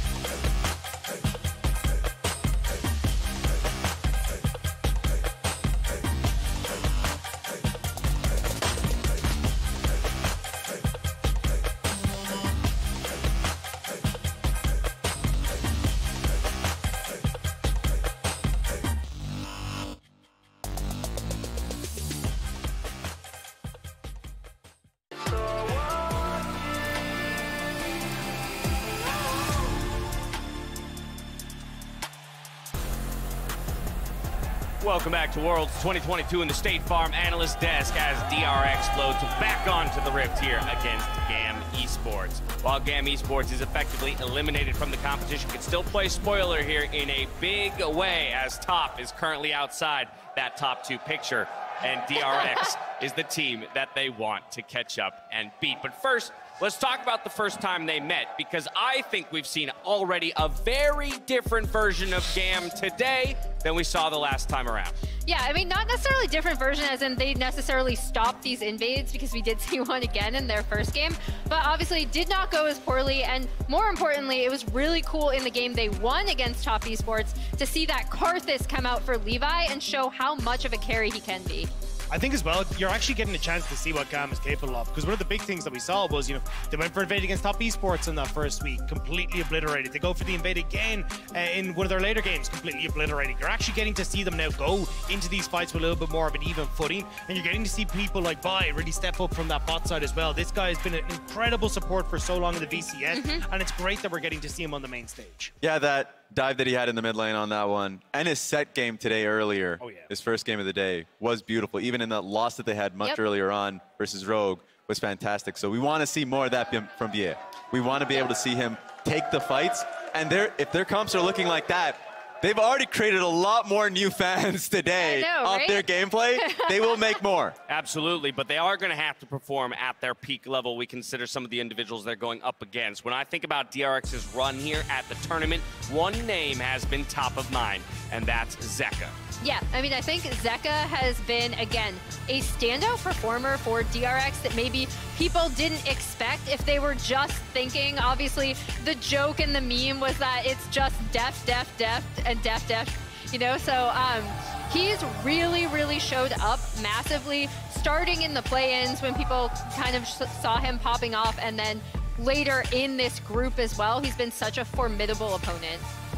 Yeah, and I mean, it's been really impressive to see Zeka kind of climb up, right? When you look back, he was handpicked by Coma to come across to Vici Gaming in the LPL, and that was where he first initially got his start. But now coming back towards DRX, he's really stepped up, and as Emily was saying, a massive carry for the squad, and it's great to see him flourishing and kind of stepping up to have these big moments in team fights and take over when it comes to these early skirmishes. Yeah, Raz, as I hand things over to you, I just want to note for the audience that these were Zeka's stats coming into the day, so they don't include the performance that he just put up in that third game of the day. Likely bettering some of these stats, right? That's definitely scary. For me, he's the best Akali in the tournament, and it's crazy to see. He is so fun to watch. We saw a little bit of those replays as Silas was popping too. And so him working with Pyosik has been a boon for this team and their current success. Speaking of the Akali, this graphic does nicely include that. Nice. And this is something that I wanted to talk about a little bit for Zeka, because although he has really high win rates on the Akali and the Silas, you can see from the rest of his picks that hasn't been his main success. So the fact that we're seeing the Akali and Silas coming back into the meta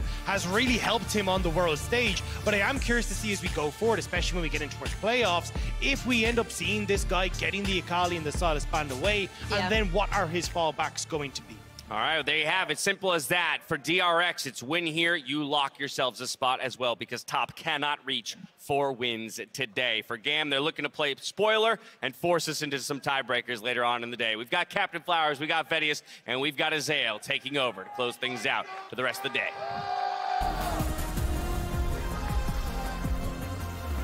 Ladies and gentlemen, it's good to see ya. I'm here with my good buddy Azael and a long-lost friend of mine. It has been 3 years since you and I got to cast together, Vedius. It's good to see you, man. It's really good to see you, Flowers. I've missed your voice, man. You know, it's just so good to have right in my ear and get to talk to you again. The energy is going to be electric. The fans are already super hyped after the bangs we've had today. So without further ado, let's get straight into draft. Absolutely, and I mean, GAM already pulled off one huge upset today. If they can pull off another here against DRX, then Top are still in it with a chance. But they do need some help from GAM. Yeah, they're gonna need some help. Let's go ahead, jump in, see what this draft looks like. That last one was a little wild, so let's see how things shake out in this. We've got Set, Sejuani, Azir, Caitlyn, all banned away. Some pretty standard stuff here with the Azir, Caitlyn, and Sejuani bans. Set's been getting a few plays, though, recently. Yeah, Set feels more targeted towards Katie, who has been playing that. You know, this is more of a GAM special, less the meta, and more targeting the player himself. But we do have all of the big tanks still up and available, you know, for now when you're thinking about the Maokais, the Orns, things like that have been actually very, very popular. I'm also thinking about this Carter's pick. Earlier on in the day, we did see actually Rogue removing it in the second phase of bans, trying to limit the impact that Levi can have on his champions. The question is, what direction will they choose to go with it? Interesting that DRX choose to ban away the Yuumi on the blue side. Typically, that is left up on blue, but this is DRX saying, you know what? In the event that you choose not to ban a GAM, we don't want to play it. There's actually other priorities that we have our eyes on. The question is, what will those priorities be? And when we talk about highly prioritized champions, Maokai has been one of those here at the World Championship thus far, but he is the final ban of the first phase here for GAM, and that means Aatrox is open, Aatrox is locked, and Fiora will answer the challenge right next to a Kalista. Yeah, very quick answer here for Kiaya, but the question is, can he actually stand up, you know, to the laning here from Kangan? Because we've seen Fiora come out a lot. It has not been very successful unless it is the very top laners in the tournament that are actually playing it. Oh my word, are they going to do it again? We already saw their answer to the Kalista last game. I think the Ashe is incredibly potent, and we know that they're happy to blind pick it. DRX just being given the same formula as before. But we will see once again, Ashe Heimerdinger in the bot lane. All right, well, this time we're not going to get a support Nasus because that was useless last game. Ooh, but the Syndra, she can take the turret and put it somewhere else. True. True. Counterpoint, it's going mid lane. She's like the master. But I like where your head is at. Yeah. I got the strategies planned out here. But we will get the Syndra there for the side of GAM into the second half of the bans. Akali coming out as that first ban. If Syndra's in the mid lane, she does not want Akali jumping on top of her, constantly posing that threat. I like this ban coming up with GAM. I wonder if GAM will also look to remove the Sylas when we saw that win percentage graphic. And when you think about Zeka's most comfortable champions, melee, AP, individual agency is really the name of the game for this man in the mid lane. So taking both Akali and the Syndra away, even if you don't consider Sylas to necessarily be the strongest matchup, it may be something that you just want to remove. As I'm saying that, the LeBlanc now taken off, another AP mid laner that does give you a lot of agency in terms of the 1v1. So GAM tailoring Katie and really setting him up for success. Meanwhile, DRX will target the jungle. Lee Sin and Graves banned away from these guys heading into the second half here. So we see the AD carry, we see the top laner, we see the mid laner. What will pick number 4 be here for GAM? A little bit of time left, making sure they're utilizing the entirety of those precious seconds to think about that one. What's it going to be, fellas? Jarvan locked in. All right. Jungle. Okay. Interesting to see that they do actually go jungle here. Obviously, they can just grab their support on 5. Support has already been taken for the other team, so maybe they're feeling this is a bit of a contested pick. I wouldn't be surprised to see Zeka go towards something like an Ahri, something a little bit more mid-gamey. It feels like kind of fits this comp. That is something that he did play quite a bit, but he's just straight back towards the Sylas. Yep, it looks like he's going to stick with comfort. When we look at so far his performance in group stage, it has just been Akali, Sylas. They are his comforts, but I wouldn't be surprised to see the Vi again. Like, this is very reminiscent of what we saw in the last matchup when they played against Rogue. They could just run back the same comp, of course, with the Sylas, with the Akali being changed out, but no, they will change things up, David. Oh, that was an instant lock. Wait, it is Syndra's support!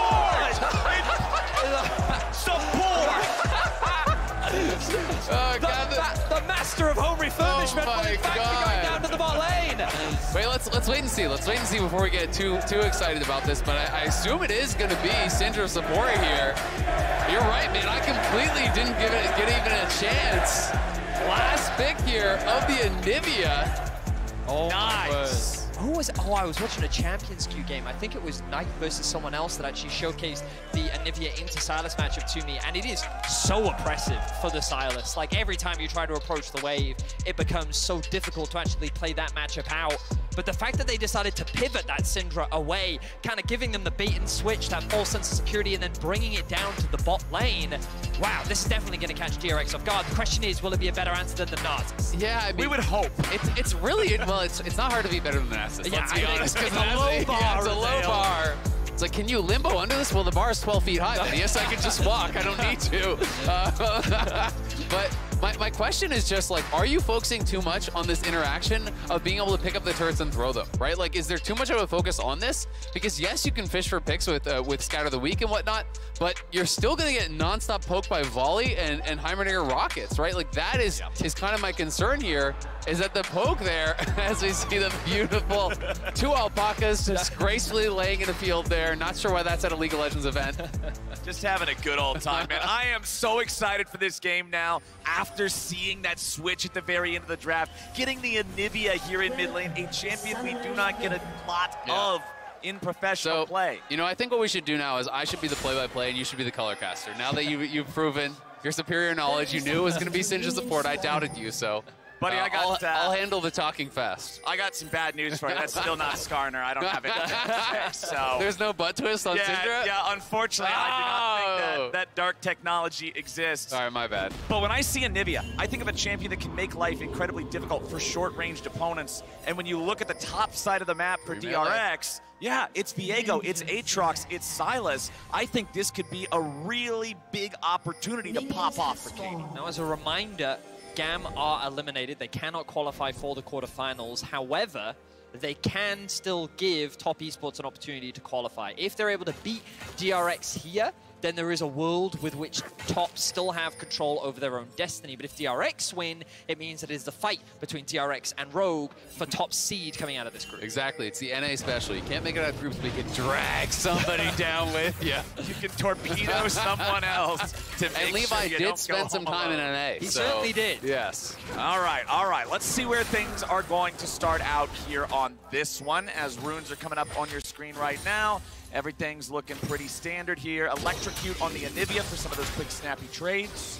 Yep, not going to be going for Spellbook or anything like that. It is more of an aggressive option. You can see that Beryl had pre-placed all 3 of his turrets down in bot lane, so that really does guarantee you the push, and they're going to be playing pretty far up here and looking heavily for the poke. So a lot of this bot lane I do think is going to come down to, you know, how much poke can you land on this Syndra? Because Syndra is the one that I think really is going to be pressured to be landing her spells, because she's very squishy, and if you're taking too many of these volleys, too many of those rockets from Heimer, things are going to get rough. But look at Levi clearing down towards bot. Yeah, it does look like that he has his eyes on a very early level 3. The ward will, well, the turret actually going to come out from Beryl. Battle ward. And Katie also going to drop a deep ward. So they have information on where Pioshik is.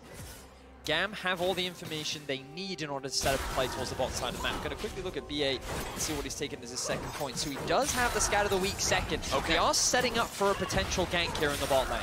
But this information here should let them know that he could be around. The fact that he's not doing his blue still, right? You know, they have to be worried about what sort of a path could he actually be doing. You know, where could he be on the map? So you have to be expecting some sort of a gank to come in, and he does now retreat back to that blue, so he will be spotted. Especially on a champion like Jarvan. Yeah. Throughout the history of League of Legends, this is a champion known for having some of those strong, surprising early ganks, and especially up against a team like GAM and a jungler like Levi, you know he's not going to be shy for trying to make some of those moves. Yeah, and you can already see in terms of the bot lane setup, DRX have a lot less control than they had before. Levi should be able to secure this Scuttle Crab as well. Yep. Pioshik now on the same side of the map. The question is, what will happen in mid lane? It turns out Zekta has a push. Good stun comes out the bot side. BA at half HP. Deft under a little pressure now, but Styles going to have to be careful. Cleanses away the Ignite.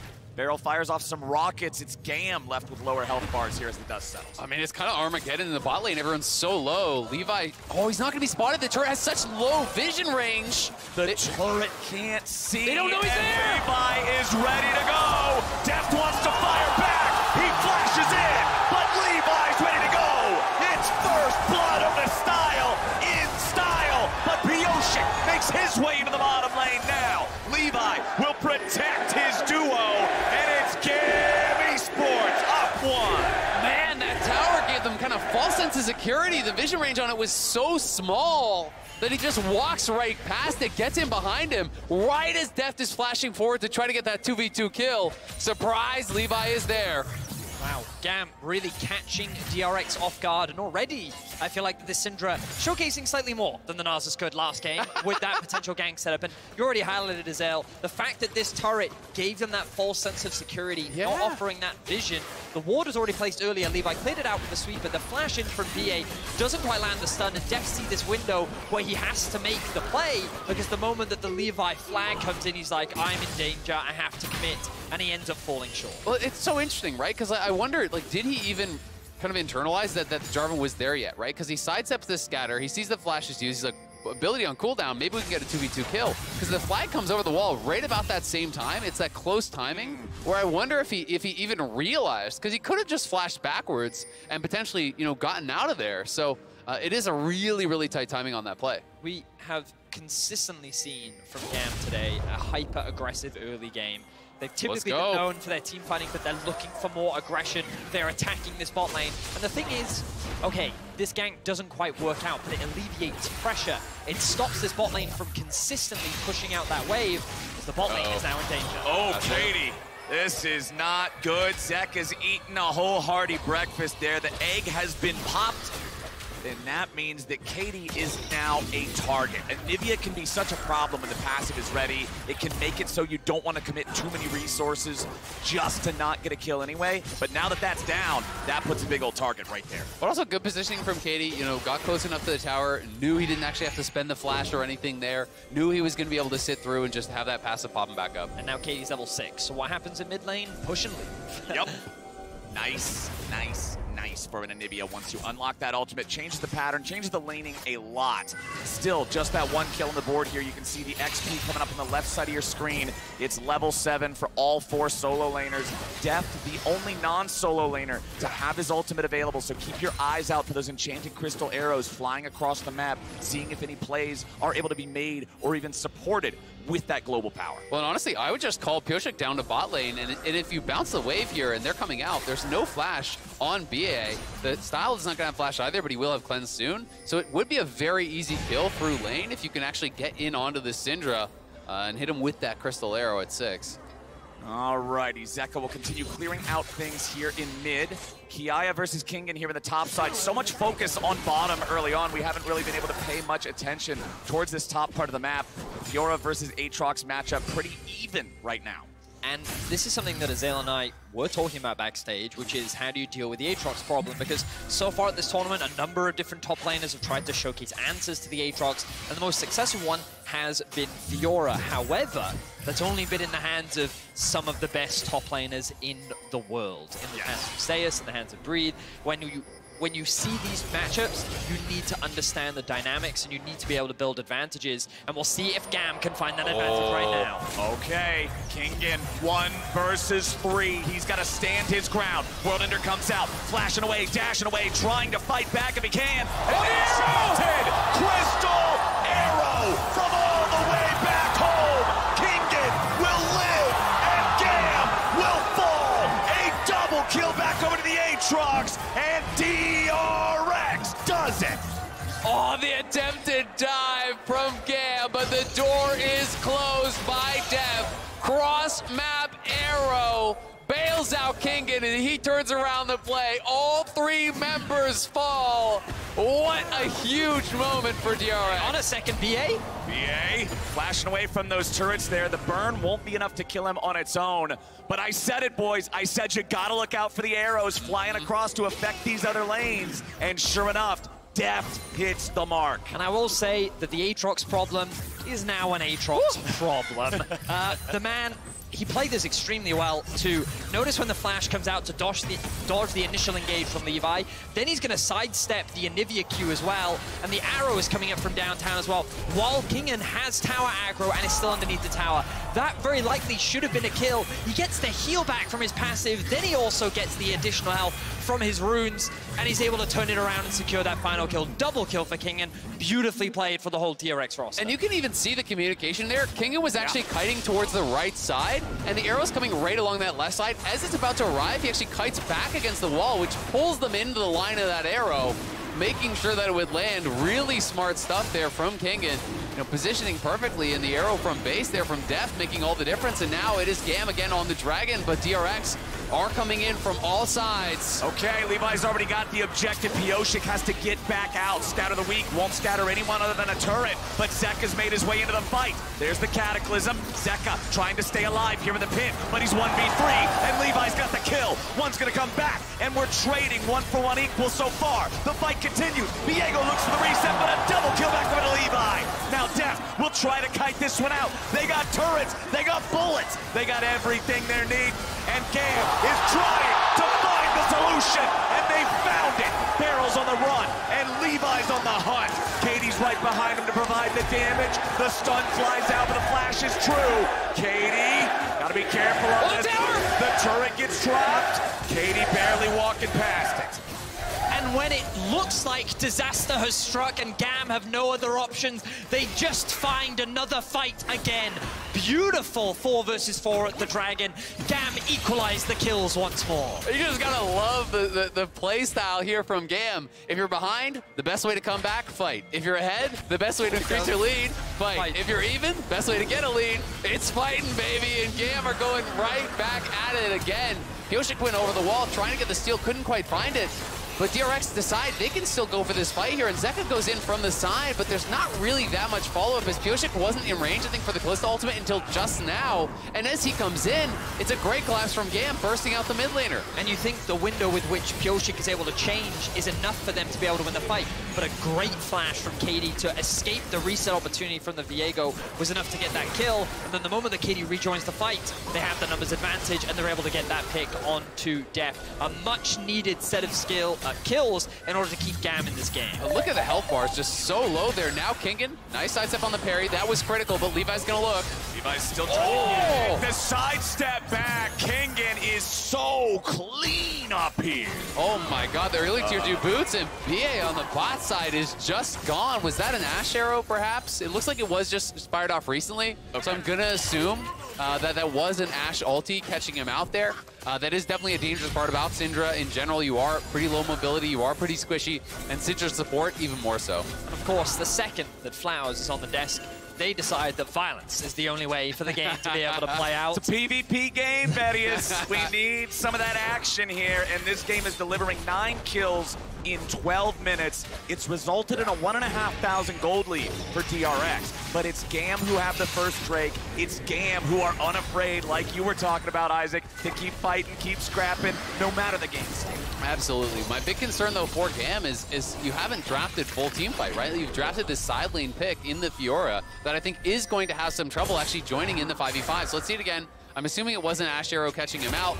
It was no flash available. Just nicely aimed there from Deft. The CC chain is layered over top. The grenade is guaranteed. Towers are dropped in. And you can see that engaged combo there coming through from Deft and Barrel. Yeah, the bot lane from DRX is incredibly lethal, but Levi is on the map again. 60 CS, 12.5 minutes in, it doesn't matter. He only has blood in his eyes, and he's looking to find more. And there's no flash on Deft or Barrel, so there is potential to get aggressive, but they know he's there now because he actually dropped the pink ward in the brush, and they saw the support and the AD outside. So Zeka and Pioshik on their way. That means DRX wants the counter punch, and here we go. GAM's gonna start it off looking for Barrel. They'll get the kill, but now, how can they deal with the rest? Levi's gonna be the focus here at the start as Style gets away with the Cataclysm versus Cataclysm combat. Zeka kills the AD carry, and Deft takes down the jungler. DRX win it 2-1. I respect the confidence from GAM to force that fight when they know DRX are on their way down towards the bot lane, but they only end up getting a single kill. DRX walk away with 2, and they continue to extend the gold lead. Yeah, they're looking good, and Barrel, does go down, but a good job to actually set this up. You'll watch him coming in from the river. You can see on the minimap, they are heading down, but they're actually playing around that one ward, and they don't show until Barrel steps forward. So I do give Barrel the credit that this is a bit of a bait, that he is willing to give his life up there. They knew that J4 was in the side brush. He goes forward, gets GAM to commit, as Zeka and Pioshik hadn't shown on that pink ward until they had already engaged. They collapse, they get more than they lost. I think it's a smart play, and it's a good death for Barrel. Good death. That's a very EU saying. I'm proud of you, Azal. There we go. There we go, baby. I've used it a lot. I do in my games. I'm making space. It was a good death. Trust me, guys. Exactly. My team doesn't usually go for it. Creating a little space. That's what it's all about. But the plates have now fallen. We can see both teams getting a few plates here and there on either side, but it was DRX coming away with more. Still 7-5, still about a 2,000 gold lead here for DRX, but the next Drake is spawning now. Exactly that, Flowers. Keep your eyes on the teleports of both top laners, because Kingen has already made his way from top into mid. Piaya is looking for that level 11. In fact, going to go back to base, spend that gold. looks to join the fray. For the time being, he will TP into the mid lane now. It's DRX that have control over the river. Oh no! Kingen just got to experience the Anivia with Everfrost melee experience, and it's not fun. And now, no ulti. No. Yes, he can base in TP, but like, do they even want to fight for it? Because no ult on Aatrox is actually a massive difference with your combat power. I don't think it's worth DRX scrapping for this. Oh, Pyosha getting caught here a little bit, but now Styles got to get back away. Volley shot out, just keeping Gam back. They are grouped up as 5. Top. Yep, DRX, yeah, they're ready to surrender this one. They're just going to put the teleport of the top laner back into the top half of the map, and it's Gam getting the second trade. I think it's the right call. Kiaya has no TP, neither does Katie, so you're going to get a lot of damage down on this top tower. You're going to deny some minions here as well. DRX wanted to fight it, but without the ult on Aatrox, it's just a different beast when you have that available, and he is really their strongest member right now, so I don't think it would be intelligent to fight without it. I think DRX also have a very clear window of getting a good cross-map here as well. You can see this will be the exchange of towers. This isn't a safe play for Kiaya to make, because if you look at the minimap as well, you'll notice Viego already starting off that Rift Herald as they get the push out in mid, though. More fighting in bot lane. Oh, BA, he's only at 300 HP. They can't throw him underneath the turret to try to continue this just yet. He gets himself away. Levi's coming in. They want the kill in a barrel here. Cataclysm in. Should be able to get back out. Levi throws down a flag. Katie's coming in trying to pick up depth. Forces a flash out of him as well. And it's an overload in the bottom lane from Gam looking to take down this tier 1 turret. I mean, what was Beryl thinking? He's trying to go for a solo queue play there. He's 1v2. His 80's not even in the pit. He's trying to go for the one-shot on BA. Ends up not only giving up a kill, he gives up the tower. He costs his own flash. He costs Def his flash, who tries to come in and bail him out. But this is the story being told elsewhere as mid lane. That Herald was taken. We mentioned Pyosha going after that. They use it, they break through mid, they do the damage to the tier 2, and that one's almost gone now as well. Yeah, props to DRX. They're playing the map incredibly well. Every time that Gam tries to force these fights, it's very easy to get sucked into them, you know? Try and match them, say, you know what, we're better players, we can outplay them, we have the comp, we can deal with this. But DRX is saying, you know what, we'll give it up. Okay, Beryl loses life, we lose a bot tower, but what do we get back? 2 towers in the mid lane. They continue to extend this gold lead. 2,500 is now the advantage that they have, and they're very quickly getting to these 2-item spikes, which means that when the next dragon spawns in 3 minutes time, DRX is going to be in a much better position to contest. And that's always one of the things you gotta focus on, is how many completed items are there. It makes the gold lead feel so much heavier when you're getting the spikes of those passives, those active, those completions. As you can see, Gam in a very dark and scary jungle of DRX, and it's Kingen who's going to be found out. He pops the world and they're trying to get away, waste as much time of theirs as he can. He's running straight towards an enemy turret. But look at the map, right? It's the play to mid, right? They're giving up so much. Look at all those members that are actually down there trying to play for bot, but Kingen might even get out. Kingen's keeping the dream alive as he goes on the miracle run.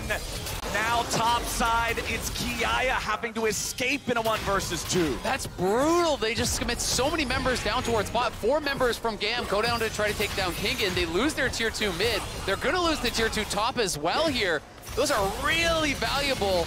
BA trying to get up here and see if they can make a counterplay, but there's more DRX members filing up. It's just very smart play overall from DRX. They're not getting sucked into this team fight that Gam is trying to force. The whole approach from Gam right now is attack the side lanes, look for picks, claw our way back into the game by slowing DRX down as much as possible. But DRX are constantly setting up the map. When Kingen was being attacked in the bot lane, they had mid push and they had top push, which means that whatever lane got attacked, they could cross-map somewhere else. DRX are just recognizing how Gam are trying to play the game and mitigating it as much as possible. Kingen's Aatrox is flying around this map like Trick 2G Udyr, just laughing at everybody. It's everything except the emote spam. As they can't catch him, they waste all their time. DRX has built a 4,000 gold lead with this map play, with this macro play. And now we're at a very interesting point with Baron being a minute away and the next dragon only being a little bit more. And it becomes so problematic because Kingen actually almost has gold, you know, for his next item. Very likely a Death Dance. And Kiaya, you know, if you can't actually win in sides, you're just locked into your tower as this Fiora. You're not getting pressure on the map. You're going to be worse when you're grouping as well. So I do think it's kind of forcing Gam into this play pattern that they've been in for the last while, where it is just group, try to fight, try to find 5v5, try to make something happen because they have no pressure in sides and they're kind of getting slowly bled out. you can see as far as the vision is concerned, their farthest forward ward is like really that, and I guess they have one lane ward, but they've got nothing. And you can see now DRX once again setting up for the next objective. They're keeping the Zeka top because he does have his TP available. Kingen just invested his TP bot to make sure that he's on pace with his mid laner, who just forced the mid wave push and have the top lane push as well. Just overall great map movements, ready for the dragon spawning in about 20 seconds, which they now have control over. Exactly. They're going to be able to move around this river, sweep out some vision, put down whatever their own resources they need to. And especially when you're playing something like a Heimerdinger, being there first, having control, having the chance to get a jump on somebody goes a long way. But DRX are now going to be the ones having to check into game. They backed up, they made sure they were able to clear out some of their own jungles, some of their own waves there in mid, so it's Gam with control over the pit. Gam grouped up as 5, a teleport brings Zeka in. They're rushing it. They are ready to challenge. Kalista, the Ren, keep it in mind, it matters so much here for the Drakes, but it resets the ping. The arrow is fired, but it missed. The damage still flies out. The Dragon's going over to Gam, but what about the fight? Kingen's in the back line here with the World Ender looking for a big Q3, but he's not able to find it just yet. Death goes on a killing spree. The bird is down, but not quite fully. A double kill back over to Death. They are being crushed by DRX, and Gam have only one man standing. A triple kill to the DRX AD carry. Deft goes huge, and Piotr stays alive with the stolen Anivia, utilizing the passive. He's the one that became the egg there on the Viego. Stays alive because of it, and now they're straight over to the Baron.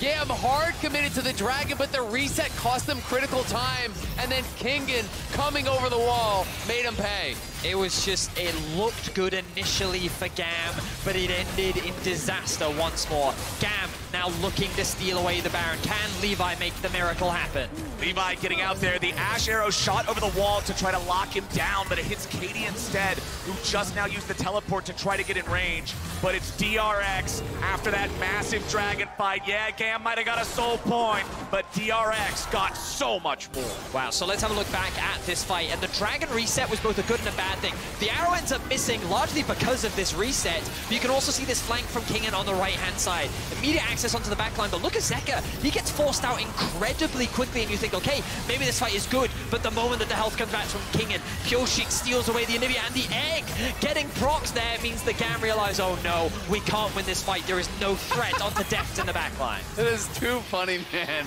That you get the passive when you actually take the I didn't even know you could do there. that. Yeah, you get the passive. Look at him having a laugh. I mean, they know it is actually hilarious. Saved by the Anivia passive. Nobody knows that because this champion hasn't been seen in 12 years, so. Yeah, Anivia's not exactly one of those meta picks, but this time around, man, 1, 2, and 2 hasn't played out well enough for Gam so far in this game. They're 8,000 gold down. I feel like their only shot left here would be if they'd be able to find that Hextech soul somehow here in 3 minutes. I mean, they do a pretty good wave clear with the Anivia. You know, throwback to the old days when Anivia was super popular. You could delay a lot of these games out, but it is going to be difficult for them to do it because Anivia is really their only good wave clear. And look at Kiaya taking that ult rocket there from Barrel, just chunks him down incredibly low. I've just been so impressed with how DRX have come in prepared this week. They realized how big of a pick Kalista was for so many of the other teams, and to have Ashe as an answer ready with the Heimerdinger paired alongside it has done so much for DRX's early game, and now they have so much control over the map. They did the same thing against Rogue, they're looking to do the same thing here, and with a win, DRX are still in the fight for first of this group. And they're continuing to choke Gam out of the map. That tier 2 turret in mid already gone. That was a while ago. Thanks to that Rift Herald play that we talked about back when it happened. The pressure being maintained here in the bottom lane. You can see Kiaya just trying to be a Fiora that's behind in the game, farming up in top side. There's not a whole lot else for him to do.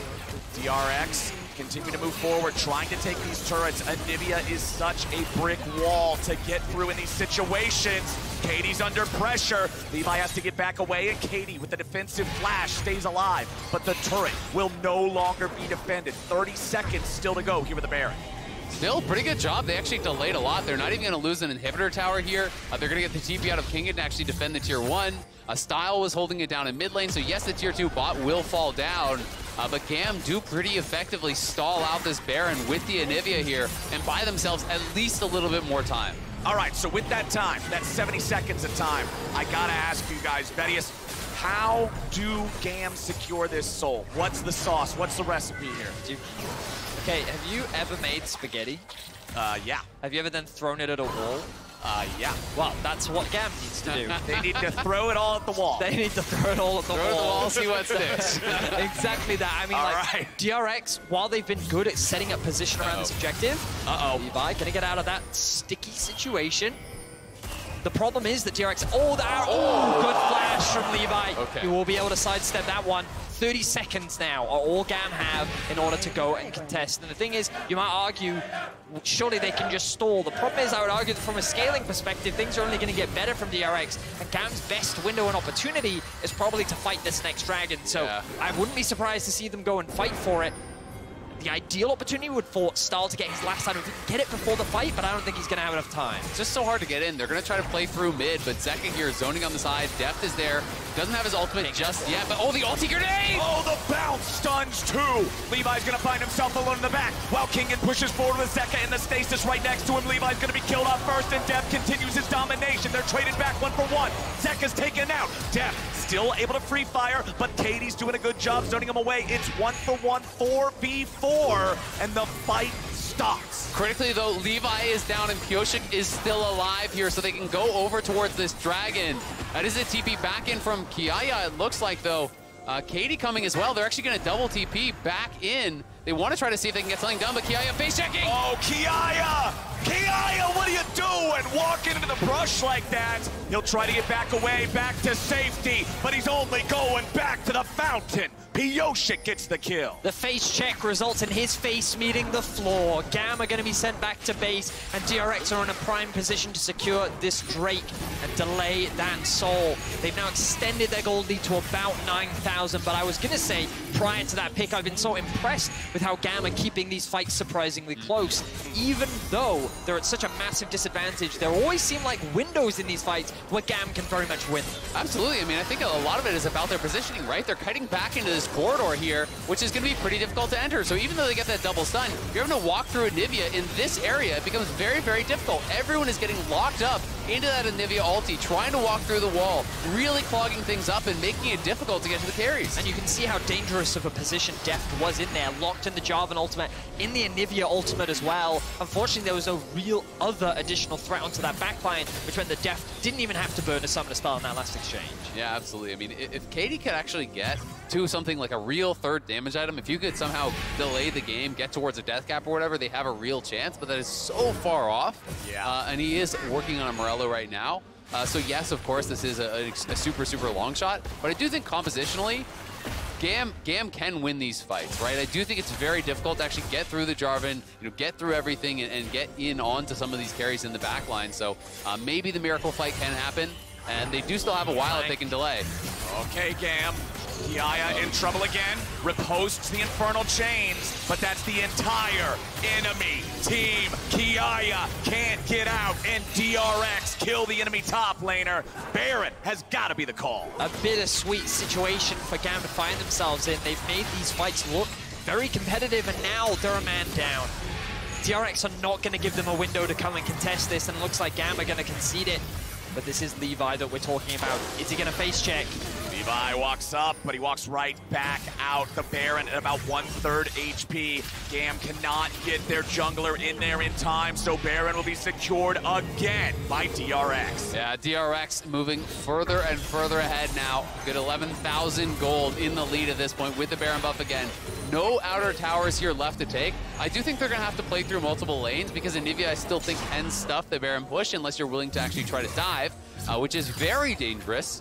But that being said, they've just really struggled to get Kiaya involved in the game in any sort of a positive way, right? He really hasn't had any side lane pressure. He hasn't been effective when he's grouped. He's getting picked off a lot. This Fiora really just has been the kind of key vulnerability here on GAM. The four-man squad are doing all right, but they need to find some way to get Fiora involved in this game. They certainly do. Right now, she can't really offer anything in the side lane. She can't really offer much value in the team fight. We'll see what GAM can do to turn things around. Their only bright spark right now is that there is a soul, at their disposal. Obviously not going to be spawning for another 2 minutes, but if they can secure it, there's a world in which the comeback can be real. But DRX seem to have such a firm grip on this game. They're looking to join their LCK brothers in terms of the group stage performance. And on that 2-minute timer, the thing about it is, it lines up so closely with the Baron buff. It means that DRX will be able to use this Baron to control the map up until that point. Deft hits an arrow. Katie, all right. But just look at how well-timed these waves are. All 3 waves crashed at the same time there from DRX. So manipulating the waves, making sure that they're all landing around that same time was very nice. But GAM push forward in mid, they clear that out. Right now on top, though, there's no Anivia there to actually stall this out. So they're getting pushed on multiple sides here. Katie cannot be anywhere. He can't answer every wave at the same time, and no one else can really wave clear but this Anivia. Yep, you've only got one Anivia on the team. Everybody else can't do it. And now that Def up here in the top lane, he's got the ability to zone a lot of the other players on GAM away. Meanwhile, you still have Kiaya trying to defend bottom, Katie trying to defend middle. It is a 3-pronged attack from DRX, and the attack will miss its arrow here in the top lane, but the volleys are still flying out. Beryl goes for the stun. They try to use the wall and catch Beryl out, but he flashes away to safety. Now Katie's under pressure. If you kill Katie, you win the game. As DRX takes out the first inhib in the top lane. Second inhibitor turret, down in the mid lane. Third inhibitor turret down in the bottom lane. Mid lane inhibitor's about to fall. If they take all of these out all at the same time, they are perfectly synced up. Gam's coming out. Levi's going in. Beryl in some trouble, stuck here with the Cataclysm as Kingen has to get himself away now. Kiaya is going to be taken very low and finally killed. Death goes godlike, and DRX go in for more. That's 4 down. Katie's the only one alive, but the Everfrost seals his fate, and DRX will earn their place in the quarterfinals. A phenomenal performance from DRX. Back-to-back games with the Ashe and Heimerdinger bot lane, and this bot lane continues to look dominant along with the rest of their team. They've earned their place in the quarterfinals. They have looked very strong in this group, and DRX are a team that many people underestimated, but now a team worth fearing. Absolutely, and now they move into a tie here at the top of the group with Rogue. Yeah. And this group will be decided in these next couple games here. If both teams are able to be top, they'd be tied at 5-1. It would be a tiebreaker there. If both teams lose the top, then it's 4-2, tiebreaker there. So the only situation in which this will be decided without a tiebreaker would be one of them wins, one of them loses to really separate themselves out.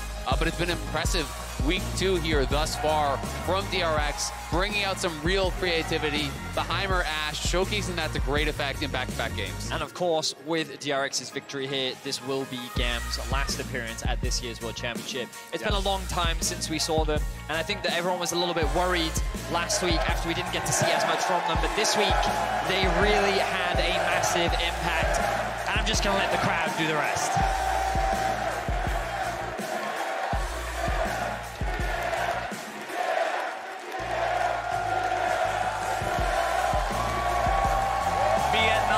Was sorely missed on the international stage for way too long. The fans are glad to have him back. I'm glad to have him back. And they got to really make their mark on this group and on the tournament here. Hey man, they saved Europe, okay? They did it for us, okay? Europe was not yet dead. They potentially saved you. Get to see Betius and Shux on the edge of their seats cheering for GAM behind the scenes. Wait, what do we got here? Oh, no. I have loved what we got to see out of DRX here today so far, though. I'm looking forward to seeing whether or not we get that tiebreaker at the top, them versus Rogue. What's it going to be? I mean, I think we're kind of heading towards it with how Top has looked, but who knows, right? Is Top going to be able to showcase a better performance now that they're out of the group? You know, what kind of mental state are they in?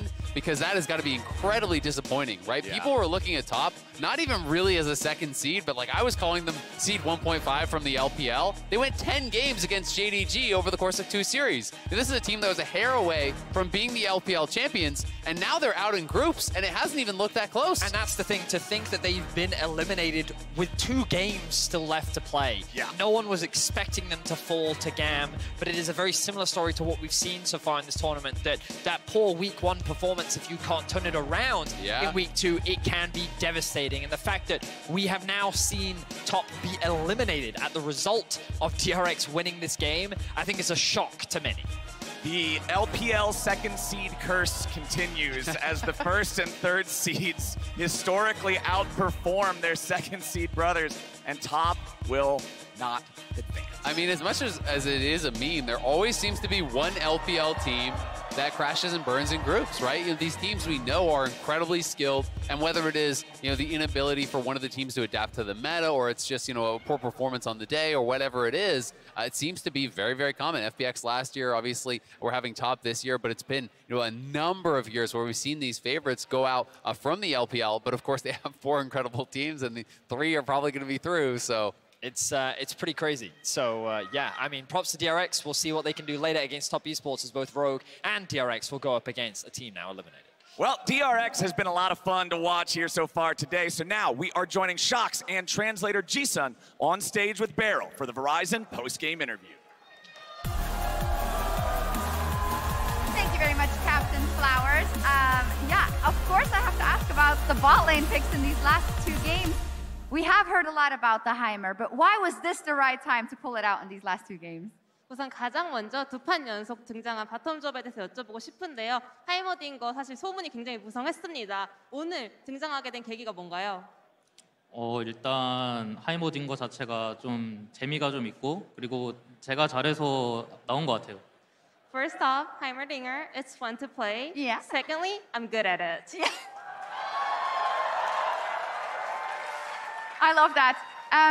Beryl, I know that you like to watch a lot of streams and like look at what tech you can get out of maybe ideas from other players. So I'd love to know what you thought about the counters that the teams came up with in the Nasus from Rogue and then the Syndra here from GAM. 이제 또 베릴 선수는 언제나 좀 다른 선수분들 방송을 보면서 좀 신문물을 좀 접하고 또 연구하고 하는 걸로 잘 알려져 있는데, 오늘 로그에서 등장한 나서스 하이머 카운터로 등장한 나서스와 또 방금 경기에 등장한 딩거 카운터 신드라 어땠나요? 일단 나서스는 이제 예상 밖의 외에서 피겨가지고 그냥 최대한 이제 나서스의 주력 스킬만 피하자고 생각했고, 솔직히 이제 신드라가 원래 좀 미드 쪽에서 많이 힘든데 이 신드라를 서포터가 미드 라이너처럼 완벽하게 쓸 수 없다라는 생각이 많아가지고 그냥 이길 수 있다라고 생각했어요. So Nasus was definitely not something I expected, so I was just trying to always think of some of the major skills that he can use, so I was always keeping that in mind. And also Syndra, it's actually really tough to play against if she's a mid, but I was pretty sure that supports cannot actually play it like mid laners do, so, you know, it was not that hard. Okay, well, it was very successful, and with that, you lock yourself in the quarterfinals, and you still have a chance to get first seed. How do you think the rest of the day is going to go, as Rogue is playing top, and then you're playing top at the end of the day? 네, 이제 8강 진출은 확정되셨고요. 이제 남은 경기의 좀 진행 상황에 따라서 1위 결정전까지도 갈 수 있는데, 지금 남은 2 팀이 모두 탑 e스포츠를 상대할 예정이에요. 어떤 식으로 예상하고 계신가요?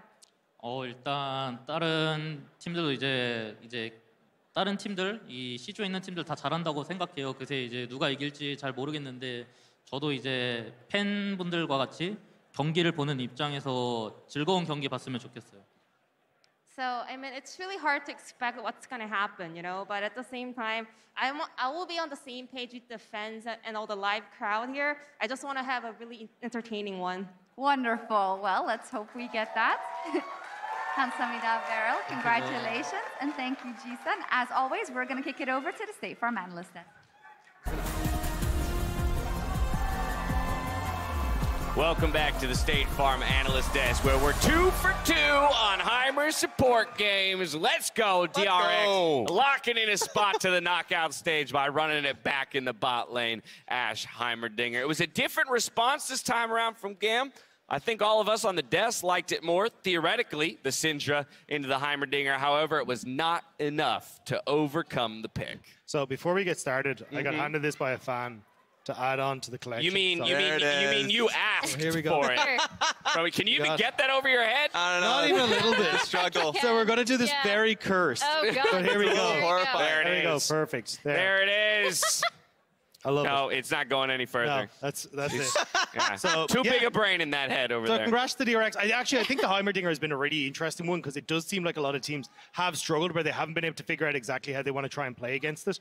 And I think the Syndra was an interesting one, right? You toss the turrets back, you're able to gain a bit of space against it, but again, it just feels like no one's really able to find the answer to actually push back against this Heimerdinger. Yeah, I'm right there with you. I think the Heimer pick is definitely going to start warping drafts from this point forward, but also, Raz, the fact that the Ashe has been enabled by it, coming in twice in a row here, it feels like now the AD carry pool as well might start to see some shifts. And that's the fun thing. This usually doesn't happen in the best of ones. We usually see, with the delay from the best of ones into the best of fives, more creativity there. We're starting to see it now. This just makes this Worlds probably the most exciting in the draft. You know who hasn't gone away, though? Who? Aatrox. No, Aatrox still pretty good at the game.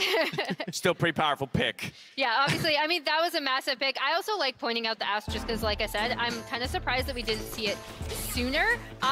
This, though, was really interesting because we got to see something we didn't touch upon in draft yet. Levi on something where he's more hooking up with his laners, making plays in lane, and this was his first gank bot lane, which showed a lot of sense as to what he wanted to do. Now, it didn't work out that well topside because Ashe has such a global presence. Wow. And this completely stymies the play and gets the Aatrox ahead. And I think that could have been such a massive play for GAM as well, if it had worked out, right? There was a massive wave there. The Aatrox fall was behind. Kiai had actually been doing a decent job as well of keeping control on that lane. And then you just suddenly get this Aatrox 2 kills across the board. He's totally fine.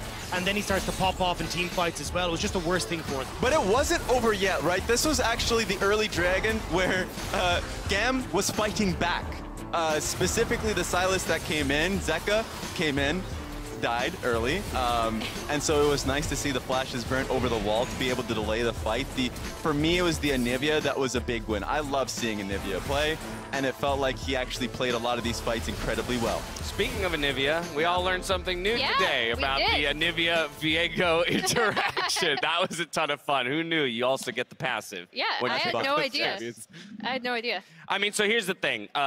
GAM put up quite a fight, as you mentioned, picking up 3 of the Drakes early, too. Not to be ignored, the fact that they pushed DRX, but it does seem clear to me, Dagda, that DRX has proven themselves worthy what they're showing here today to lock up a knockout spot. It's the play-ins buff, right? We're seeing across the board, the more time you kind of get settled in towards this meta, now you get to try and figure out stuff like the Heimerdinger, you're bringing it out to the main stage. It feels like DRX have several different avenues of attack that they can go with, and it makes them so deadly now that they are guaranteed that playoff spot. We've got our 2 teams locked, but with 2 games to go, the only thing in question is which of those 2 teams will be the 1 seed and which will be the 2. We're going to a break, but as we go, Riot is working with nonprofit Take This to develop a free curriculum on mental health tailored for anyone and everyone in gaming. Head over to takethis.org to access those resources and more for free. Take care of yourself, take care of others. We'll see you back here for Top versus Rogue right after this.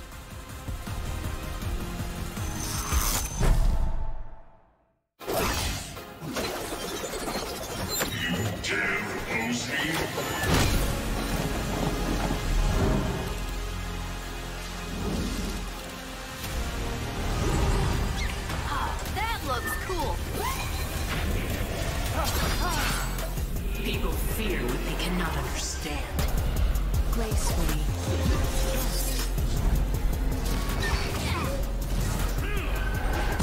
It's already over.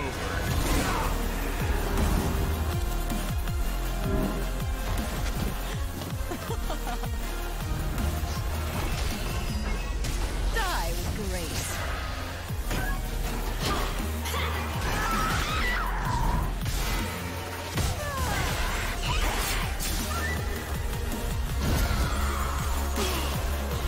Don't care much for your kind of wisdom, Yi.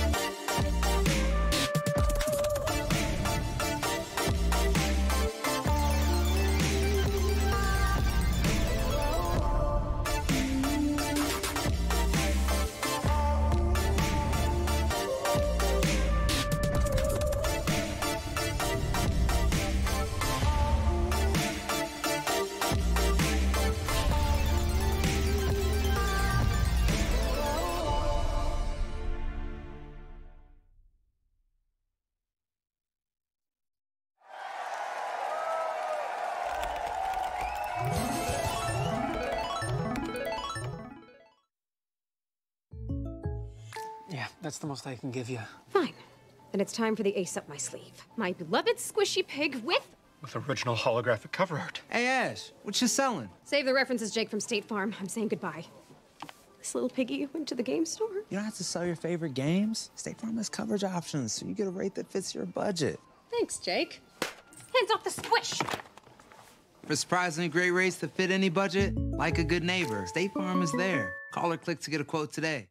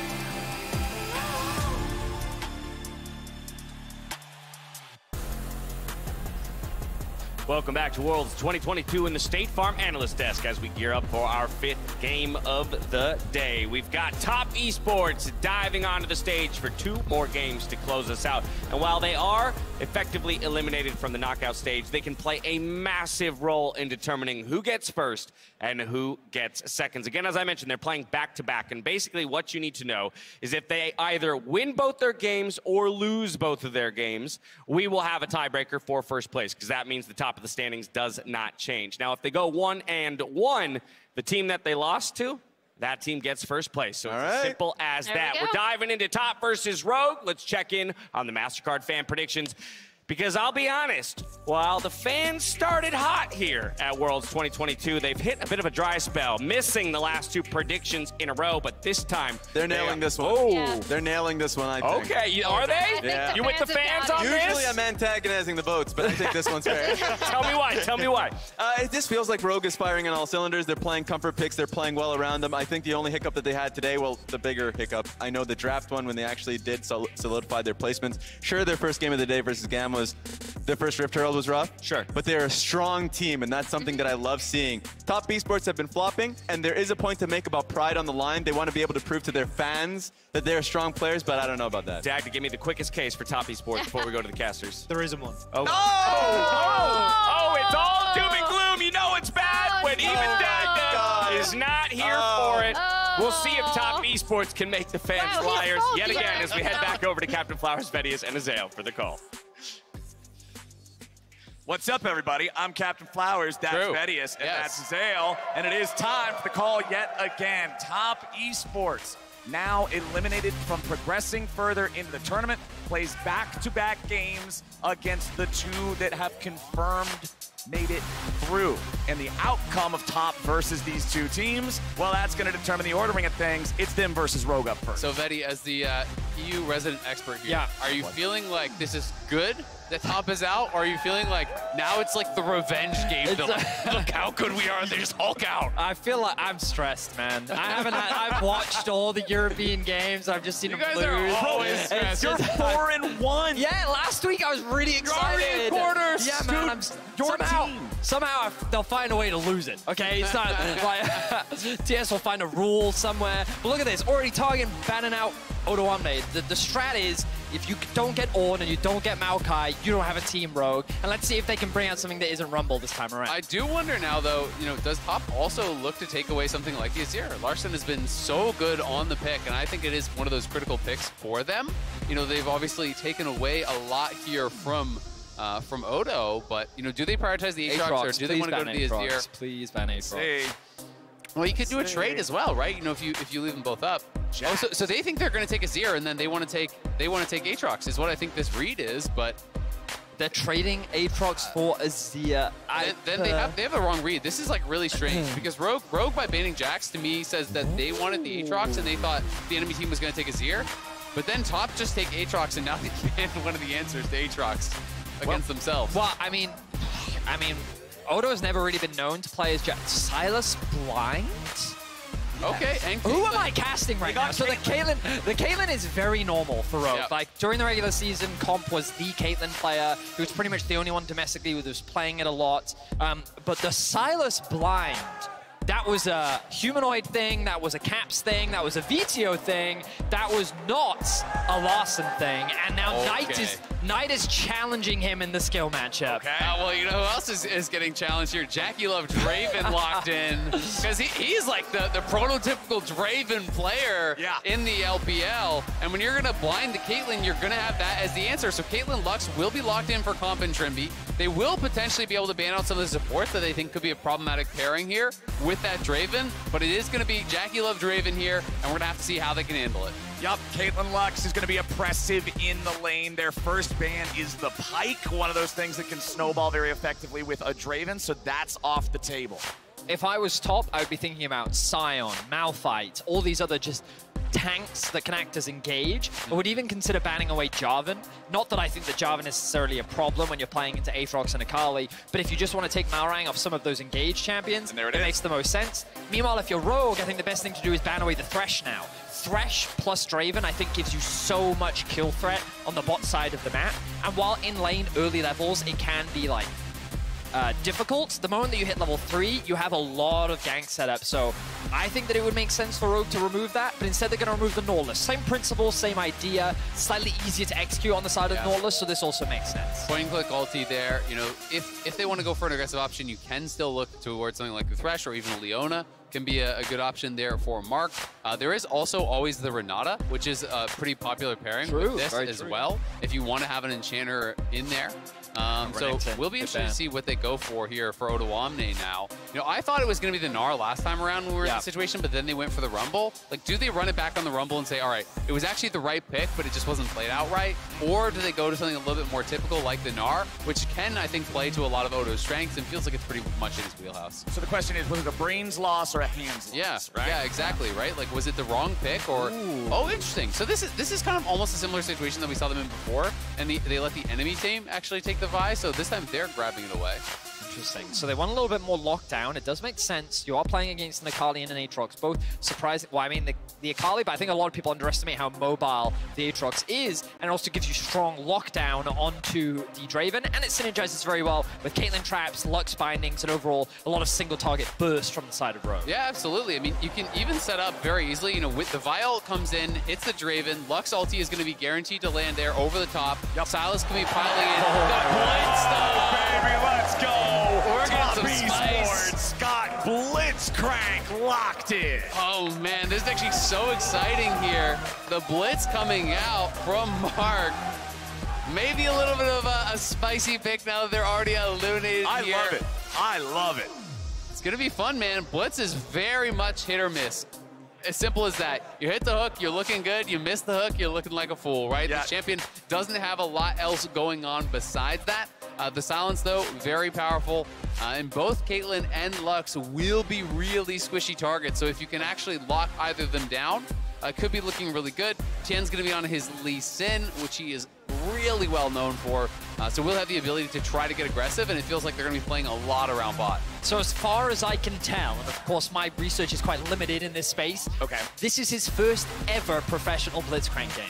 Now, he's very familiar with hook champions. He's played a lot more Lust. He's familiar with all these, but Blitzcrank has not come out professionally for this young man. So the fact that he is bringing out alongside Jackie Love against Rogue, bear in mind, top, they can't qualify for the quarterfinals. Correct. So right now, all they're doing is playing to ruin Rogue's day, to make it harder for them to secure top seed in this group. Just tilt them. And to basically drag them down with them. Hey, I can tell you in my storied career in League of Legends, I've had my day ruined many times by solo queue Draven Blitzcranks. So both on your team and against you. Yeah, it's an incredible mental pick. Incredible. To make something happen to get in your opponent's heads like that with it. But here we go. We're loading up. We're locking in. Top Esports versus Rogue. Depending on the outcome of these matches, that will determine who gets first and who gets second in the group. So Rogue still got to make sure they're fighting for it. Yeah, absolutely. You know, really do want to lock first. I think it's incredibly important to actually dodge some of these killer teams here that are going to be coming out in first seed. You're going to be really scared against teams like Gen.G and JDG and so on. Predicted first place finishers. So we'll have to see if Rogue can clean it up. We didn't even talk about it, but it was the Gnar that did come through as the 5th pick after the Blitz came through. Didn't really care about anything else. It's a 5-man group at level 1 from top. They are not messing around. They are on the hunt, but they are also on a ward. That's not what they wanted to do. That's gonna make surprising Rogue slightly harder. Yes. The difficulty of this greatly reduces the chance of surprising Rogue. Yes, it does. The difficulty. But the question is, can Rogue surprise top Esports? Oh, the classic counter to the Blitzcrank level 1 and They have they know they were spotted, so they shouldn't just be completely caught off guard. What do top Esports know? The answer is nothing! Yes! Rogue come in with the counter attack. But it doesn't result in anything. No. It does not result in much. I thought it would be a lot more dramatic than that, admittedly. But Larson choosing to start with the E so that Trimby doesn't have to start with the Q.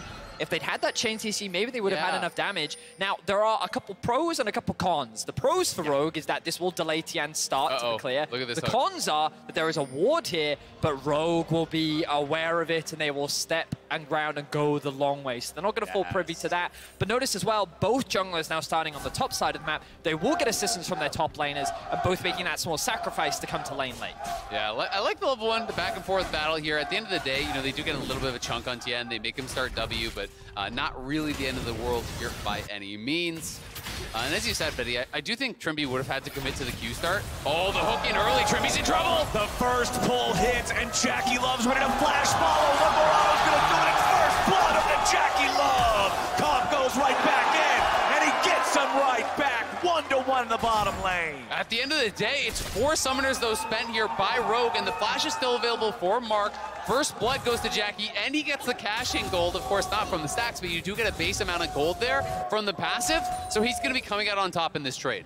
Wow, coming back to lane with 2 long swords is definitely going to be a favorable situation for Jackie. Yep. The way we're getting a favorable trade up towards the top side for Matt. Let's kind of take stock, though. One of the things about Caitlyn and Lux as a duo is they need to get this push early, and Mark leveraging the level 1 to turn the bot lane in TES's favor. Yeah, absolutely. And Trimby just not respecting the hook there, does not flash it. Jackie Love sees the opportunity here, straight in, does get the cash in there. It was 60 cash in gold, so 20 gold from his stacks, 40 from the base, plus the 400 for first blood. So that's 460 gold off of that 1 kill. That is a really big injection of gold into this Draven that does want to be snowballing here. And now they're calling Malrang down, but Tien is here as well, so this could come down to a 3v3. This is quite a spicy early game. Let's see if we can get it going. Tien walking over the control ward, so they're aware of his presence. They're still trying to be respectful of Mark's hook. Tien is going right back up into the river, picking up the scuttle crab for himself now. But they saw that Tien left, so now it is a potential gank angle here again. Tien is coming back to cover. They know that there could be an angle. They're actually spam pinging the brush that Malrang was in. They didn't have vision on him, but they have the read. Yeah. Top knowing that, hey, we don't have flash on Jackie Love. It's a wave that's being stacked towards us. That's oh my God, Mark, let's go! He goes for the flash, he goes for the pull, he goes in, and Jackie goes to 2 kills. 2 hooks, 2 kills. Mark is going off, and now Odo in trouble. Wayward's going after him. I'm loving the emote game from Top Esports here. Odo with the flash out, barely surviving the Aatrox Comet. Odo Omni was forced to flash there because he saw the Scorch damage, plus the Comet meant that even an auto attack would have been enough to secure that kill. But Rogue already in this early game falling short. The Blitzcrank answer working wonders for Top Esports. Betty, close your eyes. Don't look at the bottom lane gold difference at any cost. It's 1,000 gold already. But let's look back instead of this engage. Ooh, that's just a panic net. That was he tries to react in the moment, and his mouse just isn't quite in the right place. But I don't think it necessarily would have helped him either way. No. A really good flash hook comes in from Mark, and Azelle, you talked about it earlier, that summoner spell trade that we saw at level 1.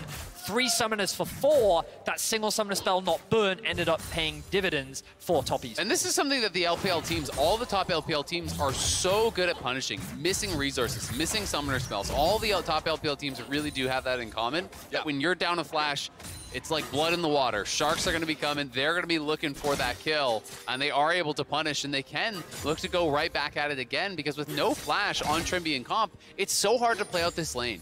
Caitlyn Lux dominates lanes by getting the push and harassing their opponents under tower. But when you're playing these double range lanes and you have no flash, you really cannot safely push whatsoever. It's such a scary position to find yourself in. Jackie Love just fine, farming up the minions for now. You can see both supports getting out of the lane, roaming around a bit.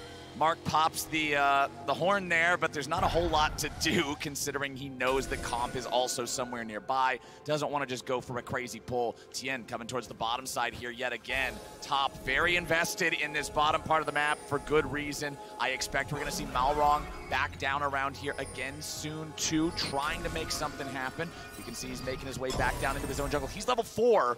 Tien is level 5. That could be a big difference if they find themselves in a 1v1 here in the jungle, but Malrang's not even going to risk it. He'll walk straight down the lane. Tien starts up the Gromp in the enemy jungle. X flash over the wall. Pull hits again. It's point and click for Mark. He don't miss. Mark on the Blitzcrank is making it look easy. Tien is here, and they're positioning like they want to dive. And yes, they will. Malrang has to flash back underneath the turret, and Top will not be able to complete this just yet, but I don't think they're done. Mark finally hits an air ball, and that means Top's calling it off. It was such a big wave that Top Esports saw that dive as just too much of a juicy opportunity not to go for it. Rogue, though, you saw that their priority was clearing out that wave as quickly as possible, get more XP onto Malrang, give him that level up to make the fight that much easier, which meant the Top Esports, after missing that hook, decided not to commit, but the damage was done. They got the kill onto Trimby, and what a clean kill it was. And it's just the Hex Flash over the wall here, hugging the side there. Comp able to sidestep, but Trimby is not able to do it. Another kill, another cash in for Jackie. He is off to the races. 3,800 gold on Jackie Love total. Comp is at 2,400. He is a full 1,400 here behind. The Mythic is going to be completed, plus the serrated Dirk. before Comp even has his Mythic done, the Caitlyn is just hopelessly behind, and it's rough because all 3 lanes are now losing. Knight is ahead mid. Top, we're already seeing Odo get punished as well. It's looking rough for Rogue. Yeah, typically Rogue have won by having pushing lanes and then their jungler enabling them. A core facet of what has made Rogue good is their laning phase. And very rarely, domestically, would you see them challenged in this laning phase. They would often draft in a way that made it difficult for them to really be challenged in this position. But when you come to the international events, this is the prime place where the best players in the world meet to challenge you. And when you take those skill matchups, especially a roster like Top Esports that are known for basically taking those skill matchups, they're going to come out ahead. Absolutely, and I mean, Trimby, at the end of the day, he's been playing mostly Enchanters throughout Worlds. You know, he does have the 1 engage game on the Recon, but when he's on those Enchanters, the primary engage becomes Malrang, and there's a lot of pressure on him. And your job becomes so tough, though. They are looking for a top. Well, there's your primary engage, there's your primary target, and Nicely there's done. a kill. Throw to up. You know, I was going to say, it's so hard as a jungler when you have 3 losing lanes to be able to find those angles because you're often pushed in. There are these wards that start appearing in your jungle. But, you know, it's a nice lane gank there from Malrang, able to find the opportunity to punish Wayward, who has no TP, so it's going to be Odo Omni getting to push in, maybe even take a play here before he goes back to base. So a few problems that we're now starting to see for Rogue. Of course, yes, that was a good pick up on the top side of the map, but with the Herald now secured for Tian, he has one of 2 options. One, he can look to throw that Herald down mid, maybe funnel a little bit more gold into Knight, but he recognizes, you know what, Knight is winning the skill matchup in the 1v1. We can leave him isolated, he's totally fine. Instead, let's try and use the prio that he has and start pressuring the bot side of the map, and you can already start to see him getting this deeper vision on the bot side to invest his Herald into the bot lane tower. We can see that no TPs are available top lane, but we don't have the level 14 yet anyway. But even if this doesn't guarantee the tower, it can secure the Drake and an early win condition for Top Esports. So they have all the options right now, and Malrang is forced to play defense because he realizes what Top Esports are trying to do. JackeyLove eats a little bit of damage there, going up underneath that turret, making sure they do enough so the minions can get him the second plate. And with Top's control over the bottom lane, now they can move over to the Drake. But this is exactly what we were talking about, right? Push in mid, they used their push in mid to rotate towards the bot side. They got deep vision, which means that Malrang's forced to play very hesitantly. Like, you can see he queued over the wall to get to his wolves because he's so afraid of just face checking into his jungle, which then gives agency for the bot lane to then move up and secure the Drake. Top Esports just have full control over the early game. Flash hook. Gonna miss this time as Trimby respects. Trimby with the Tian. That was actually so close. If that Q actually connects there onto Trimby, that could be a kick flash and another kill for the bot lane. This time Trimby is paying respect to it. They stopped the recalls there with the Draven ulti. They're trying to hard shove this in, but Malrang again, has ult. Malrang is here, but if you don't know where Tian is, I don't think you can go for this play. And that's part of the problem, is that they have no forward vision. You know, you're looking in this kind of whole area. This is all just enemy vision there. You know, it's all top vision. Rogue doesn't really have any idea of where Tian is, and if he's in the side brush and you ult in on Vi, that's your game done. I mean, the gold lead in this game is just shy of about 3,000, and almost 2,000 of that is just going to beat JackeyLove over anybody else in the game. The chart was up on the left side of the screen, and I thought it was broken at first because that one blue bar for gold is just so far out ahead of everybody else. Immortal Shieldbow, Serrated Dirk versus Parts. Yeah, I mean, it's rough, and now Mark is unleashed here on the map. Tian is going to be moving around with him, you know, getting the deep vision, and Comp is going to get spotted. Oh, Comp is going to walk past that ward, and if he doesn't see him, he could get caught here. Okay. Oh, he spotted him with the control ward. He saw that Tian was there, and he was like, this is not safe. And what do they do now? Oh, the Herald. This is the play that they were setting up earlier. They converted it into a Drake before. Now they can convert it into a tower. It's just clean play. Top Esports playing the map beautifully, and they're enabling JackeyLove. Look, he's going to get all of the plate gold. Of course, Tian securing a small part of it, but the resources being funneled into JackeyLove are just phenomenal right now. I mean, the solo gold on the tower there, he's now nearly 3,000 gold ahead individually at 11 minutes. This is a Draven snowballing out of control here. And Knight getting aggressive here onto Larson, who will look to retreat back towards Malrang on the top side. While back in the top lane, Odo flashing away. Wayward tried to flash follow to hit the Q3, but you can see it was just a millisecond too slow, so he wasn't able to find the sweet spot. Now Malrang's coming up, but Tian's ready to join. Can they keep Wayward alive? Yes, they can! Minion bullets say no. It's 1 for 1. Knight makes his way into the top side as Odoamne tries to get back underneath the turret. Whirling Death will not find a kill in the bottom lane, but Comp and Trimby continue to have to play off the back foot. Yeah, and they're down all their summoners there. The Ignite is spent from Trimby, both Flash and Heal spent from Comp as well. And Odo is going to escape on that top side, but the kills do come back. Thankfully, at the very least, Malrang, with that challenging smite, I believe, finishing off Wayward there, has the burn onto him. So they get something, but Tien just invading relentlessly. Larson here, though, on the move, looking for a pick. This could be big. Nicely done with a stolen Lee Sin ulti. Tien gets over the wall, but Malrang's ready to follow. Tien still tries to walk it off, but Vi hits hard, and Malrang ties up the game in kill. Rogue, they get a little bit back, but right now, individually, they're just getting outclassed. The fact that Knight was even able to roam up top, even before Larson just goes to try and pressure he's had in mid. The hook tries to predict the sidestep from Larson, but he holds his nerve, continues to walk away. But we saw Wayward just straight up outplaying in the 1v1. Like the matchup, sure, Aatrox is a very strong champion, but like bot lane 2v2, they are winning. Top lane 1v1, Top Esports is winning. Yeah. Mid lane 1v1, Top Esports are just, this is how they dominated the LPL. They hand-gapped people, okay? They go, our hands move better than yours do. Our brains, not the same, but hands, real good, right? And that was one of the big disparities between Top Esports and JDG. That's why they were the contrast of styles. Top Esports could get ahead in the early game, but sometimes they fall short in the mid-game. Odo's ready to go over the wall, but guess who's waiting? He ended up actually bouncing over his head, but it won't matter. Mininar can't survive that, and Wayward gets the money. Top Esports aren't done yet. They'll continue moving into the jungle, chasing away the enemy players and chasing out that vision. Mark just continues to live in the jungle of Rogue. He did it on the bot side. Now he's translated up to the top side. The control that he has, Odoamne was not expecting a Blitzcrank to be on the other side of that wall. Just look at this. It's all enemy vision here again. You know, Rogue can hardly enter their own jungle. They are just playing so well to get coverage. Whatever they're playing strong side of the map, they move in. This jungle support duo starts to get vision. Wayward will be pushed back here. Could be in trouble as Malrang does have his ulti, but they're not going to go for it because they don't know where Tien is again. And he was getting pretty darn close to that tower. So if you take that by LT in, it may be a one-way trip. Huge props to Wayward. He really has been the person that's been attacked the most in the early game. We've seen Malrang covering the bot side of the map a lot, but in terms of early ganks, it has been this top lane, and he still finds himself at 2-2-0. He's still ahead in farm, and he is still soaking up this pressure, allowing Top Esports to claim even more on the rest of the map. And really, I mean, for Malrang, he's just had very limited options. You can't really attack the bot lane because unless you have perfect information and know where Tien is, you're always going to lose the 3v3 when Draven is this far ahead. Yeah. So it just makes it so tough, but they're going to try to dive now. And there it is. They burst him down before Aatrox is able to drain tank anything. But now Knight is ready for the cleanup. Sure, he can flip, making sure there's no sort of an opportunity for an execution or an outplay, and Knight picks up the money. Still, I would say a great play for Rogue overall. They get the flash at the TP and the ulti from Knight, and it is just that trade kill back. So Rogue, you know, trading evenly is trading positively when you are behind.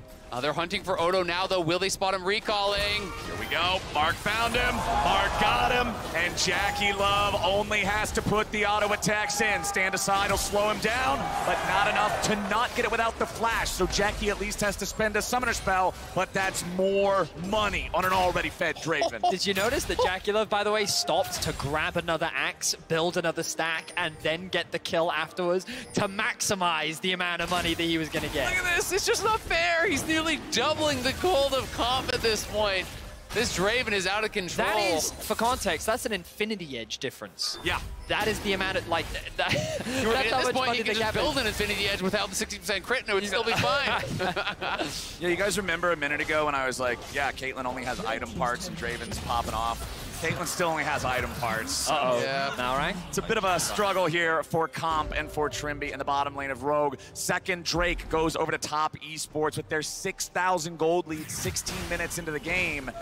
The Draven is just a force of nature at this point. Essence Reaver's second item completed, so he's never going to run out of mana for all the Blood Rush, all the whirling axes. It's more problems for Rogue. And it's one of those things where I think we're getting to see an interesting cultural difference, because when you kind of look at how Europe plays against the Caitlyn Lux, it's always about, we're going to draft strong side and cross map, right? Instead of trying to stop Caitlyn Lux from doing things, we're instead going to commit to the other side of the map. Whereas over in the East, they sit there and go, because Damwon did the same thing, where they just said, we're going to kill you. We're going to kill you at level 1, we're going to kill you at level 3, and we're going to kill you at level 5. And it's worked both times now. Of course, it requires a lot of confidence and really good support from your jungler, but that is exactly what Top Esports have done, and all the credit needs to go to Mark.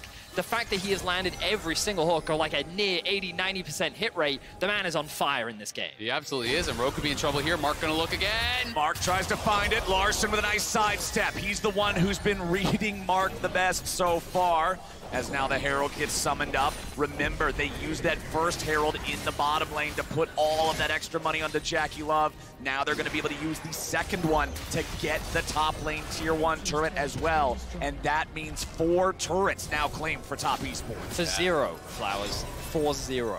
Rogue have barely touched towers anywhere on the map so far. It has just been complete domination. And of course, Top Esports, while they can't qualify for the quarterfinals, they can end the group stage, but at the very least, a more positive performance than how it started, and they could make it harder for Rogue to secure that first seed in the group. Mark fishing there with the hook, doesn't actually connect, but not much risk of doing it because there's not really any windows for Rogue to engage off the back of it. And yeah, I mean, at the end of the day, you know, we've seen both the way that they were attacking earlier, you know, with this Ashe Heimer bot lane into the Kalista, trying to punish that, you know, the aggressive early lane. Now again, as you're saying, Betty, it is the Draven as the answer here into Caitlyn. And I think it also really shows the power of some of these pocket picks, these specific champions where you really are at another level if you're excellent at it. You know, an average Draven player, it's never worth picking the Draven, but if you truly excel on this champion, it can dominate a game, and we're seeing it here, 3 items to 1 between them.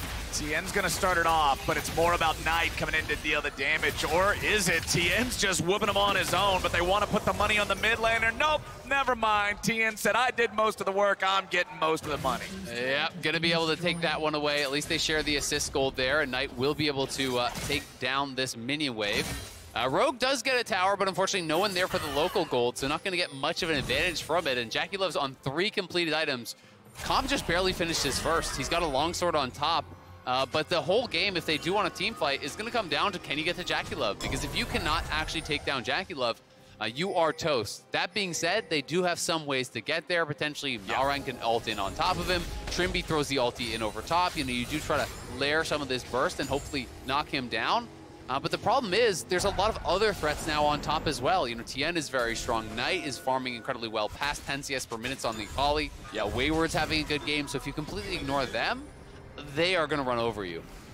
Morello Namicon now completed there for Knight as well, just making sure that they're not going to let any heals stop them from getting any of the kills that they want. You're talking about the importance of Jackie Love, and if Jackie Love is the centerpiece of this entire game, then his flash has to be one of the most important spells out of anybody. Nearly back up off of cooldown, so expect that to create even more problems for Rogue as they try to find these positions. That's one of the things you can do to Vi when she goes to ult you. If you have flash, if you have a gap closer, you can drag her further away from the rest of the team, and all of a sudden, a good play isn't so good. Absolutely, and my guess is for Rogue, you know, they're going to just try to sit back and wait to find any sort of potential picks that they could look for with the Vi. And I think we're probably going to see them not even challenge until maybe Soul instead of Soul Point, because they're just so far behind now. I think they really need to try to look to see if they can get a little bit more farm, and they don't even have the vision really out on the map to try to look for anything. So I think it will be seeding this third dragon, hoping you can turtle up, hoping you find some sort of an angle later on. Oh, Mark firing one off at Odo there. The things you're mainly looking for if you're Rogue is like trying to attack the side lanes, right? So we saw Knight in a second ago just pushing out that top wave. That was a window with which Rogue could have looked to try and find a pick in exchange for the dragon. And then if they can push that top wave all the way down to the tier 2, it gives them a little bit more space. Yep. Okay, Top Esports is set up in the enemy jungle. Tien hits the Sonic Wave, but there will be no resonating strike. They know how easy it is for that to get punished if he's underneath the turret and the Lux is ready to bind him. But now Rogue are coming back out onto the map. It's all 5 Rogue players here on the bottom side. Ruamne has the Narbar charged up. They might try to contest top here. Ruamne jumps in, forces Mark to fight out there. Wayward's still on the flank. Look at Knight. Knight's coming around from the other flank. It's going to be a pincer attack from top. Tien just baiting him in, starting up the Drake. as Wayward and Knight make their way forward. Mark guarding Jackie. They're going to be dealing with Odo. Meanwhile, Wayward's going to be killed off too. Top laner for top laner. Tien still looking for a little bit more, and Knight just picks him up so easy. Malrang, he's nothing but food for the taking as Top Esports are eating good. Top Esports just wipe Rogue off the map, and look at the gold difference now. 9,000 gold is the lead for Top Esports, and there is a Baron waiting to be taken by Top. And Rogue just looked for that desperation play. They decided that they didn't want to wait any longer. They wanted to try to find an angle there. Odo, with the Mega Gnar just running out, flashes.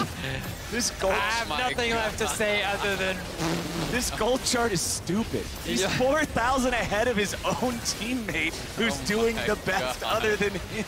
He's Draven, baby. Yeah. Well, we can watch this one more time. I mean, it's desperation hours for Rogue, right? Odo sees the Mega Gnar's expiring, so he flashes in for the wallop, but doesn't even find it.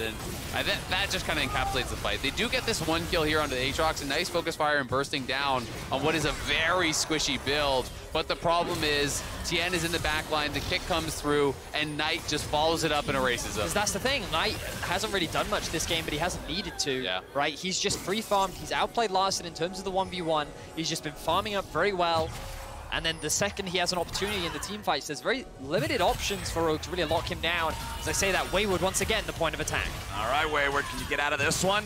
Dashes over the wall there, has a blast cone waiting. Malrang still in hot pursuit here, but does not want to go any further. It gets too risky at that point. There it is, Soul Point secured for the side of Top Esports now too. He's just making fun of him now. Yeah, he's just clowning on him a little bit. Knight's coming up to help him. Now he's got backup. Now it's a fair fight. Wayward staying alive. Malrang goes back up the wall, but he's going to be killed first. It's 1-for-1 at least. Larson picks it up.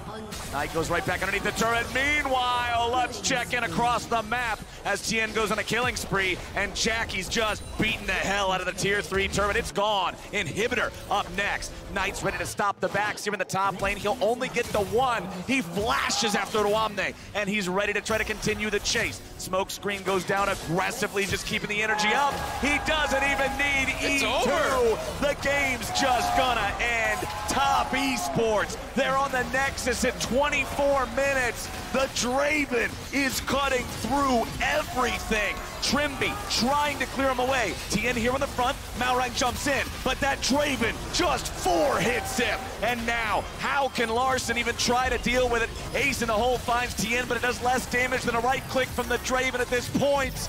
They're stuck back in their own fountain. Comp and Trimby can do nothing, and Rogue will fall. Top Esports just padding the stats at this point. Knock them down. Top Esports take the win. 9-1-1 from Jackie Loves Draven, but the star for me is none other than the Blitzcrank here. Mark had an incredible game.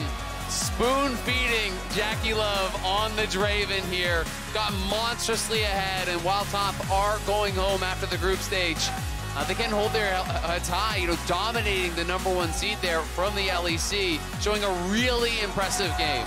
Mark started at level 1, and he never stopped for the next 24 minutes, because that's all it took for Top Esports to take down Rogue, the Blitz, the Draven. You were talking, Vedius, about Wayward doing a great job absorbing the pressure Top when they tried to respond. Honestly, Top had a really nice game. It's got to feel frustrating for LPL fans, because you have to sit there and be like, where was this Top? Everyone knows that this is the ceiling of this team, the reason why they pushed JDG to multiple 5-game series, and why, when you looked across the board, many people rated a number of these players best in role, competing for best in the world.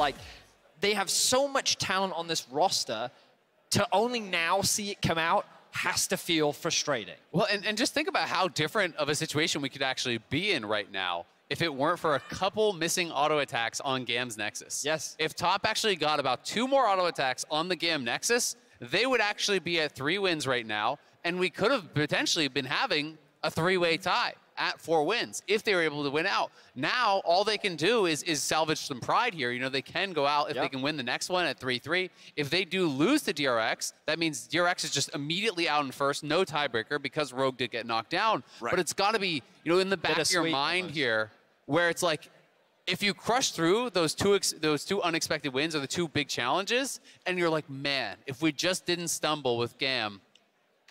Well, the stumble did happen. The 2 auto attacks were off. Top, despite being eliminated, is fighting ferociously to the very end. But, oh, we forgot to mention, the World Championship is coming to the big screen in select theaters. You can watch with your friends and family. Check out the QR code.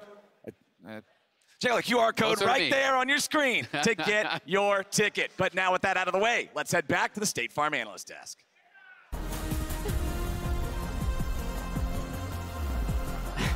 Thank you very much, Captain Flowers. Did about as good as Quickshot did on the whole QR pointing thing. So we'll see if we can lock that one in as we move through the tournament. But Top Esports, 1 down, 1 to go in terms of trying to deliver that tiebreaker for first place to the fans here at the Hulu Theater. Rogue gets knocked down just a peg here as we await the results of the DRX game to follow. But my goodness, what a look for Top Esports. You heard the casters talking about it just a moment ago, Dagda. Yeah. I am frustrated.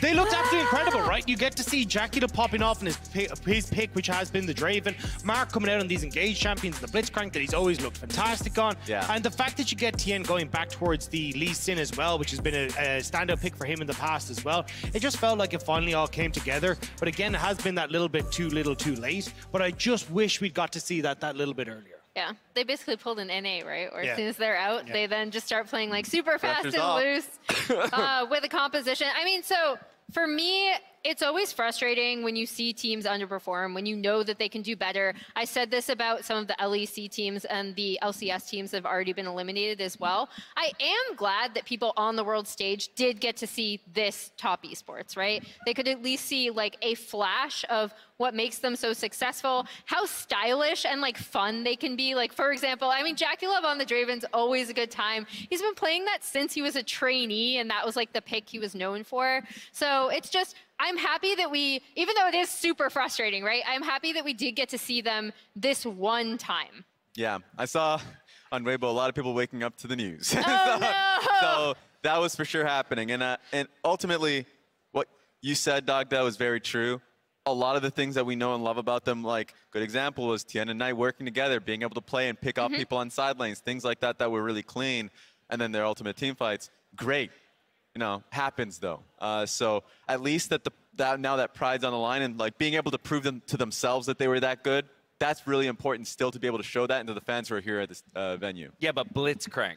Blitzcrank though. Blitzcrank though. Blitzcrank though. Let's take a look. Oof. I mean, this was so sick to see from Mark. It looks so good as well. But I love the fact that they're willing to just go ham into this lane, right? You get consistent flashes forward from Mark. Even the Hex flashes he had from River into lane were absolutely fantastic. He was doing such a good job at setting up Jackie Love for success. And this is where you see the strength of TES in being able to do this, in like choosing these fights, in going aggressive. Like, this is the exact time, this is the type of lane that you want to be this aggressive about trying to get these hooks into the Caitlyn Lux, which then, as we've talked about, once this kind of lane falls behind, it just ends up being pretty miserable to play. Just watching all of this happen, by the way, was really fun. So as you can see, they were able to just move that, get solid vision around bot side, play around Jackie Love that had 4 kills really early on. And it was just smooth sailings for Top Esports. I still love, though, it's still Knight who's coming out on top. Knight has been so consistently good at this tournament, and finally we're going to see Top Esports live up to his level that he's set at this tournament. Yeah, that's what excites me about this, is at the very beginning of the day when we asked for a bright spot for Top Esports, you went to Knight. But now for the rest of the squad to kind of be living up to the potential that we know they have, that is the scary Top Esports. A just over 24-minute game, that was more the pace of game we were expecting. And then we got to see if they can do it against DRX, right? Like, this could be Top Esports kind of taking Rogue out of that top spot and now putting DRX in. So it's going to be a big question. That is the question. On the other side of this break, Top will seal the fates of all teams in Group C in the final game of the day. So don't go anywhere. We'll be back to preview it in just a bit. Press. What are you doing, man? Blitzcrank, pick it again. Oh, the hooking early. Trippy's in trouble. The first pull hit, and Jackie Love's ready to flash follow. Lamorano's going to do it. First blood of the Jackie Love. Cobb goes right back in, and he gets him right back. As Wayward and Knight make their way forward, Mark guarding Jackie. They're going to be dealing with Odo. Meanwhile, Wayward's going to be killed off too. Top laner for top laner. Tien still looking for a little bit more, and Knight just picks him up so easy. Malrang, he's nothing but food for the taking as Top Esports are eating good.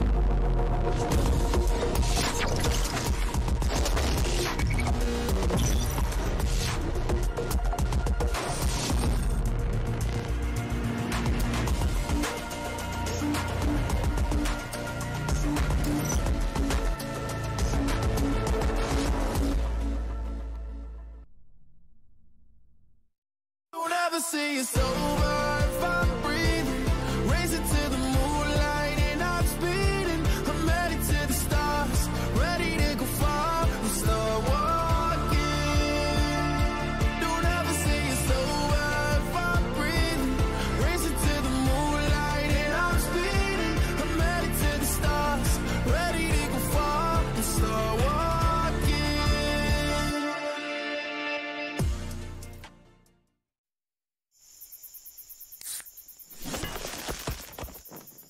Red Bull gives you wings.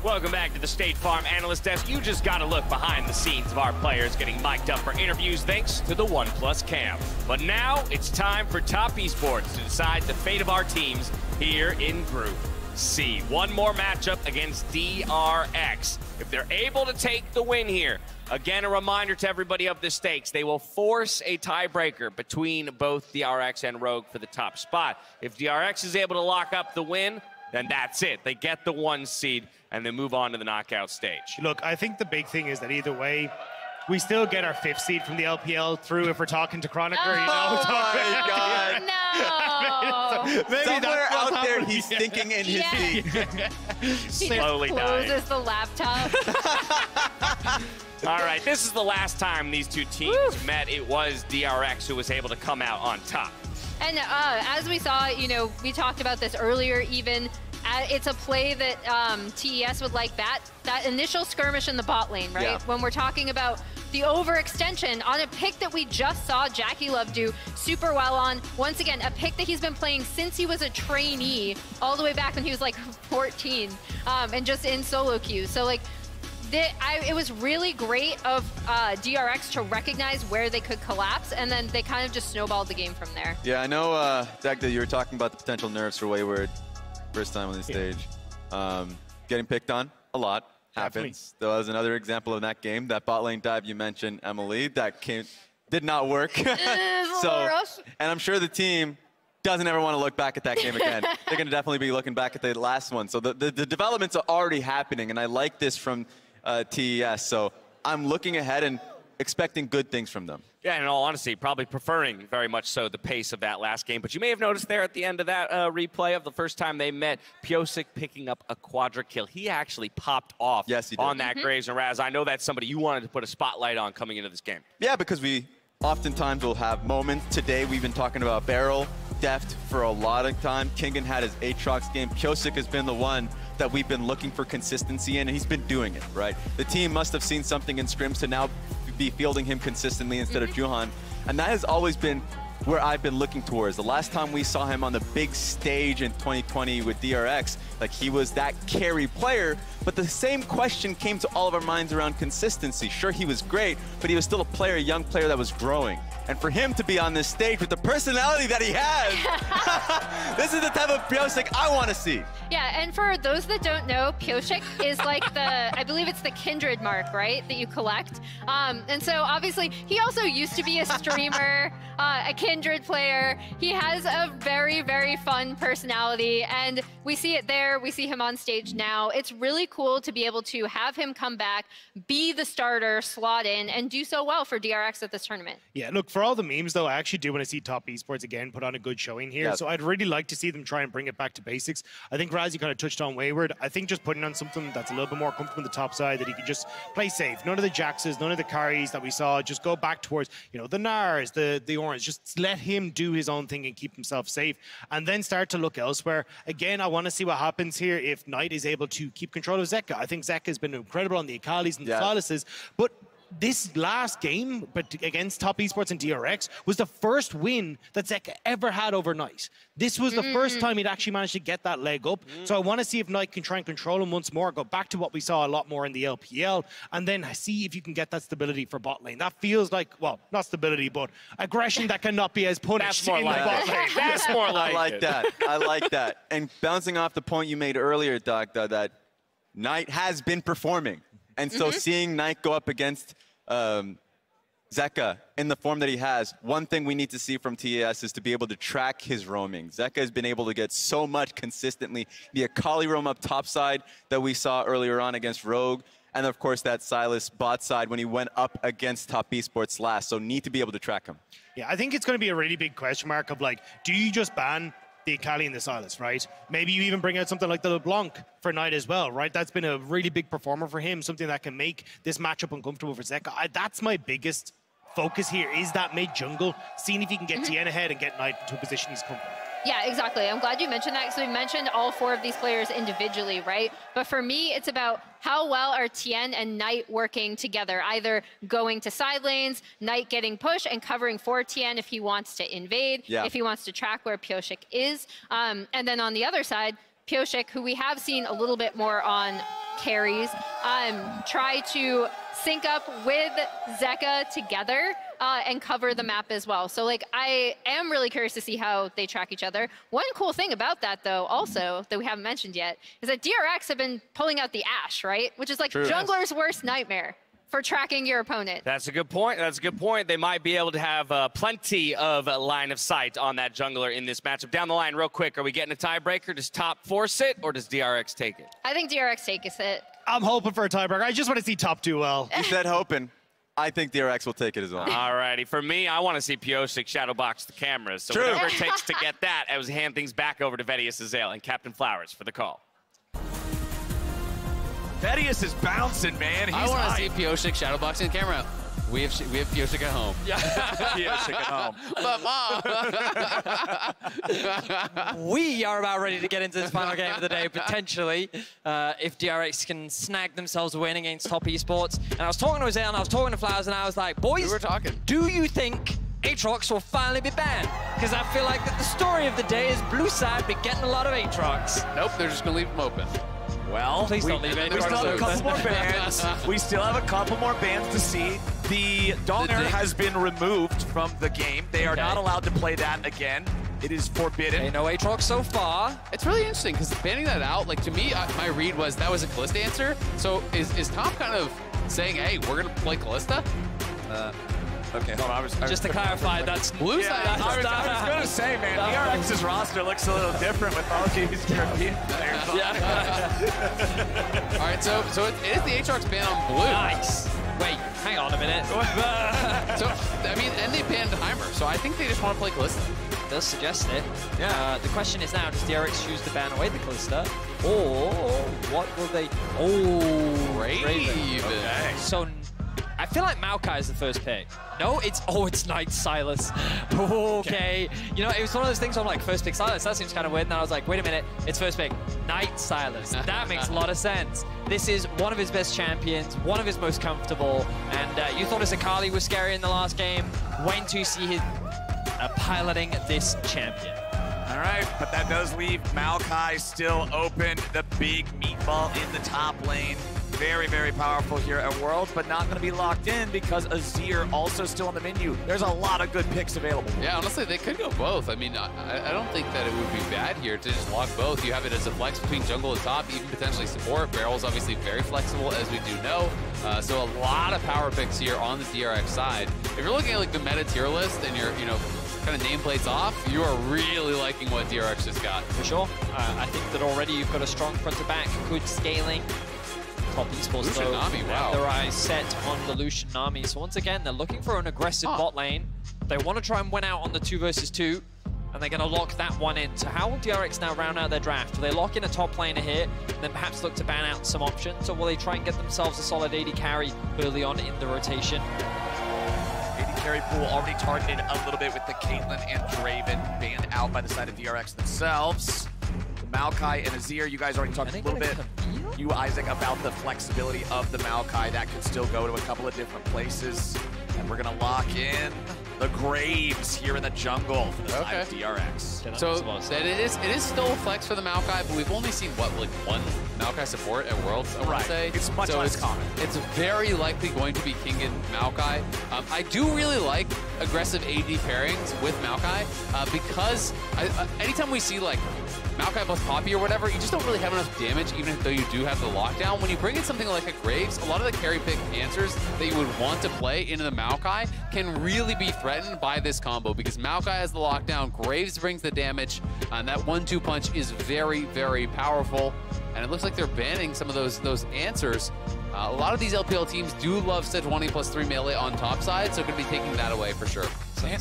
Sejuani's also one of those big meatballs like Maokai that can sort of give you even ground to clash on there in the front Meatball lines. on meatball action. Exactly. It's just a whole big bowl of meatballs, but not today. Renekton also banned out by the side of DRX, as Renata Glass and Kalista are both banned out, so they will knock that 80 carry pool just a little bit lower. And the Lulu is the support Are lock. we getting Def Jinx? I feel like we're getting Def Jinx. That's not what I'm feeling. We'll see. I mean, they're already going heavy team fight. Could be. The Enchanter comes in. I mean, it could be a lot of options. You could go Aphelios, you could go a lot more standard stuff. There's a lot of stuff as an option. But Def Jinx is the throwback. This guy just doesn't seem to lose on the champion. We're getting Ornn. Okay, so it is going to be meatball on meatball action up in the top lane. Viego coming through, so AD junglers will be matched. Viego obviously really, really powerful when you're playing from ahead in these early skirmishes. You get that one reset, you can take over. We've seen it time and time again. But Viego can really get out farmed by the Graves pretty heavily. So I do feel like this matchup can be tough at times if you start to fall behind. You don't necessarily keep that relevance. I don't know if I like Misfortune Lulu. There's just not enough lockdown. It's only the Maokai, really, to hold you in place. MF in general, I actually am really curious to see, but MF had been doing horrible in the group stage. I'm really curious to see if it's actually picked up any wins that I'm misremembering. But last I had looked, this was actually winless at Worlds, and yeah, 0-4 in the group stage at Worlds. So Deft's going to be looking for the first win on it. To be fair, it hasn't always been the top teams that are actually playing it. FBI played it. Oh, Deft did play it once. FBI twice and Berserker once. So 3 of the losses are, from NA teams. 1 of them is from Deft. And we'll see. That was their only loss actually was when he was playing it. I just don't think they have enough lockdown to justify the pick. For context, when we talk about MF, a lot of the damage ultimately we believe comes from her ultimate, right? Yeah. It's a massive AoE, a lot of damage available to you. The problem is you need them to stand in it. And when we talk about crowd control, that's one of the most important things. She often ties into wombo comps very well. Yeah. She often also pairs up quite well with aggressive supports because she can have a lot of agency in the laning phase. Yeah, exactly. Muminolus, Leona, they're all very common combos because they give that initial CC and then she can throw down that bullet time. Hey-ho, a lot of damage. Here, though, when you have Graves, Azir, Maokai, you had such a good scaling topside to not pair it with something like an Aphelios, which is quite typically safe side, also pairs well with the Lulu, something like the Jinx. These are all, while slightly more losing matchups, do fit more, make more sense in the context of the comp. So Deft has to have a lot of confidence in this pick if he is gonna lock this one in when this is an opportunity for DRX to secure first place in the group. Yeah, absolutely. I will say, as far as like the damage profile of the composition, I still do like it overall. One of the big problems I had with some of the MF comps, especially from the NA teams that we saw earlier, was MF was kind of trying to carry the heavy weight of taking down a frontliner. Yeah. In this draft, it's not really the case. You have both Graves and Azir who can help you to punch through that Ornn. So Ornn is not going to be this immovable brick wall that MF just can't deal with because you do have that backup. You have a lot of DPS coming from mid and jungle, but we'll see how he's going to be able to get it done because it is a lethal tempo MF here. We have an early sweeper start from Mark, just making sure that they're getting rid of some of those lane wards placed down by DRX, so those are out of the picture now. You can see a couple of player icons a little bit close to each other on the top side of the jungle, but doesn't look like we're going to get any level 1 wildness just yet.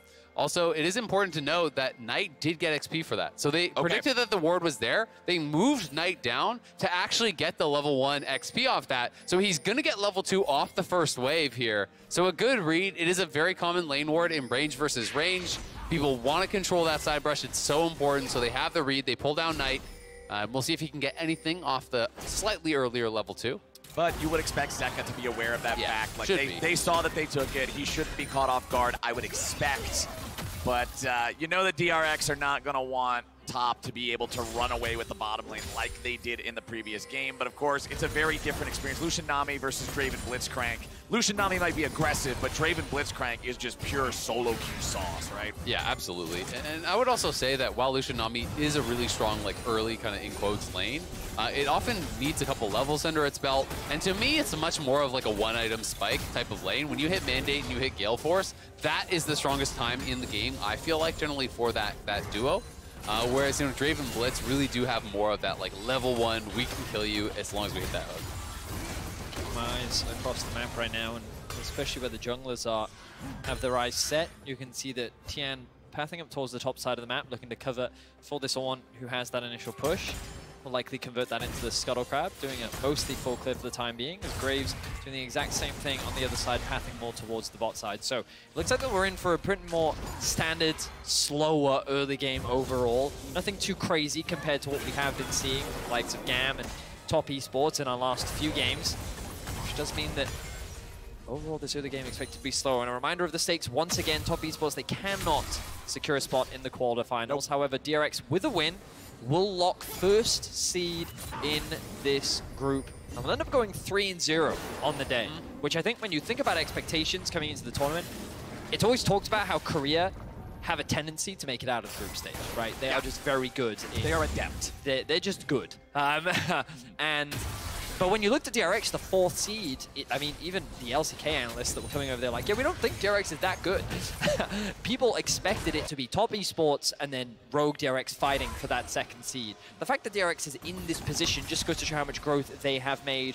The Top Esports is looking to get aggressive themselves. Great trade from King in there in the 1v1. Nicely done. Wayward has been controlling the matchup here so far, but that turret shot will tip things back. But they do have Tien nearby to force this dive if they can make it happen. No wave right now. They need to get this underneath the tower, but this is just buying more time. The Graves hovering around the bot side of the map. Can he kill that minion? Stop the dive?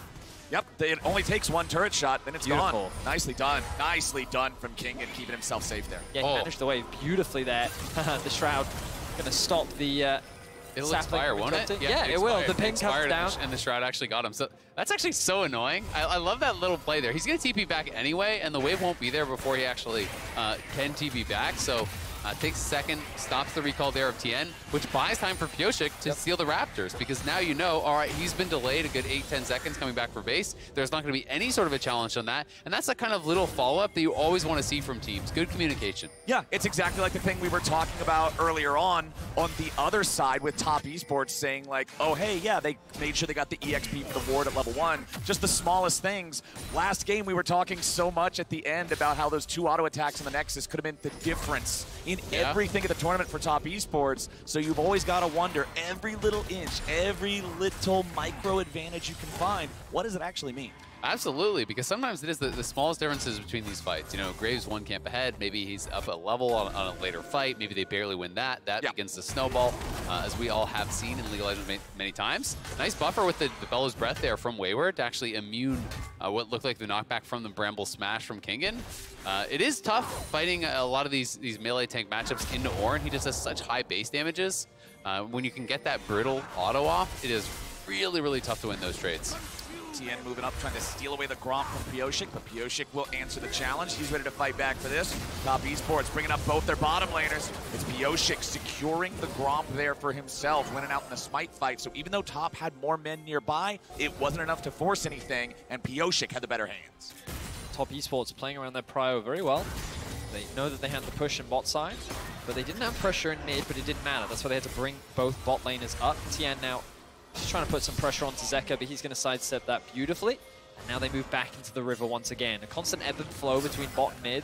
Pyosik did have the smite earlier, but decided not to get too greedy for this crab, mainly because he sees once again Jakilov and Mark looking to move up and offer that support. So overall, again, we kind of expected this slower early game from these two teams, and it's kind of what we're getting right now with both junglers looking to play around their lanes to see what small advantages they can gain across the map. Absolutely. Wayward, though, has opened up a really big advantage, to be honest. You know, this is, yes, quite a bit of CS to actually farm, but he's almost taken the first plate already, and he has double the CS right now. There's, what, like 8-9 minions from Neglect if he can actually have perfect CS, but he's still going to be down quite a lot here in this 1v1. We'll see if he can stabilize later, but Pyosik now covering the push in here. Deft is out of mana, so he wants to be able to reset. But if they have the mistiming on this, if Pioshik actually finishes that recall, he does cancel it now. Okay, Pioshik comes out, but Tien's ready to go here too. Looks like it won't turn into a whole lot more just yet. Tien and Jackie Love walking back into their own tribe rush. Mark trying to manage the minion wave as long as he can. Brings enough time for Jackie Love to come back under here and clean up those minions. Yep, they do get the reset. They elect to actually stay around though, now that Tien has shown Pioshik staying in the area here, so they're going to try to push in one more wave. And to talk about what you were touching on earlier, Vetty, the kind of surprising results here from DRX, how good they really have looked. I think we have to give a lot of credit to Zeka. This guy has been so impressive throughout play-ins, throughout the group stage, has really emerged as one of these new faces on the international stage that I think so many people are taking notice of. He was good in the LCK, but he wasn't really one of those household names. And I think this is the first time a lot of our fans are really getting to watch him play and realize just how damn good he is. Absolutely. A lot of people were also skeptical around his synergy with Pioshik as well. I think Pioshik was a player that was very inconsistent and is a player that many people had question marks surrounding. But so far today, he and Zeka both had phenomenal games. Let's see if DRX can round today out with a 3-0 to join the likes of T1, the first seed of their group. The ultimate comes down mainly just to clear out the wave from Deft. We'll be able to put that pressure down onto Jackie Love as well, but now Tien could be in a bit of danger. He's level 6 though. Let's see if King ends up getting caught here. Still takes the damage from both parts, the Oran Horn, but he flashes the wall to get himself to safety. Pioshik's behind him, but there's a big difference between level 5 and level 6 here. But Knight's here too. Knight's ready to go for a 3v2, but they don't have an Oran ulti, and there's a lot of AoE between Maokai and Graves to just force the wave down. And you can see that the read was actually there. Like, look at Barrow. Barrow was already running out of base. Zeka has gone back to mid, but he was cheating up towards that top side, so they knew that this could be coming in.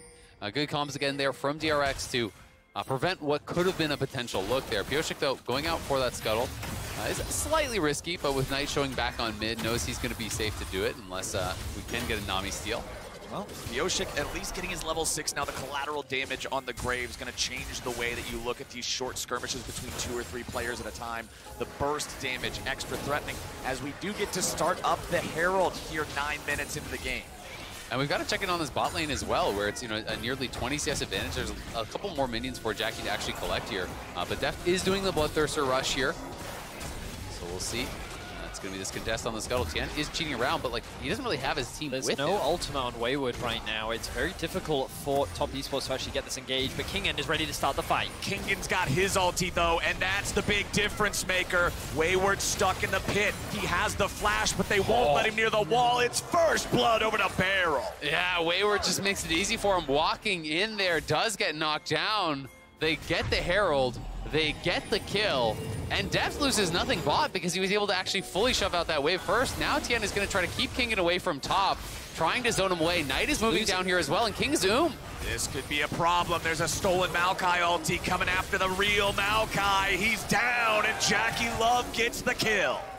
I'm so confused as to what has just happened. Mainly because Top Esports just watched that Baron be taken when they had no tools to contest it, when they could have just gone for a cross map on the bot side of the map. And then Tien does something that you just don't expect. He just challenges the Maokai as he tries to make his way up towards the top side. And then he actually calls the rest of his team to come and help him secure that kill. And now Top Esports have swapped to the top side of the map to try and funnel a plate or two into Jackie Love. He's going to be forced to reset as threat is now being pushed towards the bot side of the map for DRX. Deft just making sure that he's keeping this wave shoved up. They know the enemy bot lane has headed top side. That gives him the pressure, gives him the power. Knight down to 1/3 here in the mid lane as Zeka shoves him back.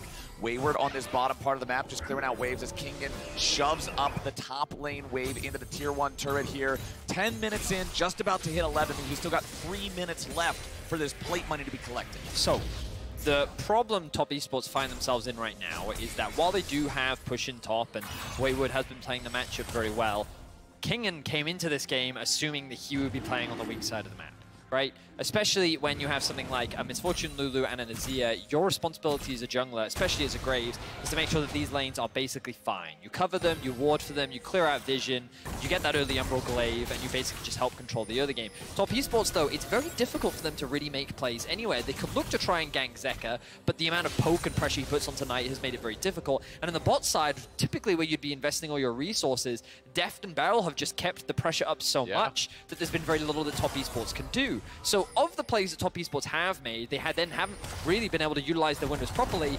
Perhaps now they can find their first kill of the game. Kingen throws out the ulti, trying to save himself, but Tien's already made his way in. The twisted advance back the other way just to try to farm anything he can on his way out, but that's another kill going the way of Top Esports, 2-1 now. And I did misspeak, of course, this is the second kill of the game, but this is only the real window that Top Esports have, constantly trying to attack the top side of the map. If DRX are fine with this, we saw earlier when they played against GAM how well they're able to make these cross maps. Tian trying to make something else happen on the map. Tian wants to go after Zeka here. Pioshik dashing in front of him, tanking the stun, but then has to flash back underneath the turret himself. Tian is getting a lot done here with the Viego, just constantly trying to force things, constantly try to apply this pressure. Yeah, nicely done, moving around the map, and now him and Mark again on the roam down towards bot.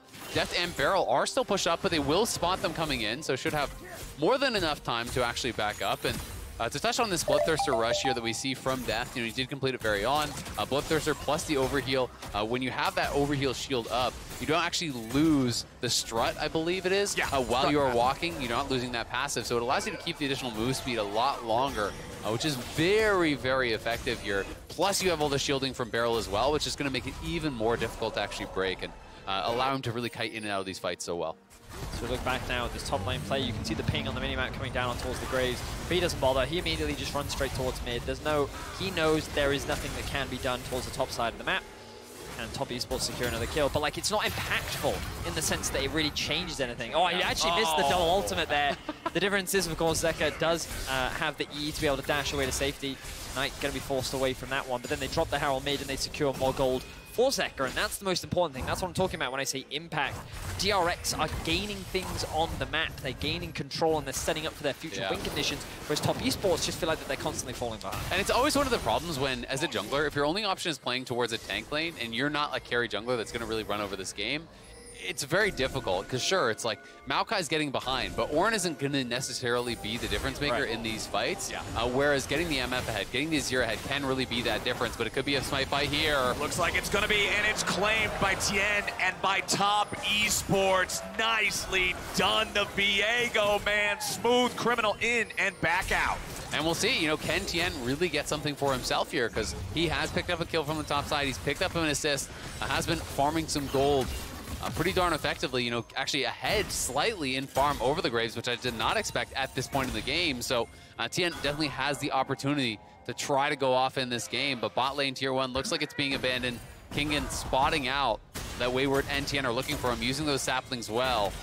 But his top tier 1 also not long for this world, so it's a little bit of a race as he can actually get that first tower. And it is still 1,000 gold of a lead for the side of DRX, a big chunk of that being the turret plates that popped up on your screen just a second ago. It was twice as much money, about 480 extra gold for DRX through plates. And there it is, first turret of the game for DRX now too, as Kingen is trying to stop the wave here. He fires his ulti back. No minions are tanking the turret. Oh! This is absolutely beautiful from Kingen, who goes in, tries to finish off the Viego, and it will not happen. That was nearly sick. Man, that's heartbreaking for Kingen. If he wasn't so behind, imagine if he had a mythic like Wayward. He could have been able to pull it off, but that was really smart. Goes, holds the wave, gets the tower aggro onto them, then shoots the ulti backwards and wraps them up there. Nearly had a sick outplay. In the end, though, does mean his flash is used and he goes down. Doesn't even get a summoner from the other side. So it does backfire a little bit there, and Kingen falling further behind, unfortunately. I didn't realize that Mark was actually running a heal as well. I saw a second heal come out, and I was like, why did Tian actually live? That Q should have been enough damage, but the secondary heal coming out from both the W and then the heal spell was actually enough to swing the fight. So props to Mark there, keeping his jungler alive. This will mean that DRX do secure themselves the Herald, but it's a weird game to describe, because if you're just an observer, maybe not as familiar with the league, you'd look and you're like, well, they have more kills. They're even in towers. They even have a Drake up.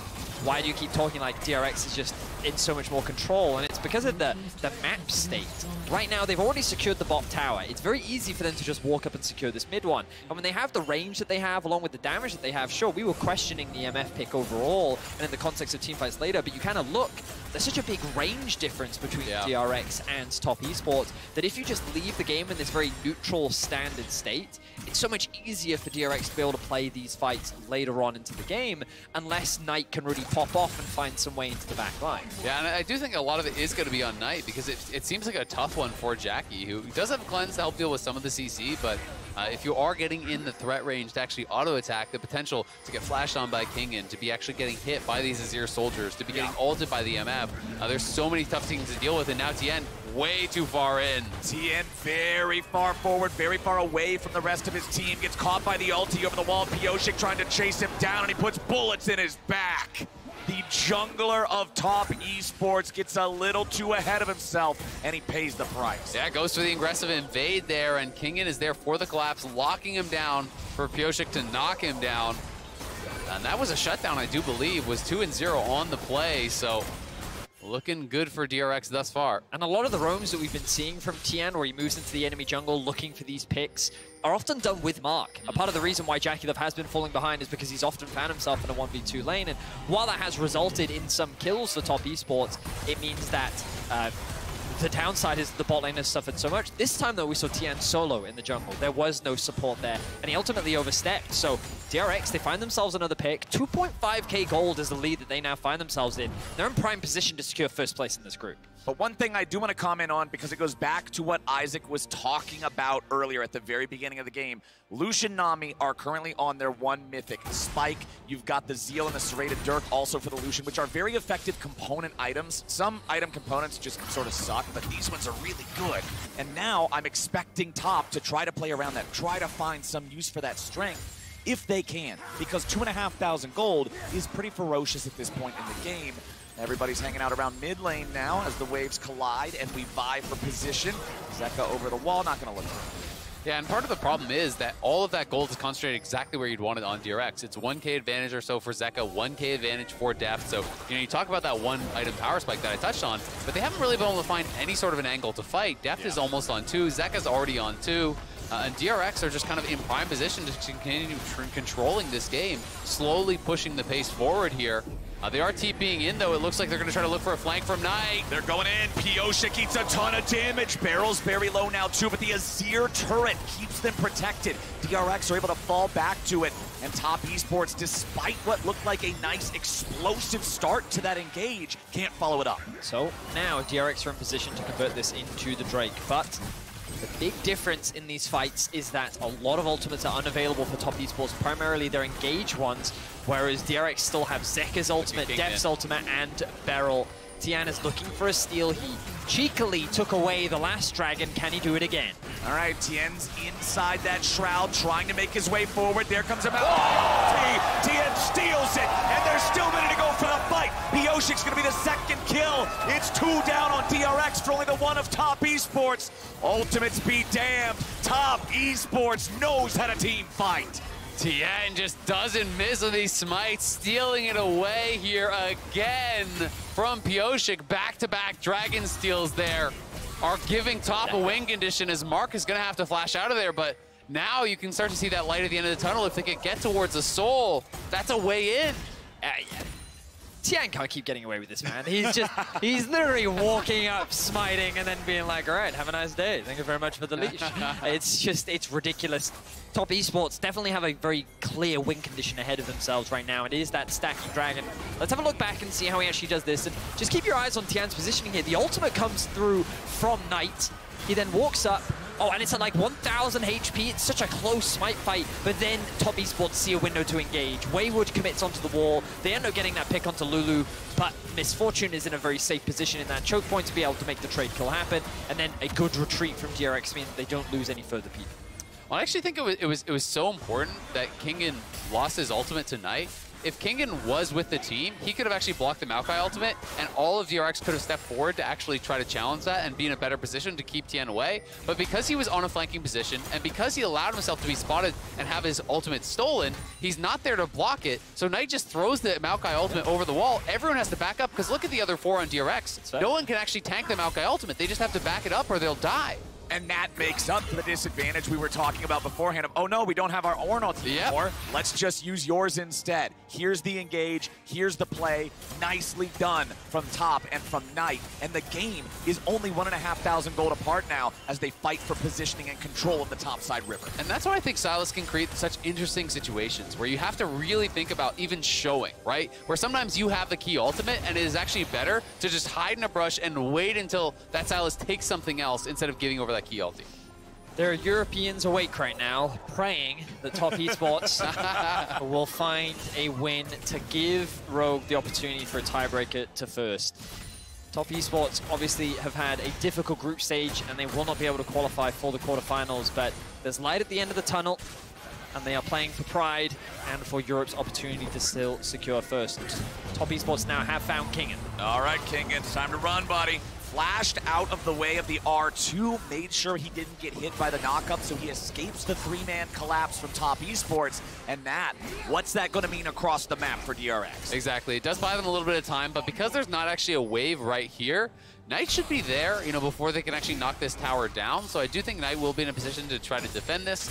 So it's not going to mean too much, honestly, out there on the map. But we'll see how heavily they want to try to commit to this, if they feel like they can still do it in the face of Knight, but I wouldn't think so. Look at the minimap as well. You can see them moving up through the river. Top Esports want to make their way towards top, and Knight! Oh my god, what an engage coming out from Knight. Zeka's at 100 HP, and Jackie Love knows an opportunity when he sees it. Top Esports hit him right in the mouth. And Knight makes the magic happen. His Sylas is regarded as one of the best in the world, and he saw a window that not many others would. A beautiful 2-man Azir ultimate will set up the Baron for Top Esports. Jeff still has his ulti. He can look over the wall here if he wants, but it is a bit of a desperation play. And now with Wayward arriving, they're going to have to retreat. There's no chance at a steal here. So Top now will be in control. They get the kills. They're going to get the Baron, and we can watch this one more time. As soon as the Azir ulti is stolen, honestly, you got to back up. But he goes forward, hits the Everfrost, sets himself up for the chain, then clears out the wave, plus knocks them both in with the same Azir ulti. Beautiful stuff there from Knight, and sets it up perfectly for Jackie Love to kill him off. What's crazy about this is Top Esports, all this early game, have kind of been collectively grouping up and moving. They've been trying to attack these silos, in particular Tian and Mark, how they've been working together. On the minimap, the second that Knight got into that top lane tower, you could see the communication was, I see a play, I need you guys here right now, and the movement immediately came through. And the fact that he even killed a minion to be able to land the E behind, Zeka thought he was safe. He thought, I can get rooted, but it's fine, but the minion dies, the stun comes through, the play happens, Top Esports get themselves a Baron. And with that Baron, they are now set up for total control over the Rift with 15 seconds to go until the Drake that will give them soul point on a Hextech map. Zeka losing a little HP there. Jackie just firing off the culling to keep these guys back. And Jackie finishes his third item off of that. Yes, it is Collector. Yes, it is a very early game spike here, but they are trying to play for soul. They're trying to play for ultimate power right now, and he is incredibly strong. But DRX unwilling to give it up. They're trying to get Pioshik in there. We'll see if he can get an angle for a smite fight. Okay, here comes Maokai's ulti. But how are Top going to respond to it? Ornn ult fired right back. Nami ult used by Mark. Control maintained, Drake secured, soul point acquired for Top Esports, and now with a stolen Maokai ulti, they might be able to find a re-engage. Kingen's already down, the bullet time won't do enough. Wayward will not fall, and Top Esports get an objective and a kill to boot. And Pioshik played that so strange. He goes into the pit, but he actually spends his Q and spends his damage on Tian instead. You're not going to kill Tian in that situation. I thought when he dashed in, he was going to try to actually burst down the dragon, which was, if I'm recalling correctly, around 2,000 health. So I thought it was going to be, Q, auto, smite, all spent on the dragon there, try to look for the steal. Instead, he just goes in, gets nothing done, has to flash out, and Top are taking further and further control over this game. What's crazy to me is we're yet to really see an explosive team fight. Flowers has been very quiet this game. I'm chilling, man. There have only been small windows where we've been seeing those kill exchanges, but as the game has gone on, Top Esports have turned that 3-1 kill advantage in the early game to 8-3. DRX, while in the early game they dominated the map, Top Esports have done what they do best. Find skirmishes, find kills, and convert that into control. And honestly, you wouldn't be feeling that much pressure if they hadn't had these 2 Dragon Steals, because you still feel like, hey, gold is close, you outscale potentially here, but Zeka now in some trouble. He's being surrounded. Oh, he is in a lot of danger right now. Okay, Zeka, it's time to exfiltrate the hot zone. Metal Gear Solid Zeka creeping beneath the security cameras, making sure he doesn't get found. I think he can get away from this one. Yes, box of safety. He's just hiding, he's waiting. I think he's going to escape it. The Zeka turret will fall, but Zeka himself gets away. However, because the enemy mid laner's gone, that means that Top recognizes the chance to get things done here in the mid lane. Pioshik has to defensively ult to get out of the range of Jackie Love's culling, and Top takes down the mid lane tier 1 turret. They maintain control over the enemy jungle and continue pushing forward and setting up vision. And I want to come back to something Azael said earlier, which is that if it weren't for those 2 Dragon Steals, and when you think about Top Esports domestically, and we joked about it earlier, oh, hang on, I don't have time. I don't think Beryl has a whole lot of time either. He'll survive thanks to the Wild Growth self-ulti.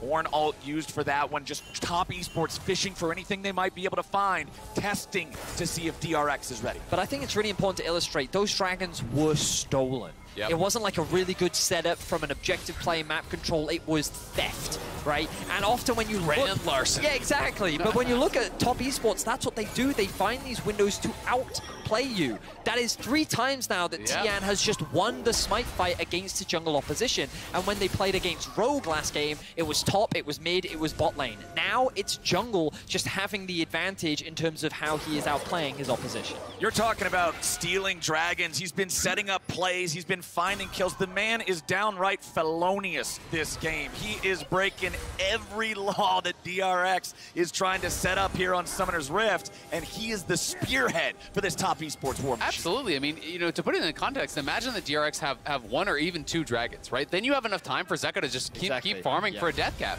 And if Zeka actually gets to a death cap, you start getting really, really scared. But instead, they have got a challenge in a minute 30, and Pioshik's in trouble now. Tian committed the ultimate there. Yep. Of course, it should be back up in time before the next dragon, but still, Top Esports, you can see their confidence right now. Wanted to highlight as well, Knight level 17. Yeah. This man is 3 items. He is in a great position. He has just been farming up in a side lane, and that early CS discrepancy that existed in the mid lane, it is gone. Yeah, absolutely. I mean, there's going to be no IE for Deft. There's going to be no death cap for Zeka when they have to take this fight. Unfortunately, Jackie Love, he's also going for a little bit of a weird build here. He's already on 60% crit, not going to pick up an IE himself. Looks like he's going towards LDR to try to punch through this front line, but it doesn't mean his spike is going to be very, very late if it ever comes. But of course, all these guys are also feeling good because they have the Ornn Enchanted Mythics ready to go. The Iceborne Gauntlet, the Everfrost, and the Gale Force on the Ornn, and the 2 big damage carries there. Of course, the next level, you expect Wayward to then enhance the Divine Sunderer of Tien, and then, you know, Mark's support, that's support life. It'll happen, maybe. He's there too. Yeah. He's there. Mark is also part of it. Yeah. Well, Mark is going to be integral in setting up for this dragon. 30 seconds is now the timer. Top Esports have secured themselves 3, and DRX are trying to avoid a tiebreaker against Rogue. This is going to be pivotal in determining the outcome of the game. The Top Esports have their eyes on the Baron, and of course, this is an option we didn't discuss. While they are at Soul Point, what you can leverage is the fact that DRX have to make a choice. Do you want to come and contest the Baron, or do you want to give up the Soul? Kingen is not that tanky here on the Maokai. Stolen Maokai ulti flies out to follow him up here. Kingen is down to 25% HP. That was Silas There's AP, an AP wasn't it? ratio Yes, on that was. thing. We just saw the root land, and then his HP went. Yeah. You're used to seeing it like just do a little stiff freeze. They do 4 damage from the Maokai. All of a sudden, you're getting AP 1 Here shot. we go. This is it. DRX is moving in, but Top already has the Drake down to half HP. Mark fires off the wave. Pioshik will even be able to make it into the pit in time. The Drake is secured. The Soul is found, and Top will now try to get their way back out. Stolen bullet time fired off by Knight, as now he should look to get back back over the wall. TN with a defensive ulti, and DRX won't get anything there. Did DRX go to Baron? Like, are they actually feeling desperate enough to try to just run straight over? You know that they're going to be recalling. I feel like you go to Baron, you start it, and you try to see what you can get done. Wayward is still in bot. He's killing Krug, so he must be looking for something for a buy. He does have his TP, and there's Hex Gates on the map. So I don't think that they have enough time, really, but... TN is already here, and he's gotten the best of Pioshik all game long. So going for a Baron, if there's any chance of him stealing it away, you gotta think that that one's a rough call to make. But now you can do the counter attempt, right? Because they actually had time to reset. Now you have the soul. You know that DRX wants to be on a reset timer here, so if you can clear out the vision, you can threaten your own Baron take. You can potentially pull them in. Of course, this ward in the back of the pit has not been cleared out, but it is going to be this slow choke out here from top as they try to encroach into the enemy jungle and clear out as many of these wards as they possibly can to pull DRX into what could be a game-ending fight. And DRX has to be so careful with the way they approach this, with the extra value of the Ornn items, with the extra value of the levels that they have on guys like Knight, who is level 18 at this point in time, and with the huge power of the Hextech Soul. If top just finds one little way in, one little advantage, it could mean the end of the game entirely. DRX, they're trying to creep up here. They're trying to put down any little bit of vision they can. TN on the flank, though. Knight in the pit. TN looking for that pincer. Not going to find a whole lot just yet. Sweeping out some wards. Won't be able to take that one down. As DRX continue trying to creep forward, and Jackie Love will just push up the wave here in the mid lane. Still a tier 2 turret standing in all 3 lanes for DRX. And Top Esports regroup in the river. Yeah, DRX just trying to buy time. They're trying to get Deft towards this IE. It was such a big spike for them, but Pioshik pretty far forward is the way we're gonna look. The way we're trying to find it. Jackie Love goes in. Barrel's gonna be taking low bullets. Oh, won't do much. And Jackie Love's unstoppable. A double kill on the Barrel, and Pioshik. Top have a 5v3. That Baron's free. Yeah, they're gonna take the Baron, no problem here. Pioshik gets knocked down. Barrel gets knocked down. Top in full control of this game. They may be out of Worlds, but they are showing what they can do on the international stage here, looking to take down DRX. What an incredible game overall from Top Esports. It has been calm and controlled, but they've won it in their way. Of course, the Nexus still needs to fall for Top Esports playing with confidence. There comes the angry cats of the Soul and Silas ulti. They will rip King into pieces, and Top Esports will do the same to the structures of DRX. Tier 2 turret broken here in the top lane. Tier 2 turret broken here in the mid lane, as you still have 30 seconds before King can come back alive. Top Esports now breaking into the entirety of the base. Top lane inhibitor, it's gone. I mean, Devs was pushing bot, just trying to get an IE at that point. He knows that there's not going to be anything they can do to contest. They're hoping they can try to hold the line here at some point. But without King alive, Top can just push forward. Knight is threatening the flank. He's going in. It's a tall order to survive this. Knight here on the front line. Zeka into the stasis. Knight now buying a little bit of time of his own. And DRX collapse as it's Top Esports absolutely slamming them.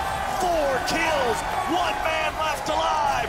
Triple over to Jackie. Top Esports will win this game and force this tiebreaker here in this group. What a way to go out for Top. Crushing Rogue, taking down DRX, showing that they are still a force to be reckoned with here. Battling their way back into this game, and what looked like it was going to be DRX in full control in the earlier stages. Their carries were more fed, but it was the jungle duel here between these two players, always going the way of Top. Again, stealing multiple dragons away, made such a difference, put so much pressure on DRX to try to take these fights that they weren't really ready to take. Absolutely incredible performance here in these last 2 games from Top Esports. They will take their final bow of Worlds 2022. After watching those last 2 games, it feels bad as a fan to know that they're gone. I want to see more of them, man. I mean, man, it all comes down to the GAM game earlier. It does. 2 auto attacks on the Nexus, and we have a 3-way tiebreaker, and no one is actually locked through to quarters yet. It's got to feel incredibly frustrating for the players. You really got to see what they were capable of today and how close they came to forcing that tiebreaker situation. Unfortunately for them, they are 1 win short they will not be making it to the quarterfinals, but they continue to show why the LPL is considered the best region in the world. And you've got to feel like if you're Rogue and you're DRX, you're kind of breathing a sigh of relief that GAM took them out for you, because they just showed the level that they can really demonstrate here when they are playing to their game, when they are playing at their best. You know, Top, unfortunately, for them and for the LPL, really just, it felt like turned up to this tournament a little bit too late. You know, these early bad starts can kill you in groups because it's so hard to dig your way out of that hole. One mistake when you're already starting from a deficit at that 1-2 record means their day was over. And you kind of look at the damage. There was no really significant team fight throughout this game. It did feel like that DRX were almost conceding. They were playing a little too reserved at times when they were stronger than I think that they really believed that they were. And yeah, the first dragon was stolen, the second dragon was stolen, but you feel like that by the time the third dragon came around, they should have had a lot more confidence in their ability to actually force these team fights, but it just never really came together for DRX. Honestly, they just struggled so much to deal with this stolen Maokai ultimate. They didn't really seem to have an answer. Every single time it was a play for dragon or a play for a major objective, Knight would find that stolen ulti, and he would throw down the Maokai ultimate. Either Maokai wasn't there and everyone had to run, or he was and they all stacked up behind him, and then he gets rooted up, everyone focuses the Maokai, all of a sudden their only tank is out of the fight, and now how do you enter? So I just think it was such smart play from Knight, you know, knowing the ulti he needed to take. It wasn't about getting in a zero ult and diving in there. It wasn't about taking an MF ulti and having someone lock him down. It was about zoning them out with the Maokai ultimate, not allowing them to really compete. But now I think we should turn our eyes towards the tiebreaker here. DRX and Rogue sitting at 4-2. They are tied for first in the group, and so much comes down to this final game. Yeah, Rogue have found themselves at 1-2 today, right? And that game against GAM was not convincing. Europe, week 2 is currently 1-8.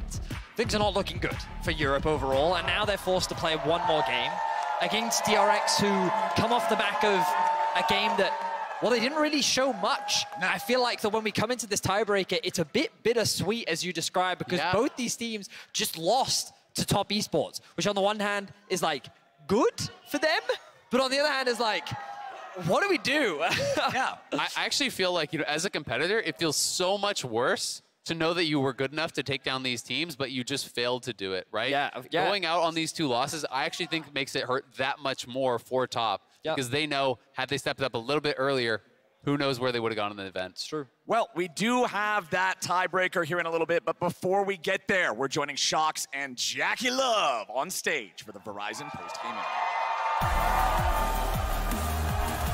Thank you very much, Captain Flowers. Now,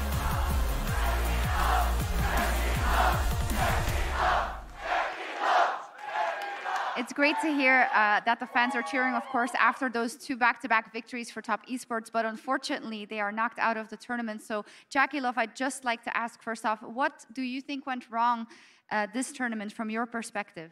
首先，恭喜你们拿下了这场比赛，但很遗憾，可能说这一次对于 Taupo 来讲，世界赛的征程到此可能要先画上一个句点了。那想问一下，在 Jackie Love 选手的眼中看来，这次的一个世界赛可能说哪一些部分出了一些问题呢？ 就是可能我们调整的比较慢，然后可能训练赛就是打的就没有很认真，很多就是奇怪的问题都会，就是训练赛的问题都会出现在比赛上，然后没打好。但是就是今年世界赛这一段经历，应该就是除了我18年最深刻的一年。最什么的一年？就最深刻的一年，除了18年以外最深刻的一年。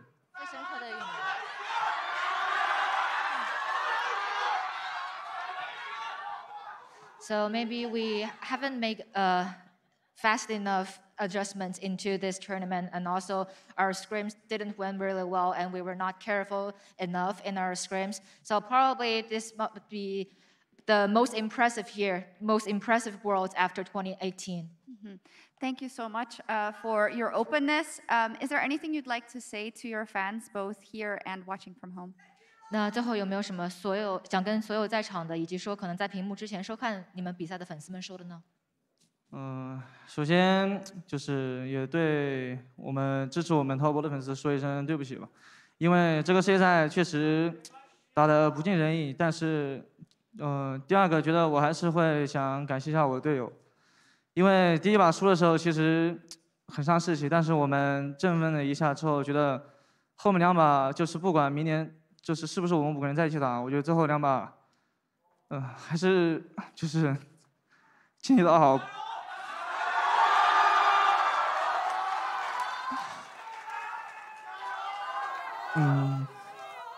Sorry， 等我一下。Don't worry. Would you like to take a break? 就是还是很感谢他们，就是这一年努力吧。我觉得不管怎么说，我觉得今年就是我们是最正确的5个人。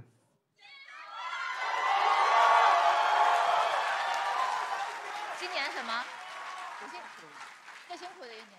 最正确的5个人。什么？最正确的5个人。 So first of all, I still want to say sorry and apologize to all the fans who keep supporting us, supporting Top Esports. And I really want to say, I want to appreciate all of my teammates. Even though we dropped the first game, we were still getting together and say, even though we didn't make it, but we still can try our best to win the upcoming matchups. And the last but not least, I really want to say, the 5 of us are the best ones. Okay, lovely. Thank you. Thank you very much, Jacquilo. 谢谢。 Thank you, Iris, as well. An emotional Jacquilo, which is to be understood. Top Esports will no longer be in the tournament, but DRX and Rogue will play a tiebreaker for first place after this.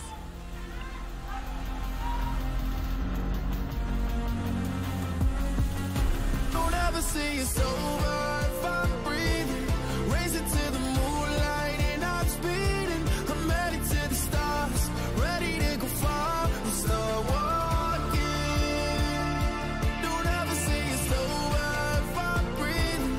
Race it to the moonlight and I'm speeding. I'm headed to the stars, ready to go far and start walking.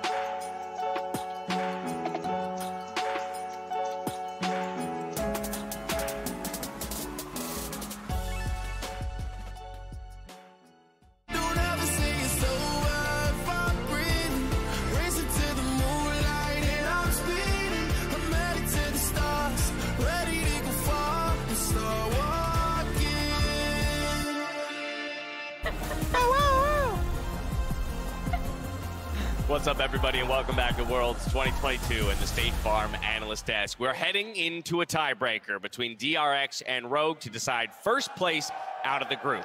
But before we get to that tiebreaker, I do want to take a moment to reflect on Top Esports, their performance, and Jackie Love down there on the stage. You saw the heartbreak, and I think it makes perfect sense, given the day that they had, given the closeness that they were dagged into forcing what would have been a three-way tiebreaker if they took that first win of the day. I mean, essentially 2 auto attacks away from taking the Nexus and forcing that 4-2. But I mean, my heart goes out to Jackie Love. This is a guy that you can see on the stage how much this still means to him. I mean, he came in his rookie year in 2018. He wins the World Championship. And not only did that bring, obviously, a slew of success, it also put a lot of weight on his shoulders, a lot of expectations that he now has to live up to. And to see him on that stage, dropping out in groups, not even getting towards playoffs, you can see how devastating that is for him. Yeah, and the last words that he had, sending that love and credit to the rest of his teammates, rallying and being able to pick up the wins, knowing that it would amount to pride. And like having that last moment of the year, I think was really powerful. Yeah, that's a champion right there on that stage. And in true champion fashion, he made sure that these two teams would have to do battle against each other to make sure who would get the first seed out of the group. So let's talk about DRX and Rogue. And in fact, we've got a couple players who are stepping back out onto the stage who have a little bit of history in a situation like this. Oduwamna and Deft actually played against each other the last time Worlds was in North America in a tiebreaker game, all the way back to 2016 on H2K up against EDG, and Oduwamna was able to take it. Yeah, it's a blast of the past. Just taking a look at these nameplates, the expectations that was down there for EDG, and Deft, the sole carry, the carry on that team, of course, was amazing for Europe, being able to see H2K go as far as they did on that stage, making the upsets, and Rogue having that opportunity. Take a look at that one. That's the real highlight there. Wow.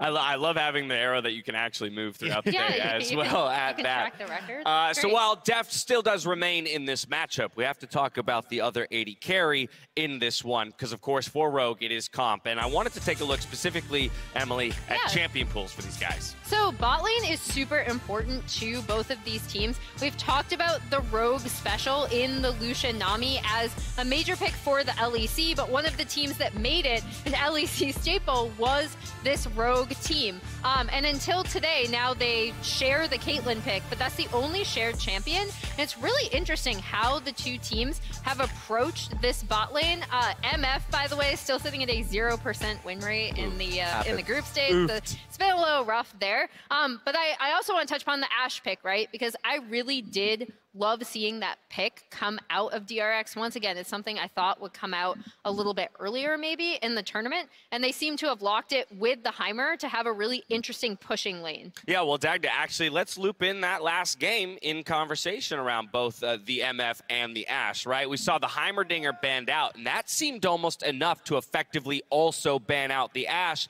and Deft forced down onto the MF at that point to no avail. Which I thought was really interesting, because we got the Lulu coming in initially, and I was like, okay, well, they're probably eyeing up something like an Aphelios or even the Ashe that can try and be this more auto-attack focused champion. The fact that they completely pivoted into the MF is completely baffling to me. So I expect to see them try and go back towards something that is a bit more auto-attack reliant, and actually setting up Deft as a carry, especially against comp. You know they like to use him as the bridge into the late game. They're going to give him attention. You need to be ready for that. And Raz, this is why I think the next bit of information is quite interesting. DRX with side select goes to blue. They were just on red, and I'm wondering how much of that side selection is purely dependent on this conversation around ADCs. I think it might, because I think they will like to counterpick it. The Heimerdinger has been a blind pick. For me, it's been Kingen a little bit, going towards that Aatrox. If they can get the pickup, that's beautiful. If they can get the flex on towards a Sejuani or a Maokai if it's available, that's great as well. If they can keep a safe top lane so they can focus and send their jungler towards the bot side of the map, that will be the goal. And both times DRX have been on blue side today, they have selected that Ashe Heimer into a Kalista lane, right? So that's really important to kind of stop that power that Kalista has to take over the entire bot side of the map. Makes Drake super easy to take. Additionally, one fun fact about this group that you may not have known, all blue side victories today. Really? Yeah. Uh-oh, So that's an omen. It's been an all blue day. So if that tracks, DRX lock in Ashe Heimer. If there's no ban, then they win. Let's take the challenging side of this. Let's argue for the red-sided team here. Rogue, what's the answer?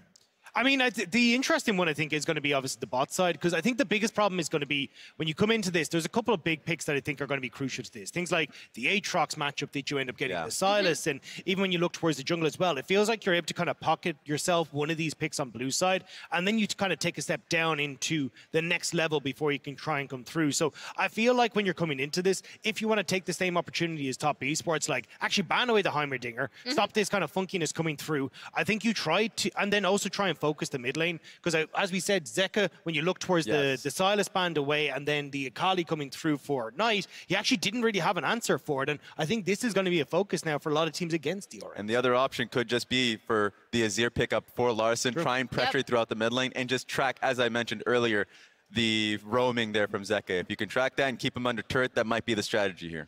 And turning it back to the bot lane a bit, obviously, like I want to reiterate, Rogue are so comfortable with these pushing bot lanes. So I think as long as they ban the Heimer out on red side, I don't think DRX will come with Ashe to the table like we saw in the previous game, and then they should be able to lock in something they're super comfortable on. It all comes down to this, the final game of the Group C group stage. It's DRX on one side, it's Rogue on the other. They're playing for the first seed. Let's see who can take it as we head back to Vedius, Azael, and Captain Flowers. I see you, Raz. I saw you looking back there. I see Raz. Now you're laughing, Raz. You think it's funny? Yeah. It's a very serious cast, Raz. All righty, but we do, gentlemen, we do. This is the tiebreaker for first and for second here in the group. I'm fine. The Vedius, what did you think of the way Rogue played the last time these two teams met each other? He was just telling me he loved the Nasus picks. He thinks they should first pick it here on red side. My frustration, I'm fine with people doing different stuff. Yeah, right? but only if it wins. No, it's more just like trying to understand the logic, and I just don't fully get the logic of the Nasus pick. Yeah. And that's the thing that frustrates me. And it's not even just the Nasus, right? Because when you look at the context of the comp, if you're committed to a Kalista draft, then you should be invested in playing towards the bot side of the map. But then they drafted Rumble. And then actually they were playing more towards their top side than they were their bot side. I feel like that they spread their resources too thin, and you should either do one or the other. Maybe like a Varus Tahm Kench bot side so that you can invest in your top, maybe even an Ezreal or something. Yeah. I feel like the Rogue, the way that they have been winning in group stages is weak side top, strong side bot. And teams have started to figure that out. Ornn, Maokai, they have been permabanned, and they are not afraid of this Gnar from Rogue. And you're going to be happy about this first ban here, Vedi, because they tried. Good. They tried the Rumble answer to the Aatrox, didn't work. They tried the Gnar answer to the Aatrox, it didn't work. But I still think we're going to see, unless DRX are willing to pick Maokai, I think Maokai's getting banned here again. Yeah. Teams have learned, don't give Odo the primary tanks. He has not looked nearly as strong, I think, when he is playing some of these more bruisers and carry style picks. So, it is really, really important, I think, to have that as a denial. And the Heimerdinger banned away. They do not want to allow Beryl to play that one like he did last time. So Rogue are going to remove that. The Maokai comes through together with that Ornn for the two big team fight engaged tanks, along with the Lucian ban for DRX. And this is the fourth time the LCK and the LEC have actually met in Worlds Groups tiebreakers. The current score is 2-1 for the LCK. So obviously, not a huge sample size there, but Rogue could tie it up if they are able to take them down. And with Yuumi taken off the table, Maokai banned out, Caitlyn does seem like an obvious answer. Do you think Comp is one willing to go to a Draven? Is he comfortable to play that? Well, so that was actually the one champion he didn't play in summer. Often he was more of the Kalista Lucian end, and he just left the Draven through.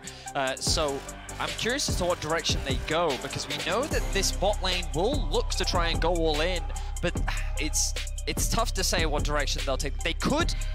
They could do a Jinx Lulu answer. Yeah. If they want to try and match range for range. What about Ezreal? This feels like FF the lane and start roaming, right? Like, if you're gonna go Ezreal, I'm expecting it to be roamers. The other option is you can go something like Ezreal Karma. If you want to play heavily for the lane, that is your other option. So they're actually going for this. So I take it back. When I first saw the Ezreal coming through, I was thinking it was just gonna be Trimby playing like Rakan or whatever and roam the map and just say, all right, we're gonna get stuff done elsewhere. Okay. But this is playing for the 2v2. When you go Karma, you likely are gonna go Comet, you're gonna go Scorch, you're gonna go heavy for that poke here, and then it's really just down to execution. How much of that poke can you land? Because Ezreal Karma can be unstoppable, can be so oppressive, or it can be useless. It's really down how many skill shots you're going to hit. So we talked about it earlier. When I think of comp, there are certain champions that do resonate with him, and Ezreal is actually one of his comfort. It's one of his most played throughout his entire career in the LEC. So Rogue have tried to go a little bit more towards comfort while also giving themselves a powerful 2 versus 2.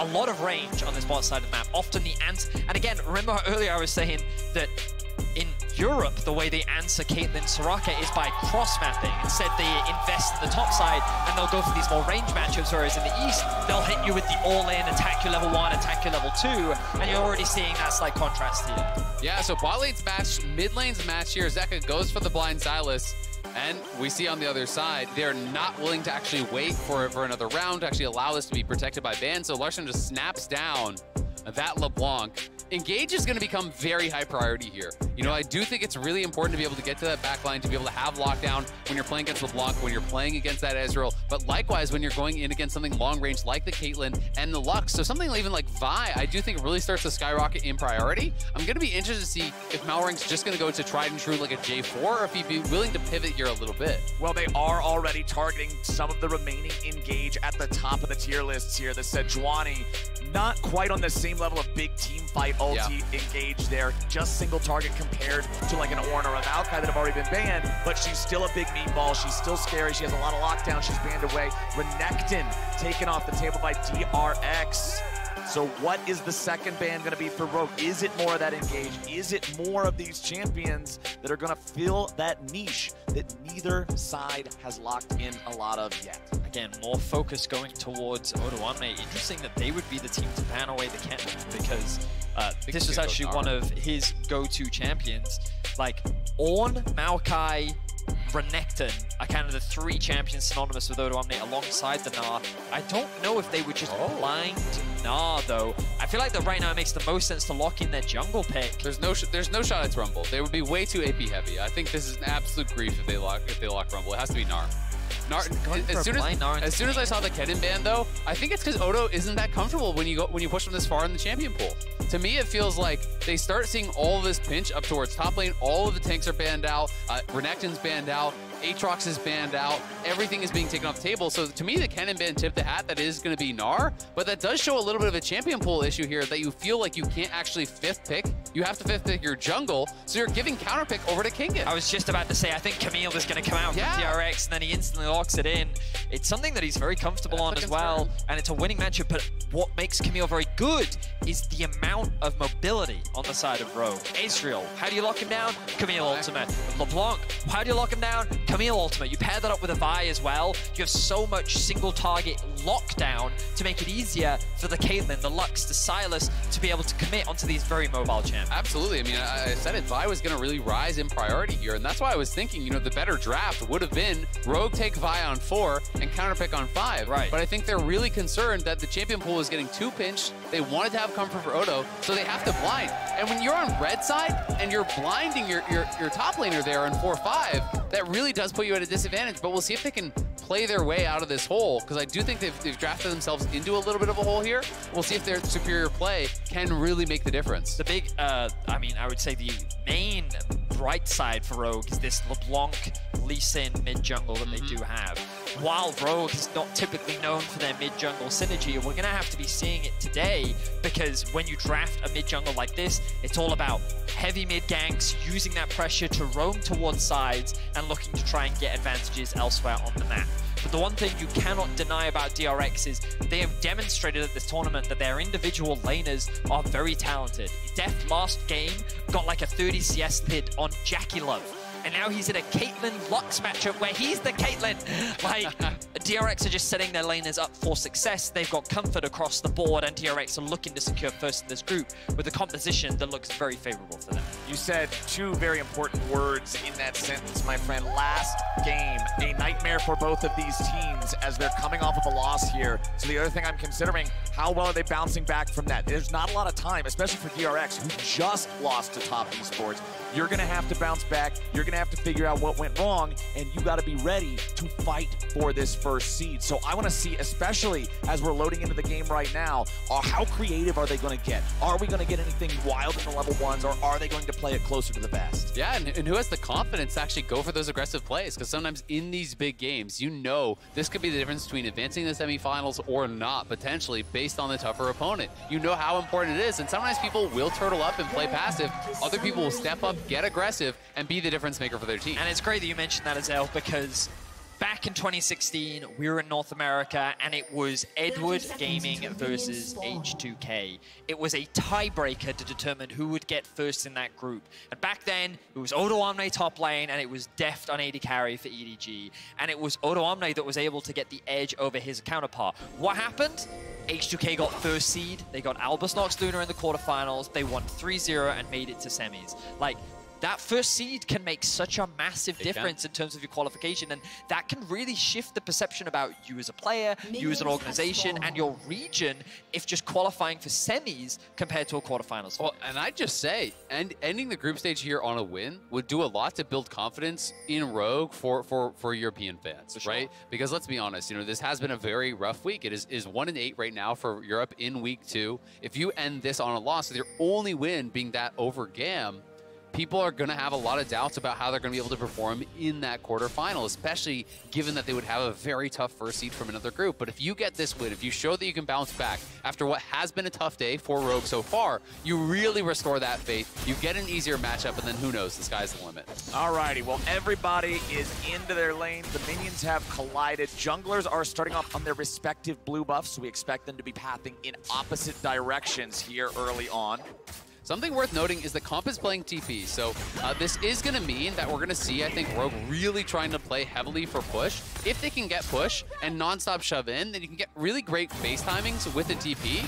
The downside here is you're not playing cleanse, you're not playing heal, so if you do actually get hit by a binding, or if you do get ganked in these kind of combat situations, yeah, you're very likely just going to get locked down, trapped up afterwards, so it is kind of a little bit of risk versus reward here. But if Rogue can land their poke, can maintain an aggressive position here, that TP is so valuable for the resets. And you saw a little bit there of what Caitlyn and Lux like to do. Hit him with the binding, follow up with a guaranteed damage of the built-over Peacemaker.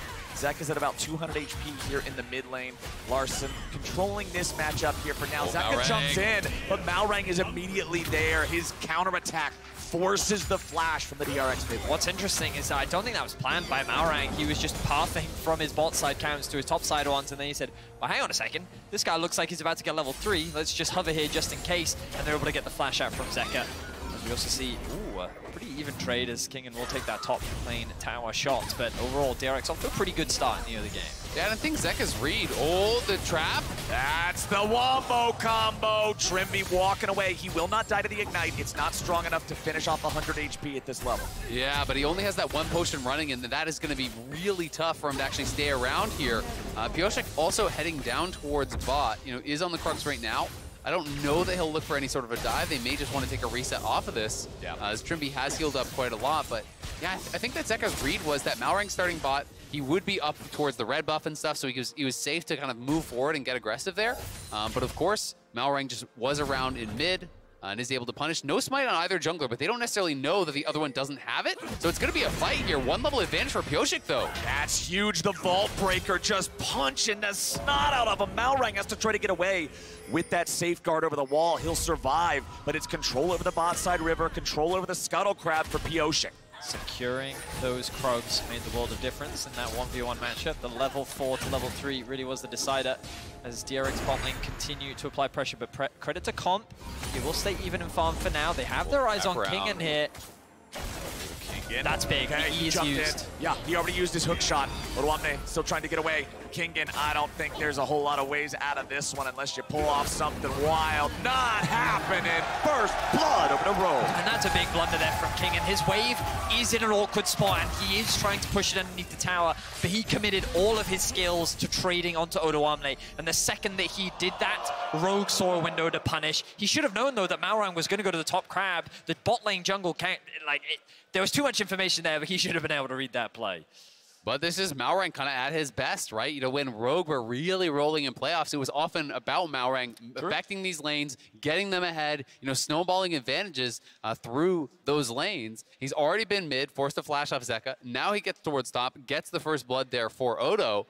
And it's a good early start here with a 500 gold lead for Rogue, so they're going to be feeling pretty damn good about their spot here, only 4.5 in. Yeah, we kind of look across the CS discrepancies, and it's pretty even across the board, really. Arguably, you could be a little bit skeptical in the LeBlanc versus Silas matchup. You would want to see that LeBlanc building a little bit more of a lead. But the question is, the moment that C9, they got me. The crowd absolutely boomed. They did just boo me, they did, yeah. I was going to say the moment that LeBlanc gets level 6 is when we may very well see a little bit more mid-investment from the side of That's Rogue. when Jensen's really going to spike. Stop it. Yeah. Isaac, you're going to get in his head too much. First the crowd, He's now casting you. on mute. I start whispering in his ears. Yeah, I mean, we'll see exactly what they can get done. You know, I want to see them return as well to mid, try to punish this missing flash here. All right, update on the pause. I have been informed that Trimby has a mouse issue, and the officials are investigating that right now. So hopefully we can get that resolved, get ourselves back into game ASAP. Still not even 5 minutes in. Vedius, you already tagged. It's a nice little gold lead here for Rogue, thanks to the fact that they got that first blood. And you got to love the fact that they got it on the Gnar, too, right? Giving Odoamne that extra gold, allowing the Gnar to be in charge here in the side lane, especially going back to the context we had in draft that you guys were talking about where, yeah, you picked him blind. They got to counterpick him with Camille, making sure he's a little better off than what standard fare would be is going to protect him a little bit more. It's actually really, really important in these types of matchups in particular when you are playing ranged into melee. You know, if you're ahead on the Gnar and the Camille can't threaten it all in, Camille doesn't really have any recourse in the matchup. That's where it starts to get really, really bad, where you're just having to take that poke, because the way that Camille trades is by going aggressive, is by actually hookshotting in and looking for these aggressive moves. So if you can put Odo in a commanding position, he's going to be looking a lot better. We can see this is just that previous scrap here early on.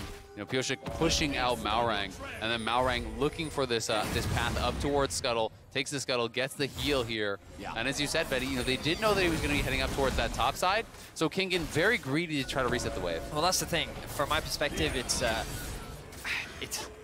tough one to say who's at blame, because you could argue that, like, oh, Pyosik should be communicating.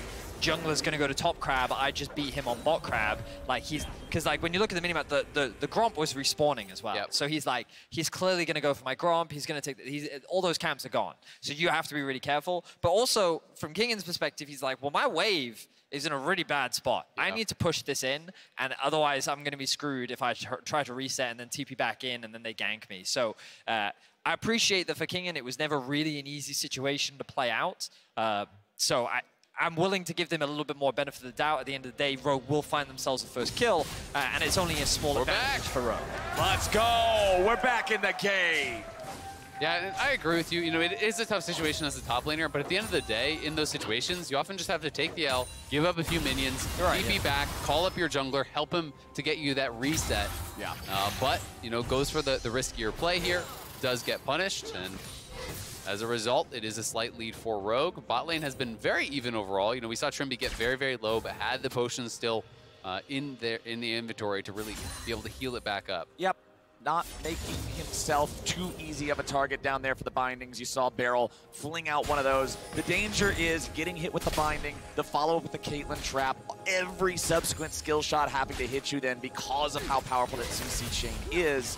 But Trimby and Comp will just continue farming these up. Comp is very low on mana right now as Pyosik sweeps his way through this bottom side river, potentially looking from an angle here, going into the enemy jungle. Malrang will clear out the wolves. He is level 4. Pyosik is level 5. Ballbreaker charging up, and Pyosik just turns it right back around on a Malrang, who lands his Sonic Wave, but will not take the Q. His mind's telling him no, and his body's telling him no. Yeah, Zeka cheating down toward that bottom side as well. Would have been a really risky move to go. You can see Odo, much better buy as a result, has the Hearthbound Axe, got the boots as well, so more expensive item, has the boots on top. Compared to really just the Sheen on the other side. Like the early recall there from Deft, you don't want to get trapped too heavily in these lanes against TP bot laners. You need to take the early recalls when that opportunity presents itself, because if you stick around too long and you get pushed in and they're able to actually go back to base, TP back, they can sometimes keep you really locked under your tower. So a good timing on the reset from Deft, not really going to lose much of anything. And Pyosik again hanging around on this bottom side. They have spotted Malrang as well as Trimby. remember, both these junglers are level 5, soon to be 6, and for Vi especially, it makes it so easy to just point and click, go in, make these plays happen. Panning back up in the top side here, you can see Kingen trying to fight back against Odwamne, but the power of the range continuing to be the advantage for the Gnar, like what you talked about, Isaac. And it's kind of that move speed diff, right? Because a lot of where Gnar actually wins the trades is on the back end of the trade. Camille hook shots forward, gets the Q3, has the passive up, and then it's really, nice little binding. Not quite enough to get the kill. The net didn't connect, so you don't get the extra headshot there at the end. And Beryl didn't use the Ignite. If Beryl actually got the Ignite down on comp, you have to think he's back to base at the very least, but does hold on to it. And now Malrang again down here covering the lanes. Just a little bit of trading here in the mid lane as well. As you can see, Larson, half HP, but he's all right. Has his lost chapter. The buy from Zeka wasn't quite good enough to be able to get himself a lost chapter earlier as well. But down here in bottom lane, it's Trimby and Comp still just stuck underneath this turret. This is the reality of so many matchups into Caitlyn and Lux. This is where Caitlyn and Lux want to be, a very different look compared to the game where we saw this go up against the Draven and the Blitzcrank that just demolished it. And okay, what do you got? Look at this. Okay, so they pinged out the ward. He knows the ward's in the side brush, so Piersik is wrapping around it. They tracked where Odwamne dropped the ward. They're going to look for the all-in on the mini Gnar. Here we go. Odwamne, where are we going? No, we're not. Here we go, right back into the river. Walk in the lane, look at him. Odwamne's like, hello.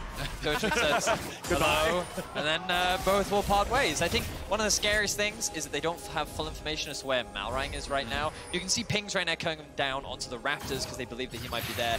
Larson needs to go back to base. This is a very big window for DRX to try and force something, but Odwamne gets a good trade at top. So now he's going to clear out this wave, and Rogue is going to say, we're probably strong enough to contest this Herald, and I feel like that they know that it's going on. Malrang has information. He's going to come over the wall. Here we go. Larson's not here, though, and Kingen has TP, so this would be a very risky contest. Still at 2,000 HP. Eyeball gets proc there. DRX playing this very, very patiently. One more eyeball proc. There it is. Punch it. Pick up the eye. DRX, get it, get out. And I gotta give credit to Odo, because he never had vision on the Vi, who was looking for that wraparound gank, but he's playing far enough back in the lane. He had the read that he could be in danger there. Yeah. Kind of inferred that it could be happening, and just based on the fact that, as you said, they don't know where Malrang is, Betty, and he's pretty far back to the tower, so he could still hop and flash towards that tower. Even if you go for that ulti on Vi, if you get pulled into the turret, you're gonna be in trouble. Eyes as well on what the junglers are up to. As Kyoshik is now pathing towards the bot side of the map, and with the reset coming in from Comp and Trimby, this could be a window for Pyoshik to actually path towards the bot Dragon, which obviously you can see Rogue now understand that there's a window where they can move into the topside jungle. So pings are coming down, they're trying to figure out if the topside blue buff is up secured, and maybe they can threaten a dive. Odwamne has just gone into Mega Gnar, so that window likely going to be unavailable, as he can't stack that up on the next wave, which is largely when they look to set up that play. And even though Malrang is here, it's more of just a defensive option, making sure Odwamne can get this wave crashed in safely. Kingen jumps in after him there, finds some decent damage. Kingen flashing back out before Malrang is able to find a good kick angle, but he flashes in and gets it anyway. Kingen just keeps going in when Malrang is lying in wait, and that's going to be another kill over to Rogue. Meanwhile, bottom side, the Herald is dropped with only 2 plates remaining. So first turret goes over to DRX. Yeah, that's big. Trying to get Deft ahead here, trying to accelerate him, and they want to walk this in. They want to get that second charge here. That is why Pyoshik is actually posturing so aggressively. We'll see if they can actually do it. Not going to be able to, it looks like, because it's getting very low. Yep, there it went, popped. But this is exactly how you want to be playing Caitlyn lanes. Basically, you push, push, push, push, push, push, push, push, push, get Herald, secure a tower, and then you move your Caitlyn everywhere. They can now swap their Caitlyn to mid, they can move their Caitlyn to top, and you just leverage her strong siege and basically inability to shut her down to secure as many early game advantages as possible. This is often why many teams, like the LPL and the LCK, would draft like Leona, they would draft Blitzcrank, because the only way that you can stop this ranged matchup is to be able to engage and shut it down. And this is just, again, great timing here from Malrang. He's in the right place, right time, looks for the kick flash, catches up the slowdown from the boomerang there, able to give another kill over to Odo, excuse me, an assist there, has the 1 kill prior, but did pick up plates, and he's already on his Triforce. Look at Kingen, he's so far away from the Mythic, so Malrang really has been the difference maker in this one. And talking about Mythics, when that turret was taken bottom, it was Deft getting the money. Kingen's in trouble. They just pop him. They drop him. It's Odwamne grabbing the kill. But now, what else is going to happen? DRX! They strike right back. They get 2. We'll see if they continue now. Larson going to be pushed back here. DRX was in position to go for this. Nice sidestep from Larson, though. Will get a safety or will it? Both got binded. Nicely done, but the follow-up isn't there from anybody else, so Larson gets away. It was a nice explosion on the Kingdom to start it off, but DRX was ready to hit right back. Really, it was a mid-diff. Like, Larson went over the wall and then left, whereas Zeka went over the wall and committed. He was full-on committed to this team fight, and he is the reason why DRX walk away with 2 kills. Now DRX find themselves with the gold lead, even though Rogue leading kills. And this will buy a little bit of time here, you know, for Kingen to go down towards bot, try to collect some farm. We'll see if he can kind of farm himself back into this game, but great poke there onto Deft. Will land the ulti back onto Comp, but Deft is going to be set back to base here. He's getting very, very low and can't really afford to continue staying around. Yeah, they're going to try to interrupt his back if they can. You can see both Comp and Trimby stepping up, but they can't go any closer to the turret. Def made sure we got back far enough. Malrang hanging around to see if maybe there's a blue buff to be taken away. Q timing is just a little bit slow there. Barrel underneath the turret by himself immediately clears the wave. Rogue wants to move up, but I don't know how well that's going to work. Trimby is burning, burned. Larson's ready to follow it back up. Zeka. So it's a 1-for-1 trade. Zeka finds Larson here in the river, but it's pretty easy for LeBlanc to be able to get away. Malrang safeguarding right back over the wall and kicking Zeka back where he came from. Malrang plays that well, and it ends up being a 1-for-1 overall. I think securing that kill onto the jungler, though, they're quite happy to give up Trimby in that exchange, but Zeka once more. Oh, he's gonna find it! No, not quite! And Comp barely gets away. Oh my god, I can't believe Comp reacted to that. He was definitely not browsing the shop. He was hyper-focused, and the reaction speed needed to get away with his life there. Good play from Zeka, but a better one from Comp. Yeah, it is the trade of flashes at the end of the day, but that delayed base. The problem here is that DRX has way more tempo. They're getting a lot done. You look at the map, top lane has to be answered by LeBlanc, so what happens mid? Up goes the Silas, he pushes that in, so you're losing plates on both sides. They knew that with this late recall that then got stopped from Comp, Deft would take so many plates if you didn't go up to answer, so Larson covers, but it means they're gonna fall behind across the map. Oh man, Deft going in there trying to use the ace in the hole plus Gale Force execution combo to maybe get a cheeky kill onto Larson, but it will not work. Meanwhile, back in mid, Pioshik said, hey man, I heard you don't have a flash, and Zeka gets a killing spree. That was actually beautiful. Zeka taxiing to the creeps with his E, landing the Everfrost through the creeps onto Comp there, locking him down, and again, not playing with that cleanse, not playing with that heal. Now the TP very useful, but in some of these situations, it does feel like he's maybe hurting for not having that combat summoner. A very clean early game overall from DRX, the way they've moved around the map. The advantages that they've been able to secure, they're setting up for this Drake. A bit of a late first Drake overall, but let's have a look back at this play. Comp just uses E to get back into lane. And it's that easy. Yeah. You highlighted it. He used the E onto the minion to help close the gap, locked him down with the Everfrost. The chain CC was perfect, but this is something that Rogue is going to have to deal with later on. We talked about the single target lockdown that exists for DRX, and it's only going to get more and more dangerous as the game progresses. And that's one of those things where it's honestly just a mental error, right? Like, you're using that E to get, what, 1 minion, right? You know, get to lane faster even. Like, yeah, it's just one of those situations where it's just not going to be worth it, right? But it is something that's very easy to do, where you just want to use your gap closer, you get back in, but DRX punish immediately off that one thing. If he just walked up, he would have the E to get back to the tower, it would be no problem. It's pretty much the opposite of what you were talking about with the reaction time topside, where he used the flash to escape the death of the Silas. There, he's completely focused, he's completely aware of the state of things around him. Here in mid lane, that lapse for a second ends up costing him with the E being down, and DRX have a 3-man push here in mid, trying to take down this tier 1 turret, grab themselves a second turret for the game.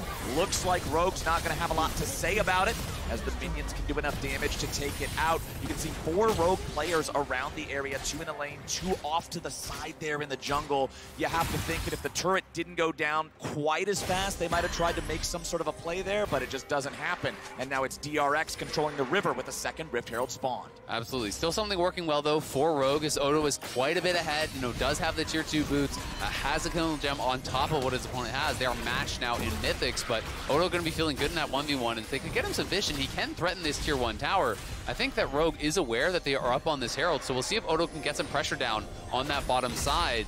and look to really kind of exploit that advantage that him and Malrang were able to build.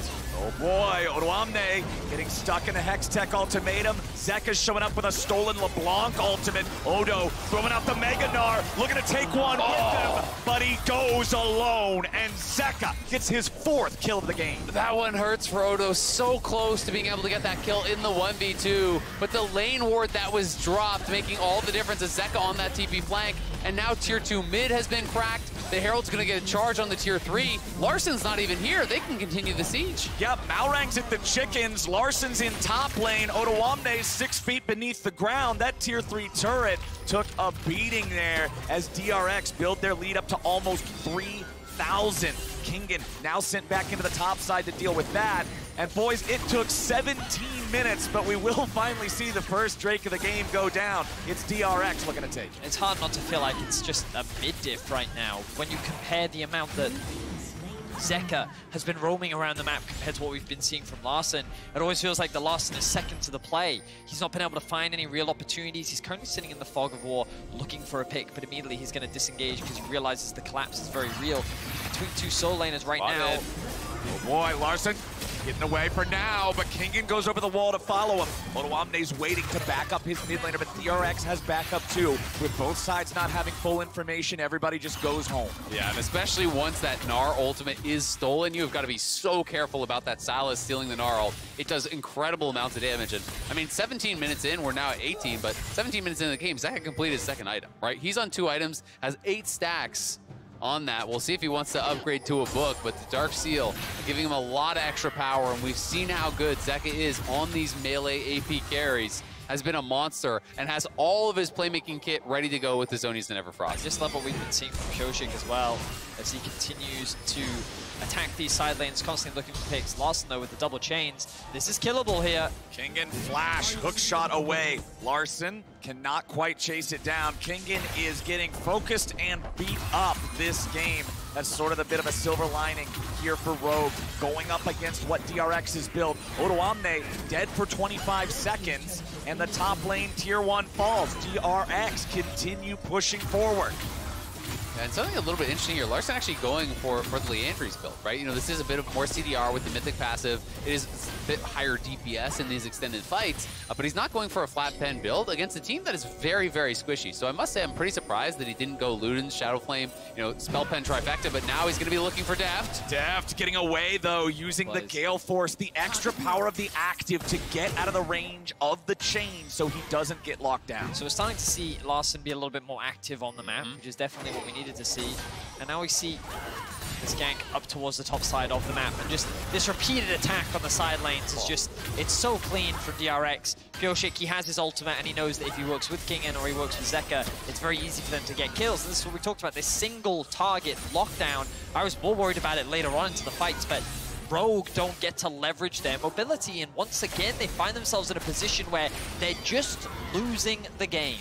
Earlier on when they played against DRX, they watched the map fall apart around them, and now the same thing is happening where Pyosik is just getting the better of Malrang, and DRX are just taking objective after objective. DRX looking for that tier 2 here in bottom.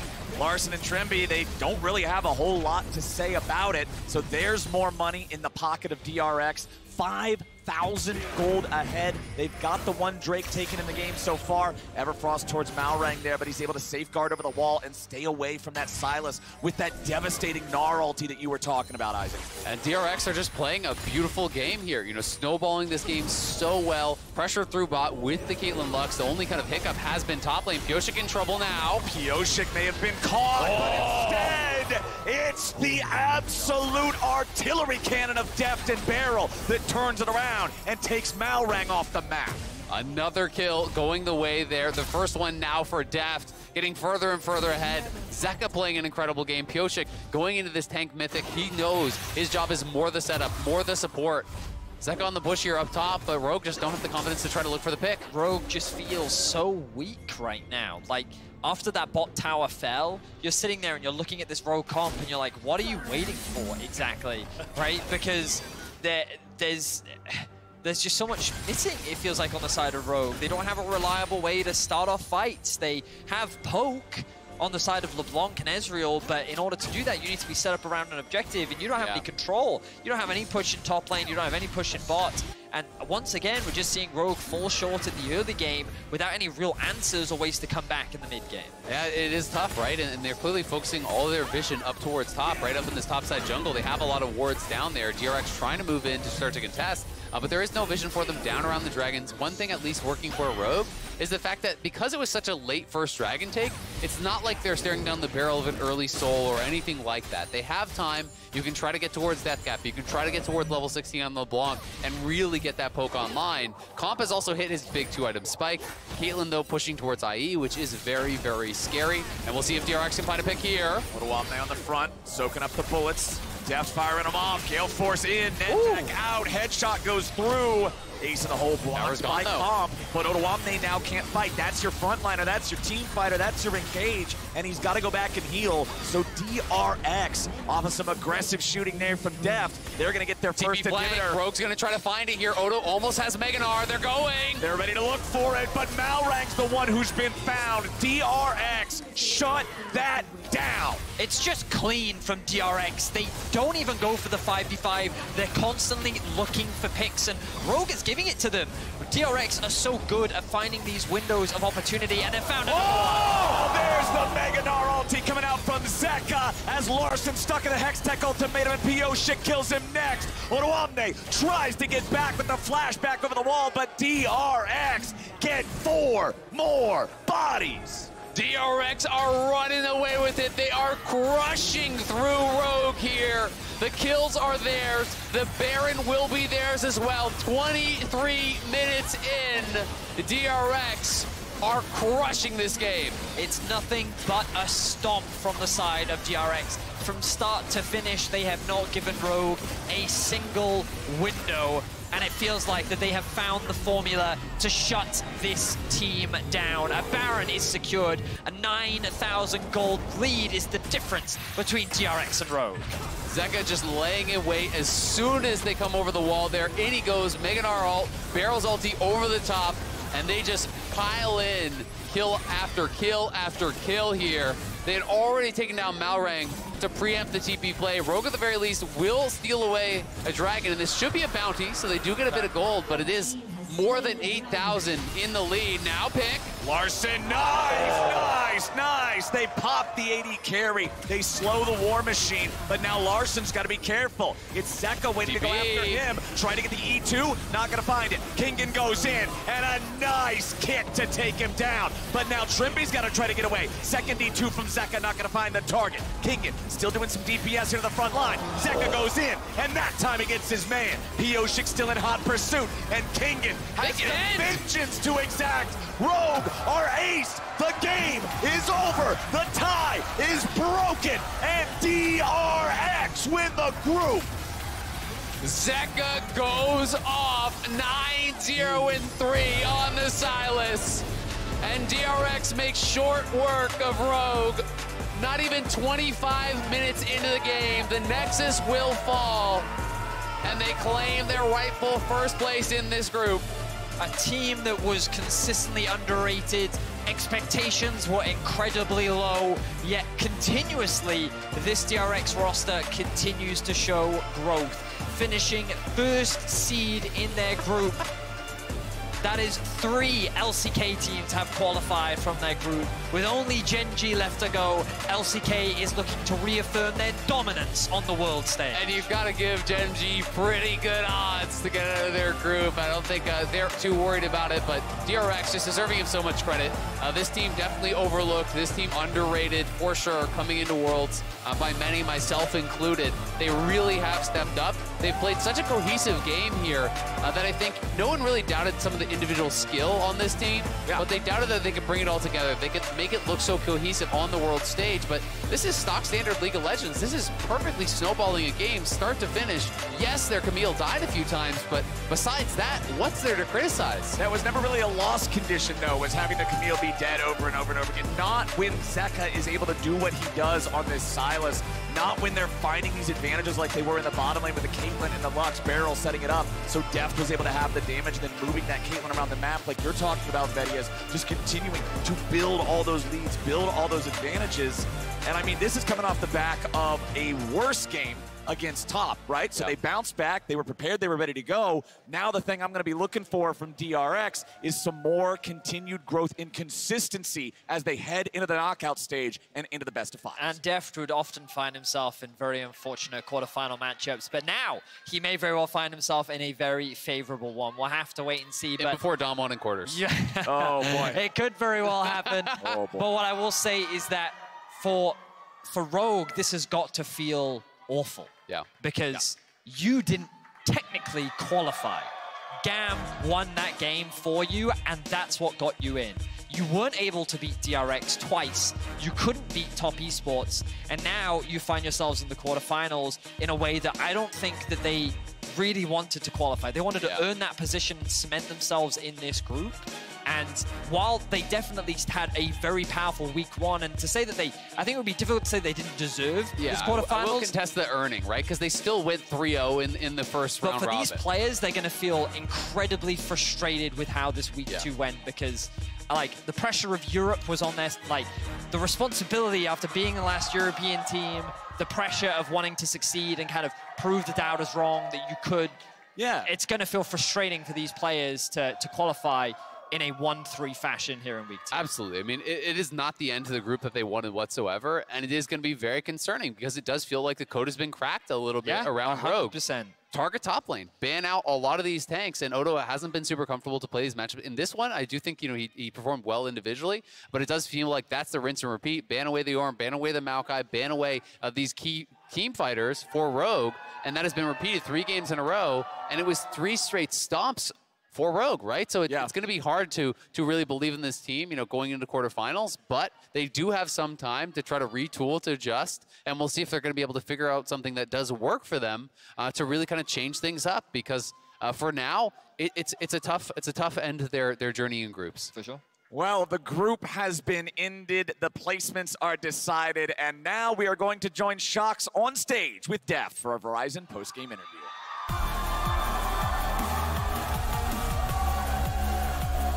Thank you very much, Captain. DRX asked me if I wanted to have this Teddy on stage if DRX locked first, and I said, of course, because what an achievement throughout this day.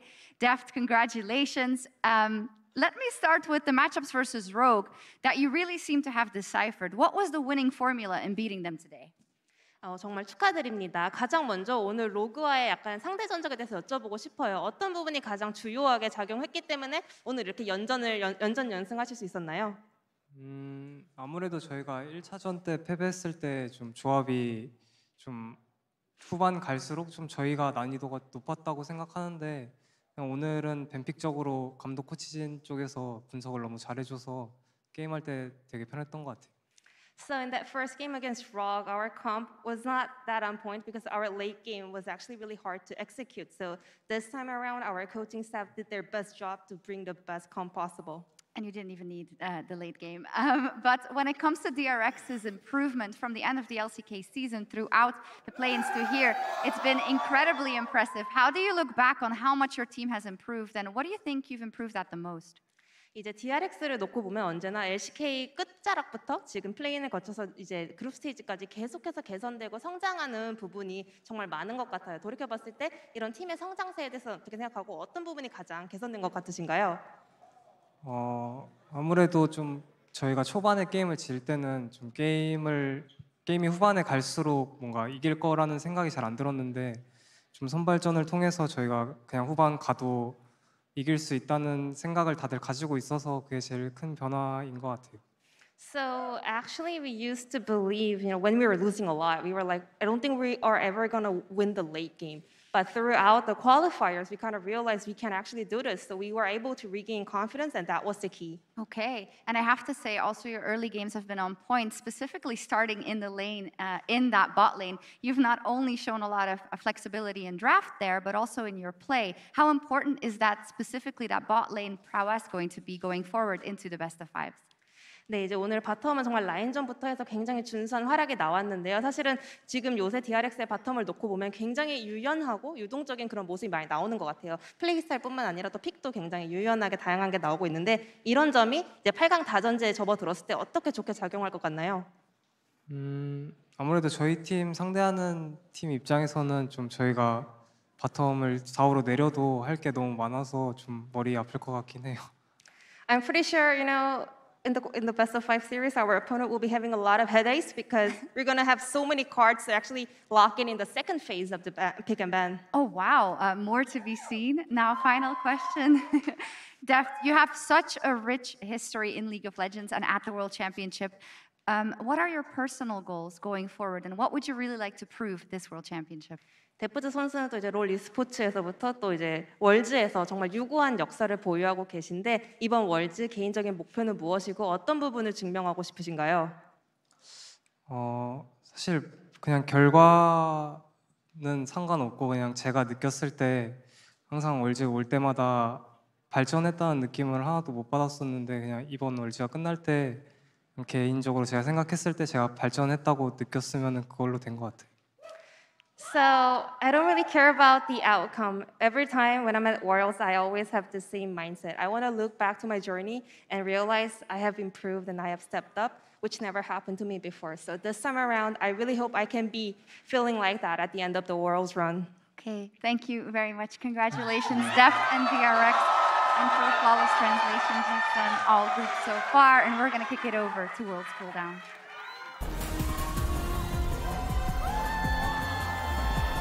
Thank you so much, Shocks, and congratulations to DRX as they get it done and lock up the 1 seed here in Group C. And I'll just remind everybody that of the 4 people on the desk yesterday, only one of us had the fade. It's a little faded now, but that's because it's been sitting here for 24 hours. DRX number 1. That's a legend. Rogue number 2. Oh, yeah? Yeah. You want to pull yours out from yesterday? Yeah. I think Top was on it. Upside down. What's going on there? DRX, get it done. Let's talk about it. The fastest tiebreaker in group stage history. That's an interesting and fun distinction. But on the final day of group play, the LCK reigns supreme once again. And obviously, we're going to see a bunch of highlight plays come through here from both teams. I think the big thing that made the massive difference for me was that bot lane.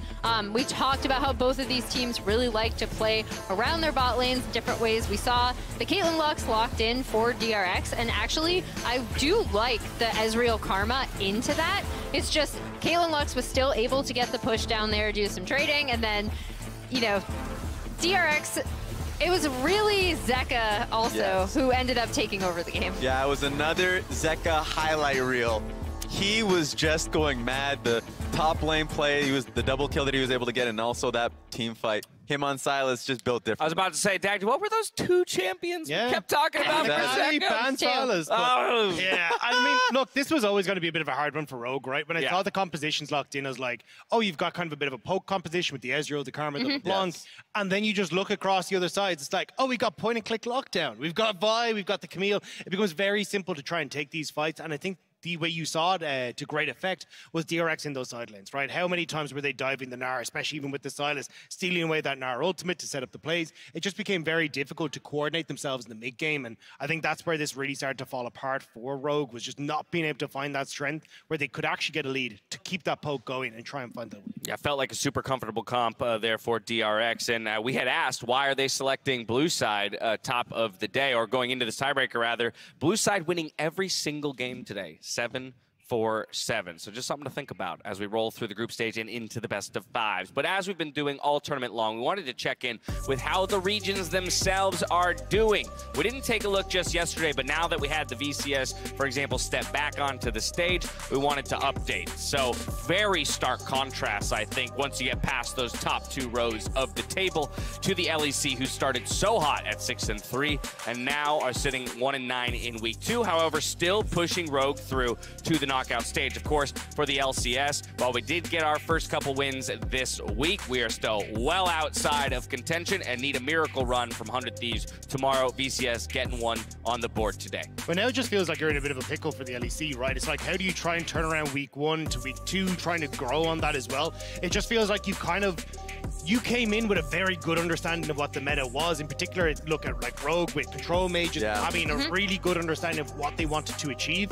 But it feels like a lot of teams have kind of caught on to that now. We're seeing more, like we saw a lot more Ornn today. We saw a lot more tanks in the top lane going for things like these here in the mid lane. It feels like kind of teams have started to catch up to how they want to play the game, and now it's starting to see those cracks fade into the LEC. And even for a team like DRX, where we were kind of like, I think still hesitant, just because when they qualified for this tournament, they weren't the expected 4th seed coming out of Korea, right? True. And we were wondering how they were going to adapt, especially having gone through play-ins. I think it was really interesting to see that Ashe Heimer come out as an answer into the Kallisto lane. I thought that was a really cool week 2 adaptation from a team that I actually didn't necessarily expect to see it from, despite the fact that I do know Deft can play Ashe very well. I love that you bring it all back to champions, because today we had some sweet picks, we had some sour picks, if I'm being honest. But one of the sweetest had to come from Gam's Levi against Top Esports. I'll remind everybody, this is the reason we didn't have a 3-way tie for first place, with Top Esports also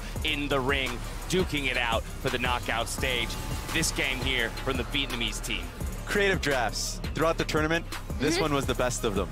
The flex of Set in the first pick, and then just being able to nail the Levi Karthus. He had such a phenomenal game, and it was just so hard for the early game composition from TES to deal with him, and this run was my favorite. For Kiaya to play this cool as a cucumber late Look at him. in the game, he comes up big. He had the juice. He had exactly what he needed to bring to the table. Kiaya just manages to pick off the cannon minion that's here coming into the base, and that sets up then for the rest of the team coming off the fountain to barely hold on, 2 auto attacks away.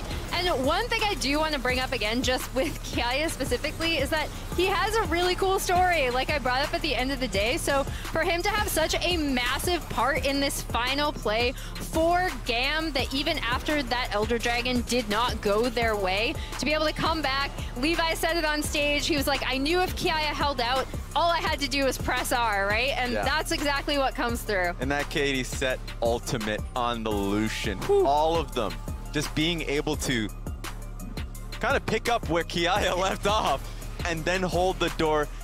You had to be there. If you missed out in that game, please rewatch it. The energy from the crowd was electric. It was an incredible moment, including the interview.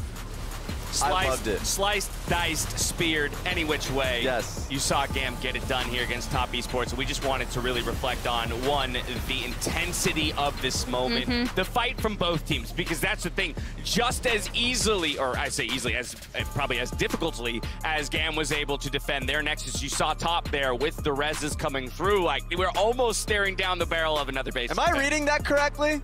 Yes. 1,300 damage per minute. Not wearing my glasses, so 95% kill participation. 45 damage percent. That's nuts. Yes. It's like, it's actually really rare that we see this much of a like carry performance from an individual player. I do think it does not take away at all from what the rest of the team did, because they all played really well around this pick.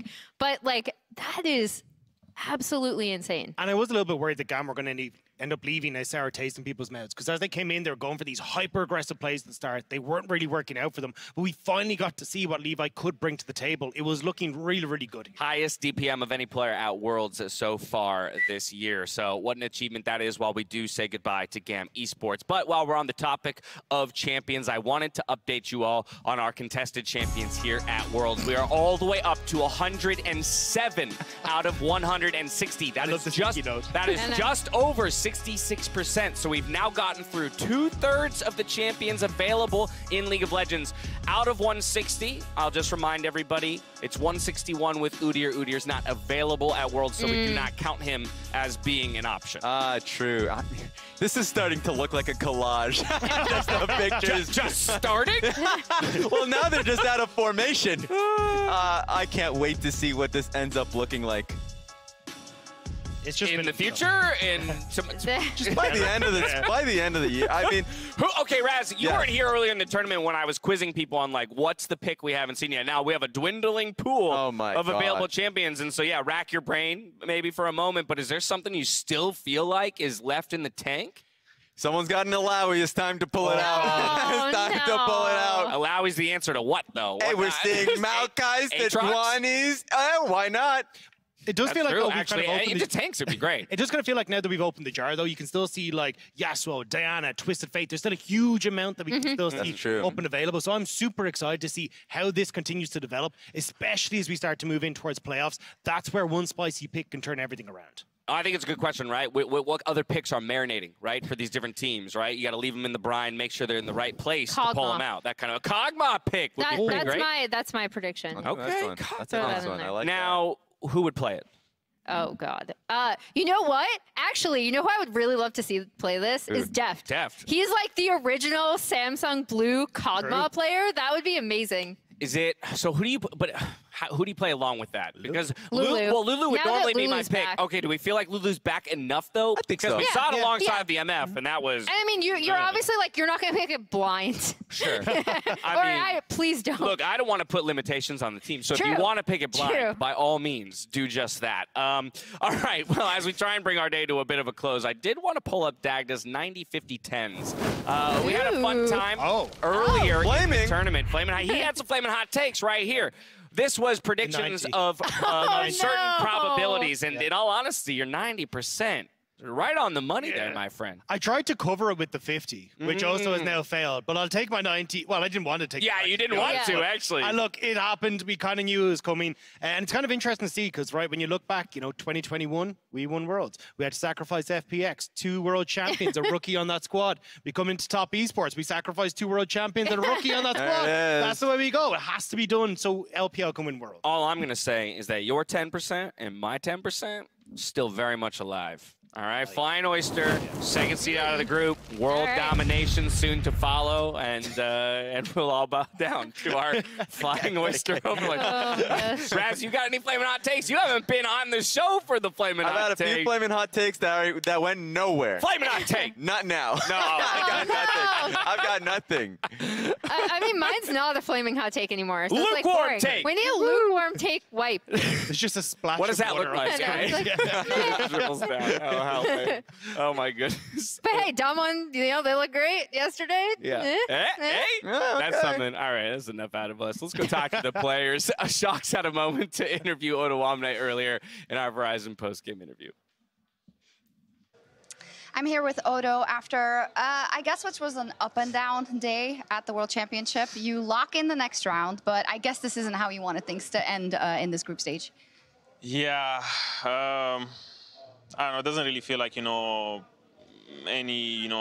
reason to celebrate, because, I mean, like, taking everything in consideration, all the EU teams being out and they also being pretty bad. I don't know, at the end of the day, we clashed, we were like second seed. I was about to say we clashed second seed, but we didn't really get second seed. Could have been first seed. I mean, I don't know, it just feels bad to just lose like 3 in a row like this. I also think it's, I feel like it's just blue side diffy because blue side seems to be really OP, and we had blue side against the good teams in first week, and then we got the wins, and now we just kind of got like stomped, and I don't know, it just feels really bad because I don't know, in a way it's a wake-up call, because we are all kind of riding on that win streak. We were like 10 in a row winning at some point, and now it's just like, in a way, I mean, I don't know, it's what we make out of it, if we go into next week being humbled down and back to, I don't know, just working really hard and, starting to sweat for it, because I don't know, when you win so many games in a row, you start feeling like, undefeatable, and it's like, it was nice to feel undefeatable, but I mean, I don't know, it happens, it's just, they were just really good today. I think they were really good today, of course. But I like that you said that you were flying so high after being undefeated. And I feel like whenever I was able to talk to any of you, you seemed very leveled as well. And we're like, well, it's not in yet. We got to win those games in the next phase. But then today I saw that you guys were really upset after the losses, obviously. And I feel like it got a little out of control maybe, right? Like, I feel like after the GAM win, then you got knocked down. And did you feel like you lost it there and never really regained it today? I think it was mostly the way we lost, the game against DRX, the first one, because it felt like, I know things went sideways really fast, especially with like our draft, you know. I wouldn't really say, you know, that the draft was the result of, you know, us being in, because half of us didn't even know we're in, you know. So it was only like me and Larson, I think, who knew we were in, because we were kind of paying attention. Oh. Yeah, I mean, the other guys were still playing for their lives, you know. So, I mean, I was still playing for my lives, but... Yeah, of course. Yeah, I mean, I wouldn't really say, you know, that it spiraled out of control. Like, we lost to DRX, and then we were like, okay. I mean, obviously, everyone was like disappointed with like the way we played, because we really wanted to go 6-0, you know, and keep everything going, because we felt like we were in very good form coming into today as well. But I don't know. It's just like, yeah, I mean, knocked the wind out of us, but then we were kind of like level-headed. It wasn't really like, you know, we were like upset or anything. It was obviously a tough loss, you know, because whenever your win streak ends like that, you have to kind of come back to reality, I guess, that, you know, you're not as good as you thought. And I don't know. It's just like top was really good as well. I think our draft was bad. I think we have to work a lot on breadside drafting and how we treat priors and what trades we consider are like good and not. Because I feel like that was a big reason that we lost today so many games. Yeah, it looked like it was just really hard to draft by the end of the day on that red side. But I see the glass as half full, right? Regardless of being first or second, you are going to draw someone difficult. This World Championship is incredibly stacked, right? So you know you can play at the highest level, right? You had a fantastic week against the best in the world. So how are you going to make sure that we get back to that Rogue? I mean, definitely, for sure, we need to fix our red side, because there's a lot of, you know, issues, and I also feel like meta a bit evolved coming from first week to second week. I think we were maybe caught off guard by some of the adaptations, you know, because for example, what DRX did with Ashe Heimerdinger was, you know, when you trade Aatrox for Kalista and you treat Kalista as an OP, and then Kalista is not really an OP because it's losing, then you have a big problem, you know. So I think we need to just reevaluate all of our priorities and everything, because I feel like, you know, if we have good drafts, good tools to win the game, we will still show up very, very good. But I just felt like these 3 games, they were just, I don't know if we went away from like the things that made us good, or what happened, or they forced us to go away from the things that made us good. But it felt like, you know, we didn't really have a lot of options. Good teams will push you, of course, right? So, but the good news is there is some time now, and I know everyone's behind you, and we're hoping to see a reinvigorated Rogue in the best of 5s. We know you can. Last time you made it to the semifinals, so we won't accept anything less here. Yeah, in I mean, America that's my goal as well. It's like anything less than, you know, my old personal best is a bit of a failure, but yeah, I mean, first seed or second seed, it doesn't really matter, I think, because the world is stacked. I feel like everyone's on a similar level. Everyone who's in top 8 in the world right now is really, really good. And it just comes down to, you know, prep for the game day. And we know you're going to prep your asses off. So thank you very much. Yeah, I mean, I don't want to go home with an 0-3. You know, I got 0-3. G2 3-0'd me too many times this year to get and you overcame that, so... Yeah, I mean... Yeah, I think we're over time by a lot, but I, of course, love to talk to you some more. And I'm happy that I got you smiling at the end of this going into next week. So thank you very much, Odo. Thank you for the interview. Thank you so much, Shox. Thank you so much, Odo Omnet, for that interview. It's very interesting to me to hear him almost so much in his head about how the day went, and particularly some of the drafting stuff that he honed in on as he's clearly trying to work out, you know, in the moment what the issues were for today and how they'll press forward there in the knockout stage. Yeah, I think, you know, Shox is right. The jar is half full, like, because the first week they had such a good run. Second week, it was more so just lessons. And I think these lessons will go a long way into the quarterfinals. And I think Worlds, when you look at week 1 versus week 2, week 1 is about, can you get something you're super comfortable with to play well, right? And I do think Rogue got that. And then week 2 is about, how well do you adjust to what you've seen from your opponents? And that is typically where we've seen teams like struggle, who do end up falling off like that. So I do hope that they can take this time, regroup. He already cited the Kalista pick, actually, which we talked about previously as something that was stymied by that Ash Heimerdinger. So I'm really curious to see what they bring out now, because I do think they are a team that still has a wide variety of options in the way that they want to play. And that's the big one for me. Like, this isn't a team that's green behind the ears, right? You've got a lot of veterancy there. I expect them to be able to bring a lot of new stuff to the table. And it's kind of heartbreaking to see how down and out they are, especially when you look at them just coming off their first big win, right? I think Rogue are still a team that should be feared coming into this. And I have no doubt as they start to push on that they will figure out what strategy they want to play, what works for them at the moment, and being able to push that boat even further than they have. And I mean, look, Odo has already shown this year he's not going to be defined by past failures. So why not lend that to a new leaf, right? Mentally caught in a pickle. We'll see if they can find some clarity as they look towards the knockout stage. But take a look at these standings. One group left to be decided, and that will be Group D tomorrow. Royal Never Give Up at 3-0, Gen G at 2-1. Just to refresh on the 6 teams at 6 teams. You guys can't see me, but I held up 3 fingers, and that was embarrassing. The 6 teams that qualified through already: T1, EDG, JDG, Damwon, Kia, DRX, and Rogue. So it's just about who joins them in these final 2 spots. This is our schedule for tomorrow. We kick things off with 100 Thieves going up against CTBC Flying Oyster, and then the Oysters stay on stage to go up against Gen G in the second matchup of the day. Then it's North America's turn to give 2 back-to-back as they go up against Royal Never Give Up and Gen G. And then we close things out with Flying Oyster versus RNG and RNG versus Gen G.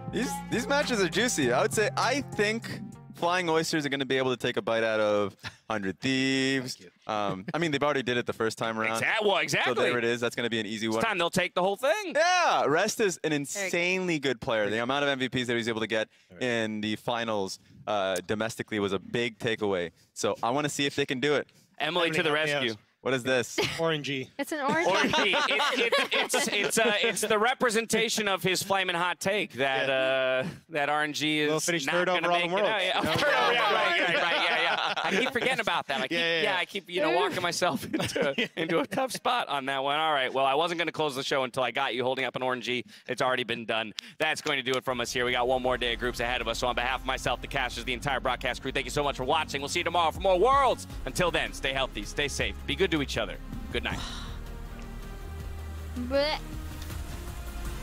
will there be an engaged? Power, we love this fight. As Amazon ulti, Shuffle comes in. What a flash sets up 2.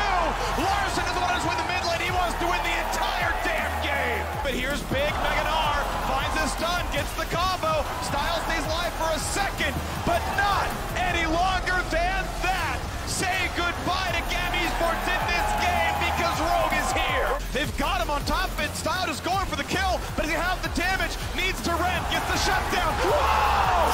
Jackie Love steals the dragon, and with Elder, Knight goes off. With the new wave. Will with Katie. Can he find the stunts? Wayward still on it. Wayward still hitting. Stays alive. We're going Nexus for life. Will it be enough? Tenwin comes across. Tien hitting as hard as he can. Looking for it now. On to the Nexus they go. Will it be the Esports pulls off the upset. They can go for the play on Odo. He shorts the flash. It's a miss out of the jungle. And there's the spicy hotpot. A spike for health. The iPods King gets it. And Malrung's left alone. Their E is there. They're going to try for the rest. The stun. Point blank arrow. Combs cleanse is 7 years too late. Okay. Kingen 1 versus 3. He's got to stand his ground. Worldender comes out, flashing away, dashing away, trying to fight back if he can. And enchanted Crystal Arrow from all the way back home. Kingen will live and Gam will fall. A double kill back over to the Aatrox. Death goes godlike, and DRX go in for more. That's 4 down. Katie's the only one alive, but the Everfrost seals his fate, and DRX will earn their place in the quarterfinals. Everyone was a little bit worried last week after we didn't get to see as much from them, but this week they really had a massive impact, and I'm just going to let the crowd do the rest. Trimby would have had to commit to the Q start. Oh, the hook in early. Trimby's in trouble. The first pull hits, and Jackie Love's ready to flash follow. Morale's gonna do it. It's first blood of the Jackie Love. Cobb goes right back in, and he gets him right back. As Wayward and Knight make their way forward, are guarding Jackie. They're going to be dealing with Odo. Meanwhile, Wayward's going to be killed off too. Top laner for top laner. Tien still looking for a little bit more, and Knight just picks him up so easy. Malrang, he's nothing but food for the taking. Want to make their way towards top, and Knight! Oh my God, what an engage coming out from Knight. Zeka's at 100 HP, and Jackie Love knows an opportunity when he sees it. Top Esports hit him right in the mouth. And he's going in. It's a tall order to survive this. Knight here on the front line. Zeka into the stasis. Knight now buying a little bit of time of his own, and DRX collapse as it's Top Esports absolutely slamming them. DRX are so good at finding these windows of opportunity, and they found another one. There's the Megadar ulti coming out from Zeka as Larson stuck in the Hextech ultimatum, and PO shit kills him next. Odoamne tries to get back with the flashback over the wall, but DRX get 4 more bodies. Kingen still doing some DPS here to the front line. Zeka goes in, and that time he gets his man. Pioshik still in hot pursuit, and Kingen has the vengeance to exact. Rogue are ace. The game is over. The tie is broken, and DRX win the group.